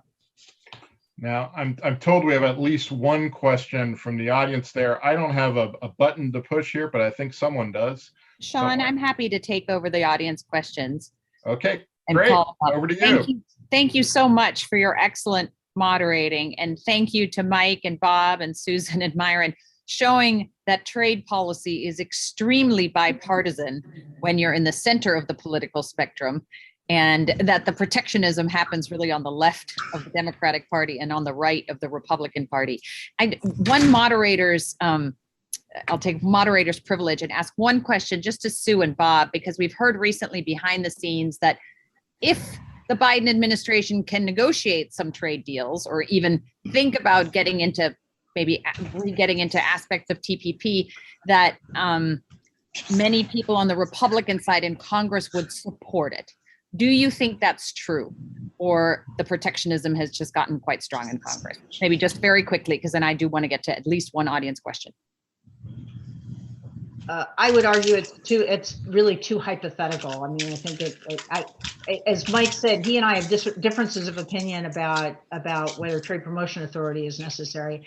I believe very strongly, and you have a split, by the way, with former USTRs on this question. The ones who worked on the Hill believe you need trade promotion authority or some version of it, and the ones who haven't worked on the Hill don't think you need it. And if you have a deal, a trade agreement, before you have some kind of process that the Senate has agreed to move the agreement, it is so hypothetical, you can't really address that. There is a split, as you noted, there's a split within the Democratic Party, there are splits within the Republican Party. But ultimately, if you can make the case that it's going to be good for the US economy, and you've got governors and mayors and business, agriculture, and workers that are supportive, you can get a trade agreement through. But can you get it through unamended? The answer is no, you can't, unless you have some kind of vehicle to get it done. Makes a lot of sense. Let me turn now quickly, sorry, Bob, but I just want to turn to Jackie Koo, who's one of our rising leaders, and actually she's actually here at the Aspen Institute with us, and she wanted to ask one question.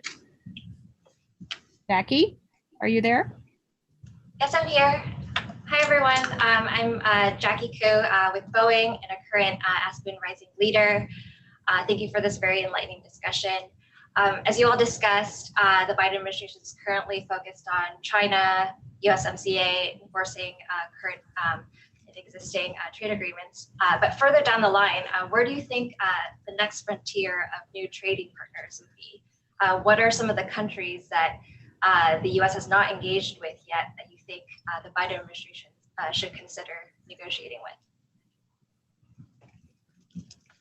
Who wants to take that one? I can take that on, since I've talked to Catherine and others about it. Vietnam would be one that would be prime in Southeast Asia. I still think we need to move ahead with some kind of negotiation with an African country, because ignoring the continent is really at our peril. with China and Europe. Europe, particularly with standards, and China obviously heavily engaged with their own infrastructure projects. So that's, whether that's Kenya or whether that's South Africa or some other country, Ghana has been mentioned. And then Bob, you mentioned the UK. I would say one thing for us to think about is, could we expand the alliance with the Pacific Rim countries in Latin America? Could we do something creative down there? Brazil is not right with this administration, but doing something that aligns Mexico, the United States, and Canada with some of our like-minded trade partners in Latin America might be too bold an idea short term, but it's something worth exploring given the need to shore up our competitiveness at home. And the only thing, Anya, I'm going to end with is industrial policy is moving in our country. And I didn't say this earlier. It's something for us all to think about what it means for trade policy, but what it means for our competitiveness as well. That's right. On that note, I think we'll have to end it, but thank you all so much. This was really a masterclass in trade policy. The country is lucky to have had three of you and Myron from the sidelines helping with this important economic policy. And thank you for being with us today. Thank you, Sean, for excellent moderating. Thank you. We now, without any break, will turn back to Asia. We began this morning with Asia, with the Prime Minister of Singapore, and we want to turn back to our Asian allies. And we have with us today President Song Young-gil, who's the president of the Democratic Party of Korea. South Korea, of course, one of our great allies in Asia, an increasingly unstable region. Of course, the threat from North Korea isn't diminishing. There's something up in the air about whether Korea and the US will hold their military exercises. And, increasingly Japan is getting into the act. And we really want to hear President Song's views on that. Traditionally, relations between Japan and South Korea have been complex. The Japanese, increasingly forward-leaning. You heard the Japanese defense minister, I think, say yesterday, calling on the international community to pay greater attention to the survival of Taiwan. So really pretty strong comments from a Japanese defense minister.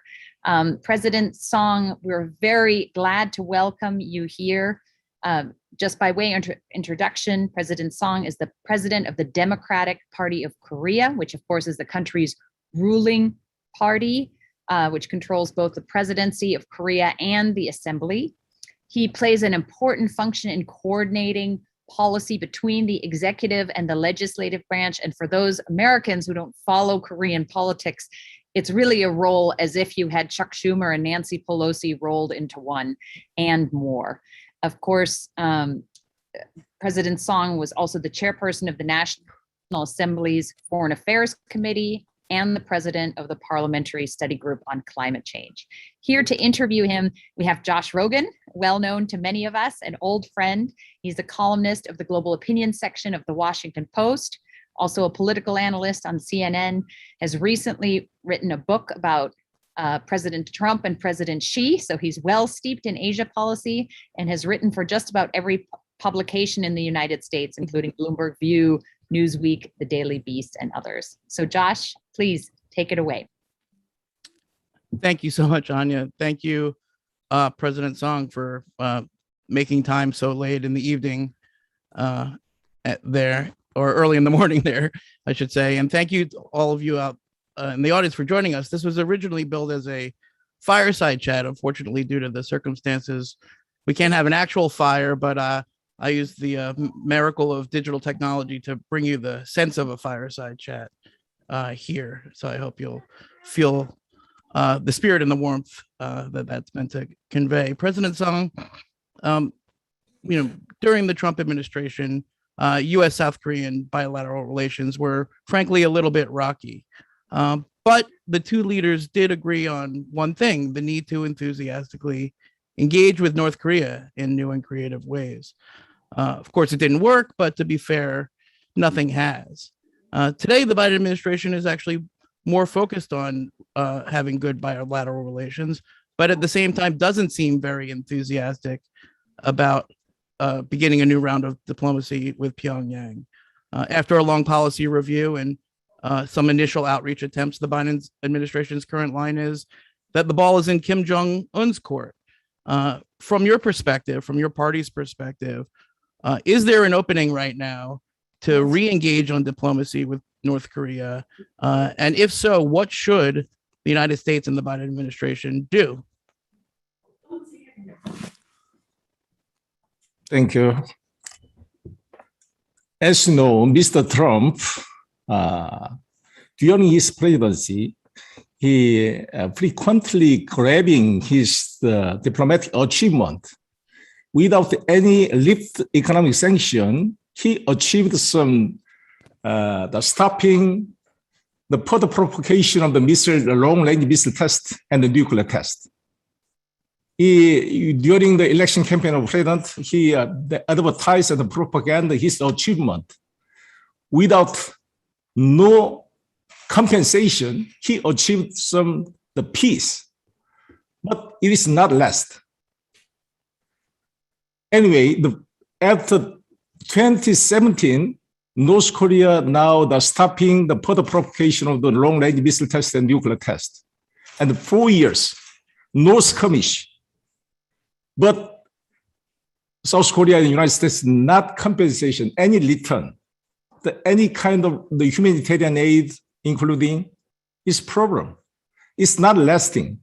If we leave this situation, my humble opinion, North Korea and preparing the further provocation, for example, the launching SLBM and the long-range test, is of course big problem. As you know, United States mainland is exposed to the attacks, ICBM, to the country in technically war situations in North Korea. Only unique country 10 attacks mainland United States. It's a big problem, United States security. So we should fix this problem two ways. Number one is to, like the hawkish Prussian, the urge to like the surgical strike that can move the nuclear facility of North Korea is cause big problem. South Korea cannot permit this kind of the war, military, the measures. We have no choice we can serving to diplomatic approach to is normalization of between North Korea and the United States. I think that North Korea can become the second Vietnam. Vietnam is 10 years war situation in the United States, Korea, but 1995, normalization of diplomatic relation with the Vietnam and the United States. The Vietnam is now de facto the military ally of the United States and deterred the expanding the China power in the southern area. Like this, North Korea can become the second Vietnam and the pro-American country. It's up to the United States. It's my humble recently, we reconnect communication line between hotline, North Korea and South Korea. But for the time being, very controversial issue to America, South Korea and United States to joint military drill is going on or suspend. But as I already announced my position, I think that inevitably we can going joint military drills because it's not the motivation of the troops, just we are to simulation the computer game. It's inevitable we should to keep the readiness of the between United States and Korea is essential. We should pursue North Korea. It's not aggressive to North Korea. Okay. I understand. Thank you. President Sung, do you believe that the Biden administration should do more to convince North Korea to come back to the negotiating table? Do you believe the United States should put more concessions on the table, humanitarian aid, economic aid, sanctions relief, in order to jumpstart these negotiations? Yes, as you know, North Korea now facing three kind of challenges. Number one is through owing to COVID-19, they are blocking the lockdown at the borderline of China. Is more kind of the trade is stopping. It's goes big problem. Second is to periodically they repeated natural disaster, flood and drought, and it's goes big problem. And the third is the strong economic sanction. Like the third wave is now simultaneously to imposing North Korea. North Korea is dying and very the difficult situation. The early of this year, the Kim Jong-un, leader of North Korea, through remarks to arduous march in 1919, is very stark, and for me, it's very serious that about approximately 255,000 North Korean people the starved to death. That is invoked such area. It's like this very, very hard situation. We should provide the humanitarian aid and food and drug. According to the World Food Program, it's about the 41% of North Korean people is starving and malnutrition, and pregnant women and the lactating women and under 5 children is now starving and under malnutrition. It's very reasonable situation. We should provide some security.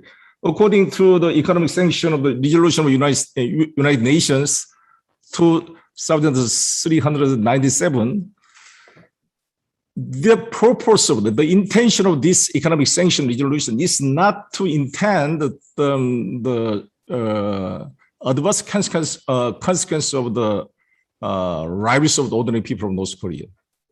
So I should provide more extended. We should exemption, and according to UN resolution, we extend exemption, humanitarian aid and drug and COVID-19, medical, healthcare.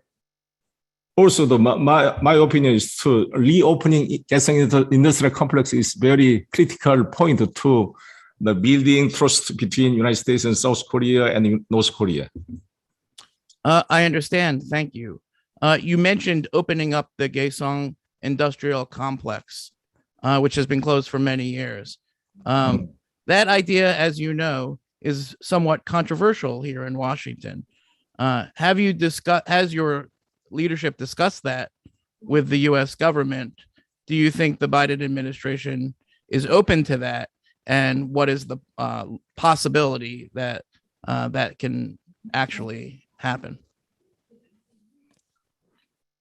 I do my best. The reason why I'm planning to going to be to Washington, D.C. I wanted to meet the high-level office of the United States and the Minister of State or the National Assembly leader.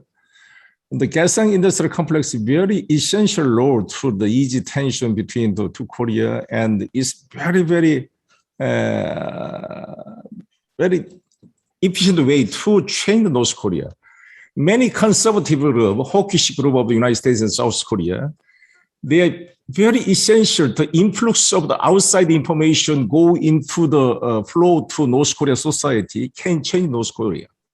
But they are even many conservative civic group, they praise to the rubber balloon, the floating to leaflet, the spread the North Korea territory. But it's very absurd, I think. Like this, the Kaesong industrial complex and the small, medium size of enterprise of South Korea hiring about approximately 53,000 North Korea workforce. Every day they are communicating, contact the cooperation to working and product. It's very, very good to channel through the communication and influx of the outside the information go into the North Korea. So infiltrate. So we can educate the pre-market system and the way of thinking. And so it's a very precious opportunity and the open window to communicate in North Korea and South Korea.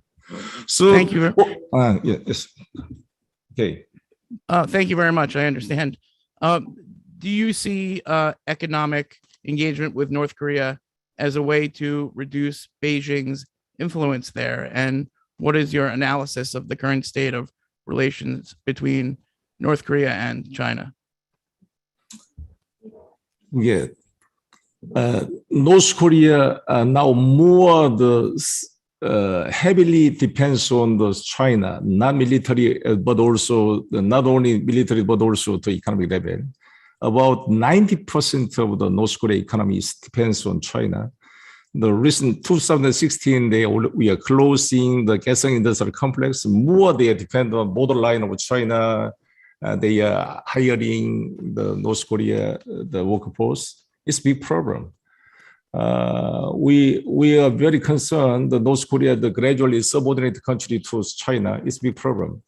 If we are reopening Kaesong Industrial Complex, is some alternatives, not depends on the China, more to collaborate with South Korea and United States.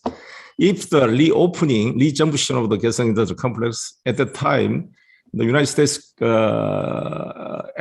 enterprise to invest in that area.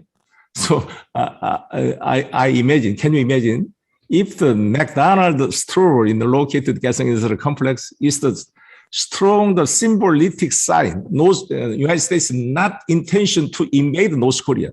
North Korea is paranoid. They are very scared to the bombardment from the United States. We are all South Korea, United States in the rhetoric. We have no intention to invade North Korea, but they cannot trust this. They are all American. They assume the rehearsal of the invading the war. They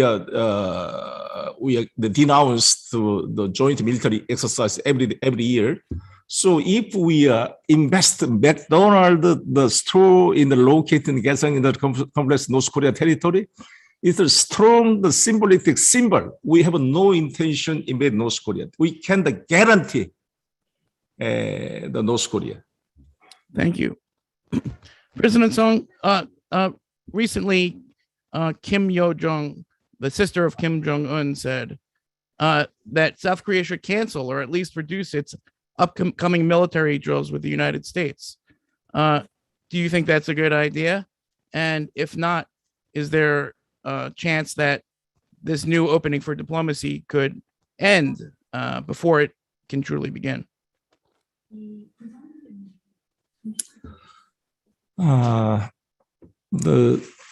As you know, nowadays about 5 times they exchanged letters from Kim Jong-un and the President Moon Jae-in. There's friendly letters they can trust, and finally they reopening communication line between hotline between North and South Korea.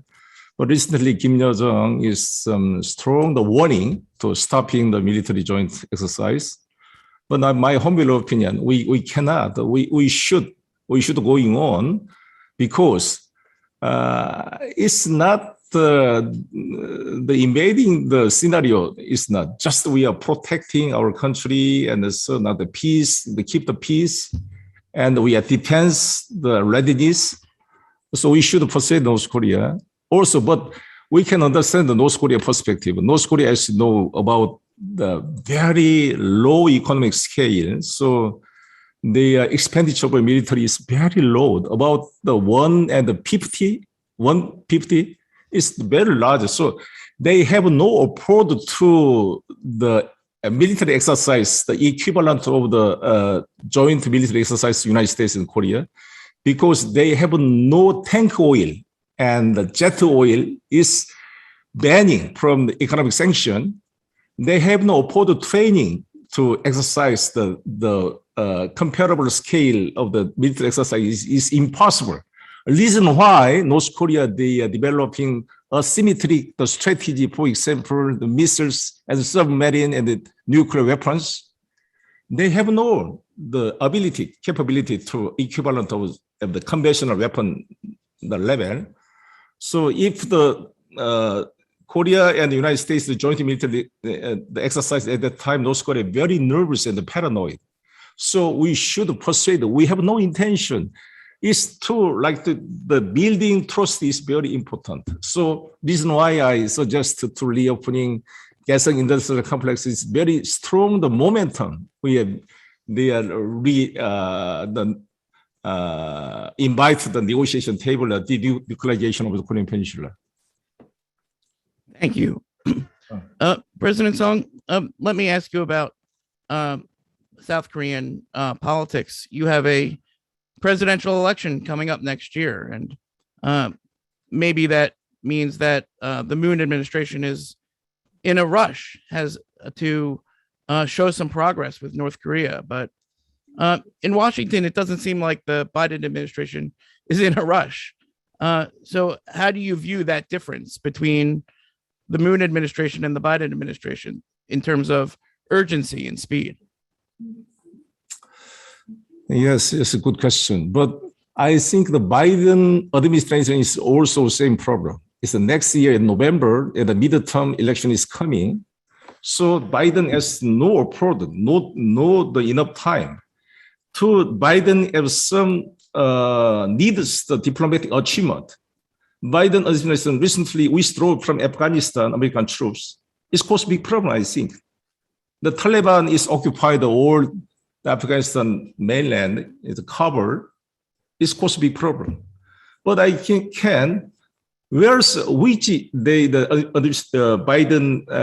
Biden is some propaganda achievement of diplomacy. It's North Korea is very good, I think. I understand. Thank you. Can you tell us who's going to win the next South Korean presidential election, and how will that change the policy towards North Korea? Absolutely, our party have a good opportunity. I think, as you know, in Korea, the politics, according to statistics, the liberal groups, the 10 years they take power, and after that 10 years they get circulation. So the Lee Myung-bak 5 years, Park-geun-hye 4 years. After that, Moon Jae-in the 5 years, and we are successful will be take power. I think as you know, in South Korea National Assembly, we are majority is ruling power. And I belong to Democratic Party. We are the dismissal the National Assembly. The tenure of this National Assembly about after next year, the March 9, the president election. After that, 2 years the terms. So inevitably a cohabitation between the new president and the National Assembly. So if it's my responsibility to the presidential victory. I strong confidence we can win. Thank you very much. I understand. President Song, for many here in Washington, the bilateral relationship is becoming more and more about how to deal with a rising China. And Deputy Secretary of State Wendy Sherman visited Seoul before making her recent trip to China. What did she tell you, your government and your party about that issue, and how do you see U.S.-South Korean cooperation related to China developing in the near future? It's a very sensitive problem. As you know, geopolitically, Korea, the peninsula location is very, very sensitive the position. We inevitably collaborate with the China, but if we are choose which side, China and the United States, we have no choice to choose the United States. And the United States and Korea is the linchpin, the strong ironclad ally to keep the prosperity and the peace in Northeast area. So we are pursue the same value, the market system and the human rights and the freedom of speech. But my humble opinion, the Biden administration, the three aspects of the approach to China. Number one is to compete with the edge technology competition and the semiconductor and many bio industry. And the second side is to compete. Just against about the human rights abuse of the human rights and the Xinjiang Uyghur problem and Hong Kong protest, Hong Kong democracy problem. They strongly against to such kind of the abuse of human rights. And the third aspect is to close collaborate with the solving North Korea nuclear issue and the terrorism and the pandemic, COVID-19, also the climate change. So I think the paradigm is very shifted. Quite different the Soviet Union and the United States and the Cold War area, because the climate change is very, very strong crisis in the humankind. I think the human civilization, humankind, not consistently like this. I have no confidence my children go to marry and they have children. It's Earth. It's global crisis. We are crossroads. Earth is going to the gold star and Venus or Mars. The global warming is coming. like the climate change is big problem, cause big problem. So we should collaborate, not America first, not China first. So my humble opinion, South Korea strongly collaborate with United States, but we are checking the China power. But it's the reason why we are through the normalization of the diplomatic relation United States and North Korea. North Korea is to some the legitimize some the military competition in this area. So if the diplomatic relationship between North Korea and the United States is the checking and balance and Northeast Asia is very critical point. I understand. Thank you so much. I'll turn it back to Anya now to moderate a couple of audience questions. Back to you, Anya. Great. Thank you so much, Josh. And it clearly shows how closely you follow this region. President Song, thank you for being with us. And I want to thank you in particular for doing this session in English. I certainly couldn't do it in Korean, so we're extremely grateful to you. We know that's much more difficult. I have a question now from Paul Becerra, who's in the audience. President, thank you for joining us today. It's been a real pleasure. Building on Josh's last question, we've heard a lot today about the Quad and what its future may involve. Is the Quad an effort that you could envision South Korea participating in? And more particularly, what might that role entail or include? Thank you. I think the South Korea participate the Quad, but is very cautious and very sensitive. And as you know, we can collaborate with to the Quad country, 4 country, to the free navigation and the strait, the Taiwan Strait, also many Indo-Pacific Ocean. We can collaborate with preventing the smuggling and the spreading of the some many illegal activities and some also we at the combat climate change is no problem. But China is very sensitive and nervous in the Quad. They are misunderstanding. Quad is the developing like the NATO in European the country NATO, but I think that we can substantially collaborate with the Quad, but is officially participate the Quad is caused the misunderstanding and China. So we are now for the time being we are very cautious. Thank you very much. And I may just take the moderator's prerogative and ask you the last question, President Song, and that is, there's so much collaboration between the United States and Korea, also Japan, on technologies. And there's an increasing feeling in the United States that one of the things we should do to compete effectively with China is, for example, to have similar export controls. So where Korea, Japan, the US, maybe the Netherlands, certain others would say, hey, there's some certain advanced tools, especially with respect to semiconductors, some with respect to artificial intelligence, that we're jointly going to agree not to sell to China. I know that's very difficult for Korea, but do you think any accord like that might be possible?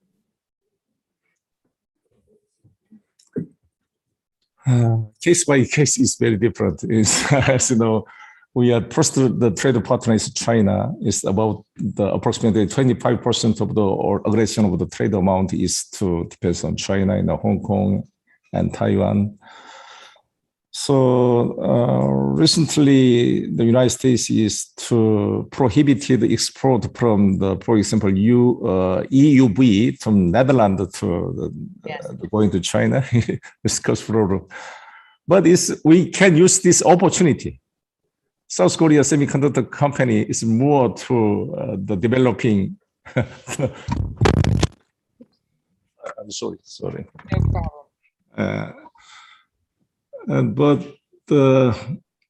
I don't know exactly, but we can compromise in China and the United States because it's quite different. The Soviet Union and the United States at the time is a block economy, not communicated, not the evolving so each other. But now China and the United States is closely collaborate with the mutual investment 2 countries.